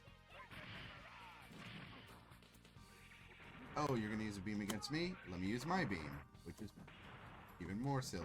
I have air beam twice. I have a scramble go punch, which is basically Ken's Shoryuken. I have everything in this game. I have air supers. You won't see me do that one really, unless it's I'm trying to pin somebody down and just keep them in place. They gave Cyber Akuma everything, and they gave the frames are just way too quick. They're like one frame, sometimes instant, where you have complete invincibility. And so a lot of times, in games you say, oh, you're doing raw super, you're just doing super without doing a combo. But in this game, no, that's the way you're supposed to do it with this character, because of just how much damage they do. You can actually combo off a throw in this game. We'll go ahead and go into this. And I didn't even do it. Yeah. Let's see what we can do here.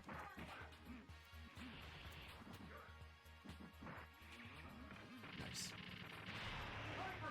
So there's a mode in this game where another version difference is you can actually go into extra settings in this game and give yourself 3 meter from the beginning, which would make this even more silly, because I would just instantly round start, do my, evil Hado beam or go into Raging Demon. But I'm so happy that Fleet Fest decided to do Spot the Different. I love this theme because I made a list of all the things, all the ports, and all the things that I can talk about that are different between versions, and there's not enough time. There's not enough time to talk about them. Even on my own stream. So the fact that I have the chance here to let people know there's really a whole deep history to ports in this game. A whole generation of people grew up just knowing these ports, because by the time, this might be a final Atomic Buster. There, you got to hear it. The most hype final Atomic Buster that will instantly just go for Bonus Scramble Punch, because the AI loves to just round start throw.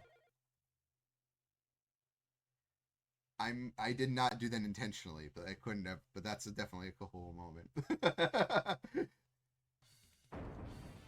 So, because we're like a secret character, like when we picked Apocalypse, it actually goes to other secret characters in this game.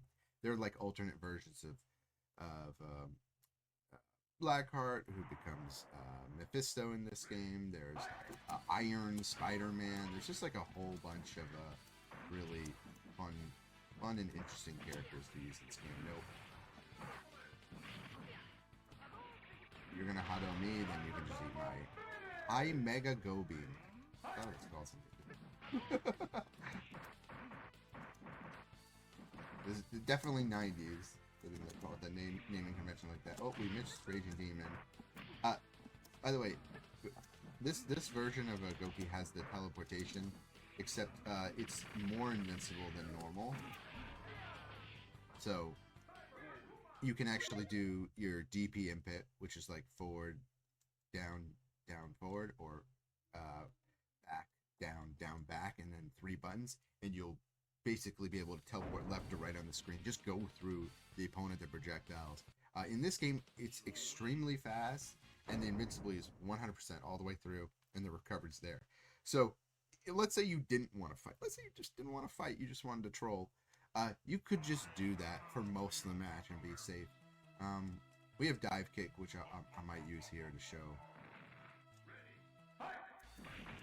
And you're gonna be like, oh, whoa, you're fine. There was dive kick there. Oh, look, we got over. And guess what? There is nothing that Apocalypse can do. Use 2 supers. And we'll do a spinny kick. Oh no, we're on the other side here. You know what? I'll do the 1 super I didn't do. Oh, I guess not. I was gonna do the air Hado super. Cyber Akuma. There's one thing that you can do that you can do in the arcade version. You can press select and then move at the end and do taunts. But in the PlayStation version, that lags the game, and so because it's loading the very last position that you had, so the load times actually increased drastically by me doing that. Yeah. So this is Cyber Akuma, no joke. So fighting ourselves, not easy. This is still everything you just saw. The AI can do, and probably better. So we have quite a fight on our hands here. So don't count anything out. The good thing is you'll get to see more of the. Ooh, we gotta be really careful with that. Oh, there's an example of the invincibility right there. Okay, that's exactly what I was worried about. We don't want to take too much damage because our damage is going to carry through rounds, and then our red health typically is healed when you switch characters. But I guess the one downside to this, right, is that because we are playing as a secret character. Ooh, let's go ahead and use it here. Might be able to get a hit. We're both just shooting air fireballs at each other. It is lovely. You can tell I'm playing the character right because we're just doing the same things. So now all my red health will heal, right? But yeah, if I had a partner, I would just be able to, switch that partner, and I would have my own set of characters. Oh, there I'm taking chip damage. So we got to come back. I got cheesed out. Very on theme.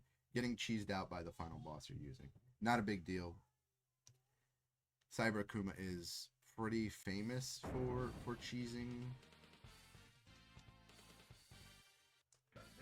The amount of chip damage that does is like there's no real like surviving with magic pixels.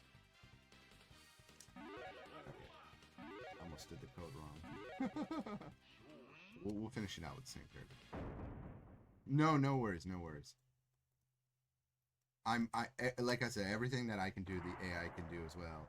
Probably better because they're on expert difficulty, so no worries on summertime. We'll finish it real quick. I'm kind of glad that happened because otherwise people might be like, it's too cheap. It's like, well, this is in the game.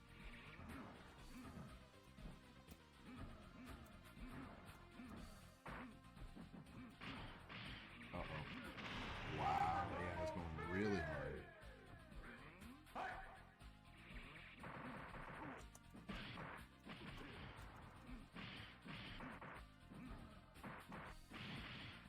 There we go.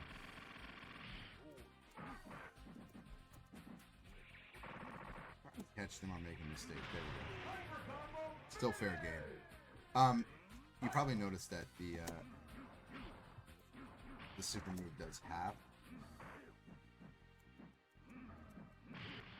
That's a lot. That's a lot for a Raging Demon. This is a level 1 Raging Demon. Raging Demon normally cost half bar at most. 3 bars. I might get hit by that. Yep. We gotta run back.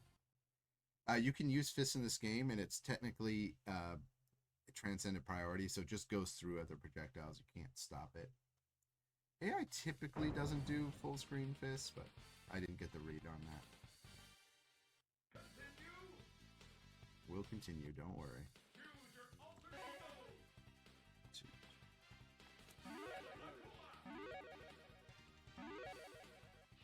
One more time. We're still like way ahead on pace. But that's why I did a little bit more for expert because it can get silly.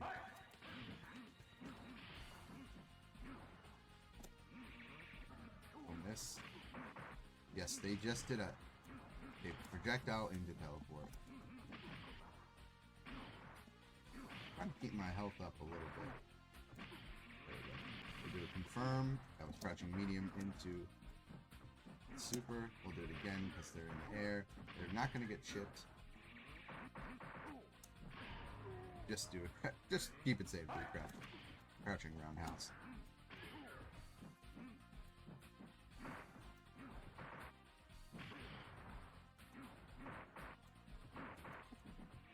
This is gonna hit. See, that's a get out of any problem free. Okay, they're gonna recover. They have 3 meters, so we have to be a little bit careful. You can't just like roll a jump in this game. Oh, they recovered. That was way too quick. We're doing the same things.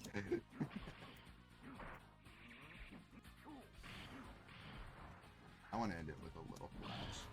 Okay, we'll get the jumping medium kick, and that is GG on that. Yeah, Cyber Akuma, hardest Marvel boss in the whole series. While this is going through, let me go ahead and just switch over, save some time. I appreciate everyone sticking around. You're going to see the true differences come into play as we go back in time to the original arcade release. The arcade, just to confirm, so the Saturn port came out in October 22nd, 1998. This is the PlayStation port, which came out in February 25th of 1999, 23rd and 25th. And then, but this game came out in July of 1997, so 2 years to get it perfect. More than other Marvel games that kind of got through, just really shoved down the pipe. Hey, we got to get this game out. All right, while this is loading, unless I might have got a record, because we'll save it for the next.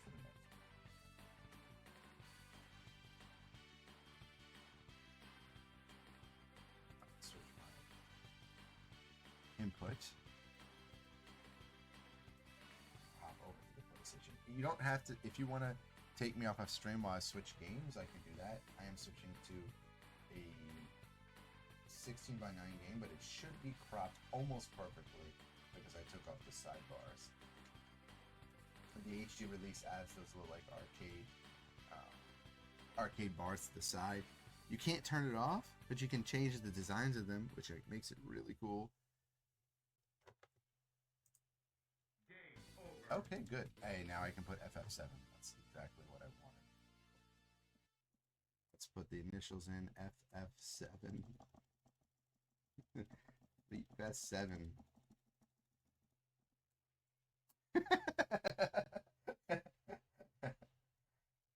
And we'll go ahead and reset this. And I close this window and open up. We're switching from one arcade stick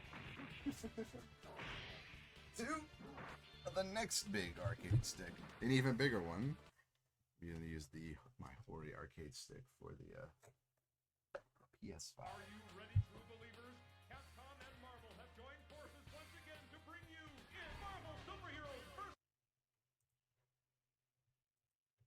So now that we've switched, I'll leave it this way for a second. I wanted to show the settings because, again, records, that's also one of the excuses to do this, is you could get a record live.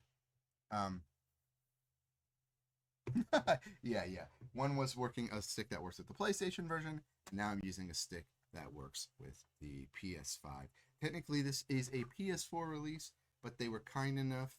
Capcom understood that at the time of this game, maybe not everyone had a PS5 stick yet, so you can use PS4 stick, which saves me a lot because I have not taken that plunge yet. Let's get to it.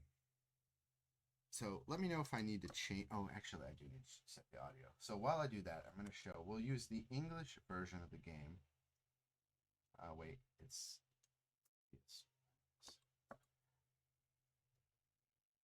We're going to show the settings.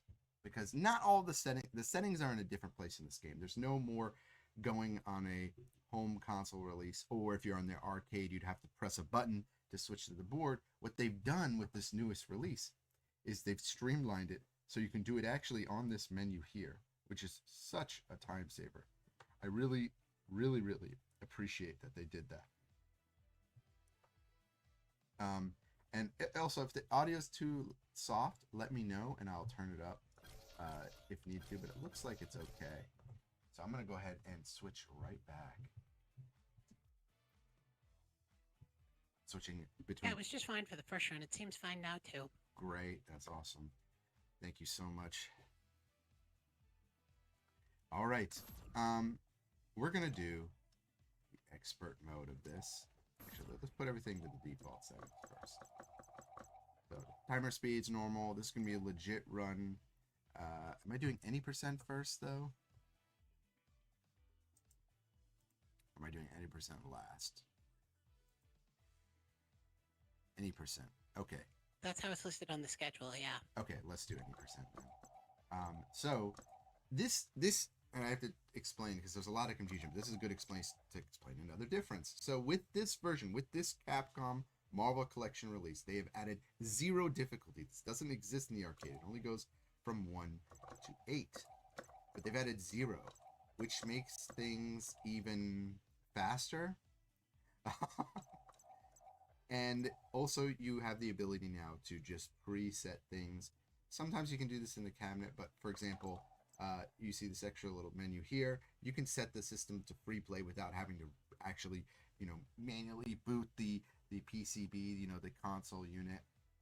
And not only that, you can set the timer speed to quick, the attack all the way up, which you couldn't do in the PS version. So the PS version, you can't change the attack damage. You can only change your gauge. So wild how they got rid of that, right? Like, why would you do that?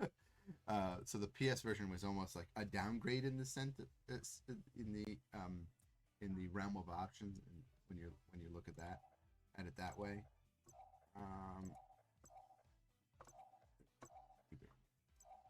Manual only. So there's manual and auto. You always want to do manual. It just has to do with like the way you do combos in this game. And with that, with having set everything up, you'll see that it is saved. I'm gonna go ahead and boot up the game right now. そこのところ、いつも通り箱の中。持ってきてない。なんかもしなんか朝が何がじいさんおばあちゃんやってるかわかんない。そこいつも通りところに置いてる。はい、いつも通りのところ。そのうちじゃない。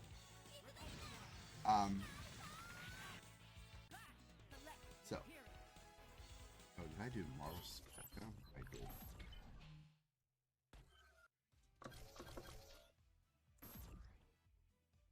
Oh, I guess I just pressed the button lever. Weird. Okay. The first thing is starting the game. So let's go ahead and start the game up.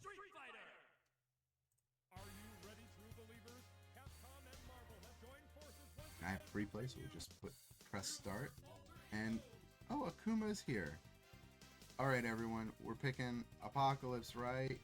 Right? No, we're picking Cyber Akuma. Apocalypse is not in this game. They never, again, I don't know how they allowed that. There is no other game where you can really play a final boss as strong as that, let alone a giant final boss. So we're going to go ahead and use this version of Cyber Akuma. You're probably noticing already, this game looks amazing on the arcade. That's right. This game shines on its original arcade version. It runs smoother. Inputs are better. You can do funny things. Like you press start and you see. Oh look, we're skipping the loading screens fast. Ooh, lots of interesting things. The biggest thing is we don't build meter nearly as fast, which is good because we actually have to, press the game, we can do inputs, and because of that, we can actually show off some of the combos and other things like that. Because it's on Turbo 2, but the PlayStation version makes it Turbo 4. I never Turbo 4 is. I don't know how to measure the speed. I like that's kind of a joke between a lot of gamers. Where, oh, Turbo 4, Turbo 3. No one really knows exactly. That would be a great video. Someone going through what the actual speeds. Yes, flashing lights. It is flashing lights. That warning has not disappeared from the previous game.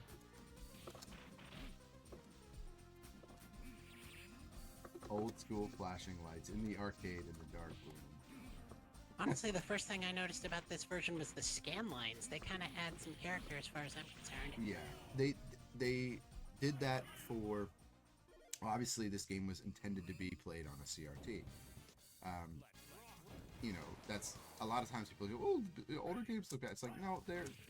That's how they knew that these games were going to be played in the dark on a CRT.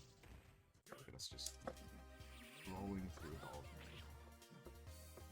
But yeah, there's just so much. I love the arcade version. It is the version I play, but because of this event, I have grown to. There's a fondness in my heart now for the PlayStation version, because the more I just started to sit with it, I was like, oh, this should not be possible in this game. Oh, this should not be possible. That doesn't mean that this game, that Cyber Akuma is not broken in this one, and the other characters aren't. It's just that they're more silly in the PlayStation version.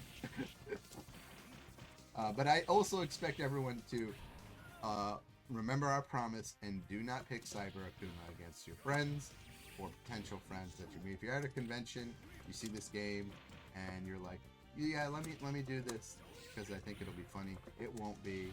The person will not have a good time. And this character is banned. So Cyber Akuma, by the way, is banned in tournaments. Apocalypse isn't, but no one's ever really had a PlayStation tournament, but I would argue that, it's okay. if you're playing a tournament for the game, the pro players should know how to fight Apocalypse, unless they just haven't played the arcade version. Or the arcade mode. Spider-Man might try and throw us. Nope. Using a hop kick. This game, so in the Marvel rankings, Marvel Superheroes vs. Street Fighter there's my favorite is X-Men vs. Street Fighter Marvel 2, but this game again, best announcer and just some of the most flash from characters. Oh, we're already at Apocalypse. Oops. No, that was intentional. And again, this is easy, so we're just, kicking butt. We'll go ahead and do almost the same strategy here, but we do a little less damage, actually. And we don't want to kick over this. My PB in this. That is not GG yet. We gotta, of course, fight who? Yes, we are always our own worst enemy.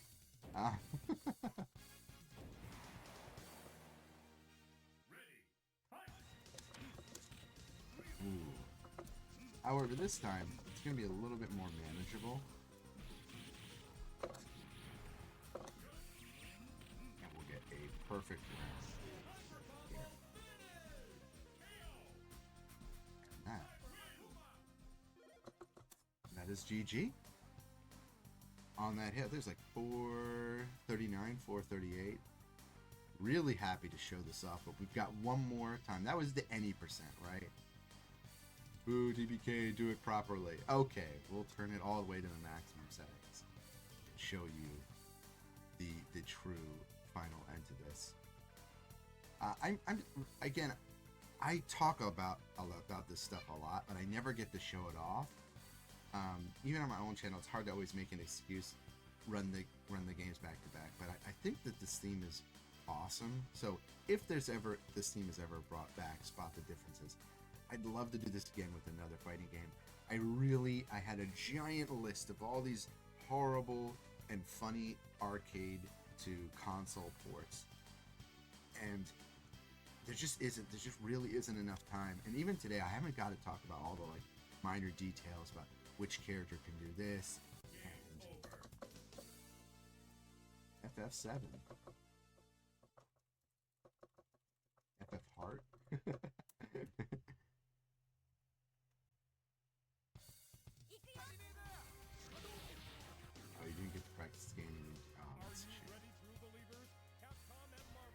eyes wide open. Yeah, this is really a good theme. We're gonna quit for a second here and go back into the menu you just saw, and we're gonna turn everything to. We're gonna do the factory reset for settings, default settings, and we're gonna put the difficulty all the way up to 8. 8 stars. Ooh. One of the differences in difficulty and why I think difficulty was done for testing, but typically when you go into a Japanese arcade, if you do a speedrun or if they have arcade, they'll either do the easiest, the default, or the hardest. There's almost never an in between. If it is, it's just a mistake on the operator's part. It is never in intention to do that. I'll just keep it on free select. The good thing is you cannot use this character online. By the way, online for this game is still alive and well. Marvel's Capcom 2, all the other stuff. There's the Capcom Collection 2, Power Stone, another game I was thinking about submitting for this. This is the final run. I'm so sad to go. I feel like I didn't get to talk about everything, but I always just get absorbed and sucked into the hype of Marvel, baby. Alright, we're gonna go ahead and pick Cyber Akuma again. We're gonna do, time is gonna start in once I pick Turbo here. So 3, 2, 1, go. Now, the reason why it's not 2 rounds is you're beating 2 characters in this game, right? It's a little different from the PlayStation version, which is you don't use. I didn't explain this because there was no even chance to. You don't use the back character in this game. You can actually switch characters. They're really just an assist, sit on the side in the PlayStation version, but now we actually get to show off. Kind of go through. Oh, that was beautiful.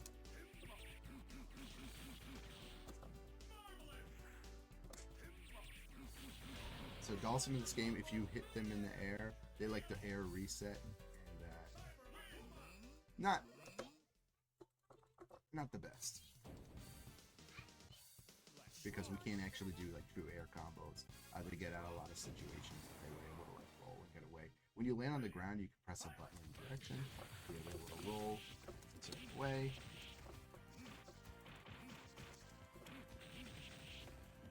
We're going to save our meter in a second. Do damage. X-Men vs. Street Fighter, by the way, has a roundhouse spell. We just missed both our raging demons. Okay.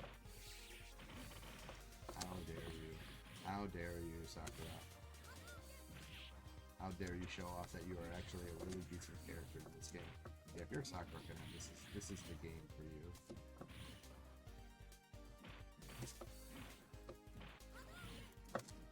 Gotcha. Okay. There's a little bit of trouble here. Again, expert difficulty. AI is supposed to be a little decent.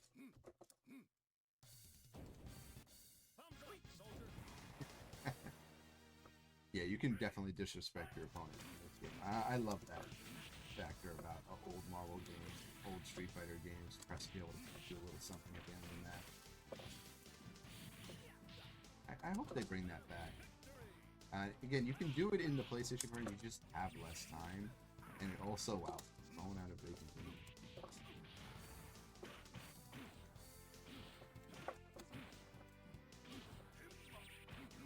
This is going to be a lot of beams, but they're not going to get hit by it.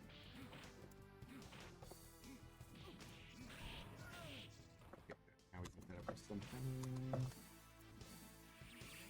Oh, the AI is just reading me.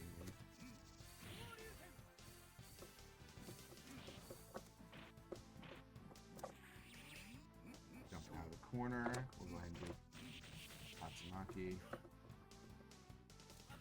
we go. This goes through projectiles. Everything I have goes through projectiles, but it doesn't have complete invincibility.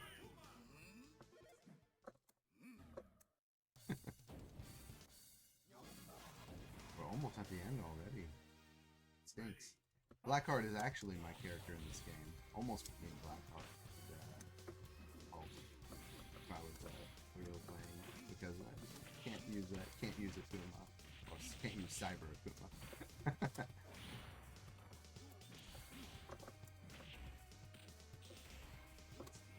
This will hit. Those demons will actually capture you. And again, things on the, it's all the stuff I was going to talk about. The demons in the PlayStation version are extremely buggy and don't work the way they're supposed to. So, the freeze effect doesn't quite. I want to get suplexed again here, so let's just be careful for a second. Okay, that was very close. Yeah, I was really trying.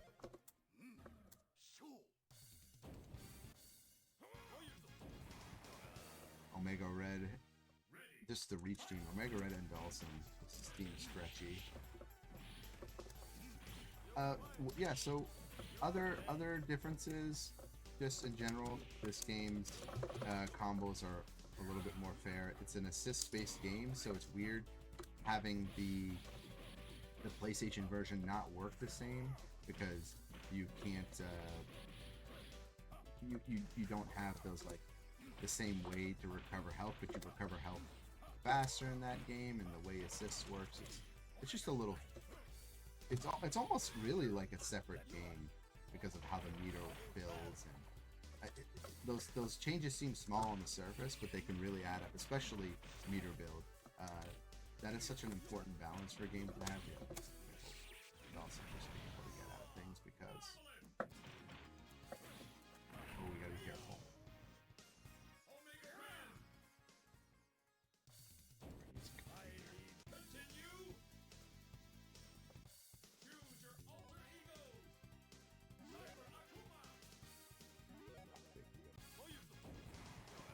Omega Red just got that grab on me too many times, and the slam does extra damage.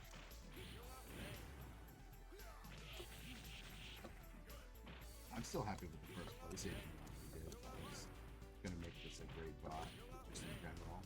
How good that was with the Apocalypse. Normally what happens in that is the AI will just jump over you.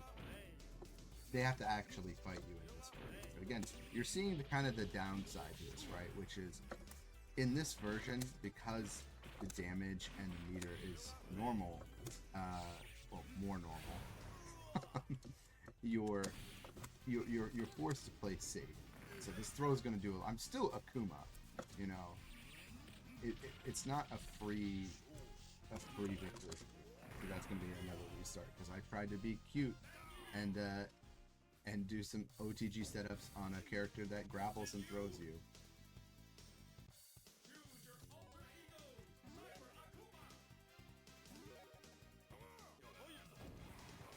Yeah, Marvel is a very, very deep game, and the main thing I want to do is think about the game that has the most jarring differences, and clearly a difference in gameplay. And you'll see that Expert also here, just as difficult, if not more difficult than the arcade, but our characters more clean damage, and again, that X-Men versus Street Fighter level of damage on the Tatsumaki is present. So because of that, we can get through very, very cleanly.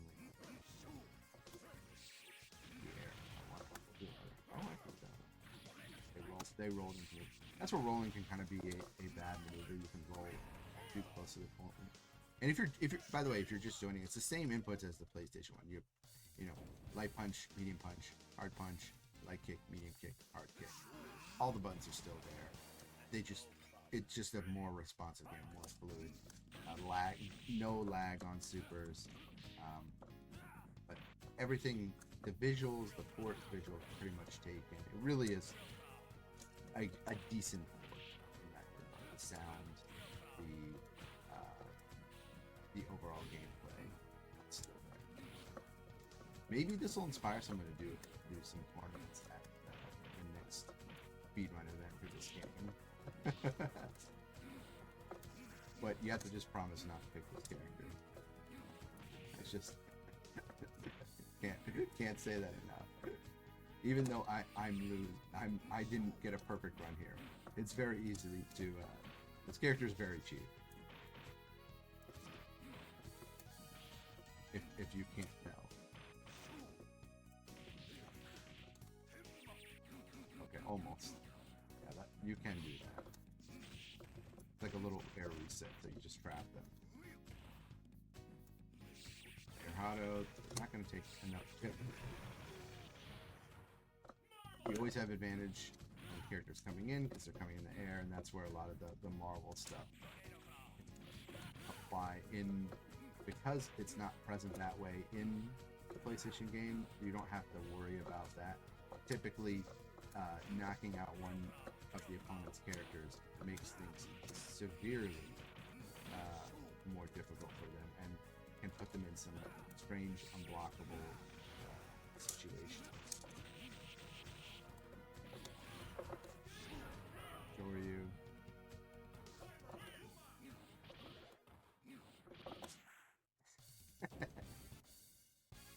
And we're on Apocalypse.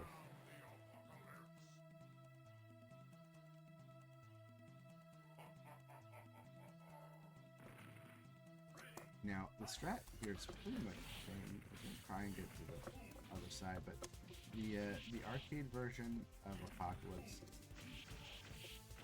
just has a little bit more. There's that move I was talking about that I didn't get to show. So that no matter where you're standing on the map will you know, Apocalypse RNG is completely random to a certain point. More so in X-Men versus Street Fighter, but in this game, still just as hard. You can switch patterns, and sometimes there's nothing you can do. You can. A lot of times, what'll happen is you get pushed in the corner in this version, and then it'll just do that homing blast on you over and over again, and you just kind of got to sit there, and hopefully you have enough remaining life and don't get chipped out. Hand tech throw. Look at that. Double projectiles into the air fist. I mean, that is what you're supposed to do. I'm not even as cheap as the AI. I need to level up my scumminess in this expert run. It should hit, yep. Ooh. Trying to set up for a Raging Demon there, but we'll go ahead and do it. That will be GG. That's been my time here at Fleet Fest. As we roll through the staff credits, I just want to say thank you so much to Emerald Ali for the just setting up this event, running it. If there's any other staff that were behind the scenes, thank you. But I love this theme. I hope to see more theme events like this. I always enjoy Fleet Fest, but this particularly spoke to me just because of being a official game historian and doing a lot of other things. I don't get to talk about the things that I always want to, so it's like a perfect excuse to come in here and kind of document the versions correctly, or hopefully correctly, and talk about as much as I can. If you wanted more, you can find me at capital D, lowercase CADE, that's DBCade. I hope you had a great time today enjoying the Marvel. Definitely try this game if you're at a local event. Sometimes now I have the opportunity to go back to the States more, so I love to. I met so many people that I wanted to at GDQ, and hopefully those other chances. Good luck to all the runners. I think this is the end of this day. I think sleep time's coming up. That might be the end of the run, right? But either way. Yes, that is a wrap for day 2 of Fleet Fest. Thank you for taking us over the finish line with these colorful, powerful, energetic fighting games. Always lovely to have you. And thank you for your kind words so much. We'll be here. Bye bye. See you, everyone. Fleet Fest VII. Alright, everybody, as I say, this will put a bow on day 2. I'm not ready to just head to bed, so I have no big grand sign off. See you tomorrow. See you tomorrow late morning my time, whatever time that is your time. Till then, bye for now.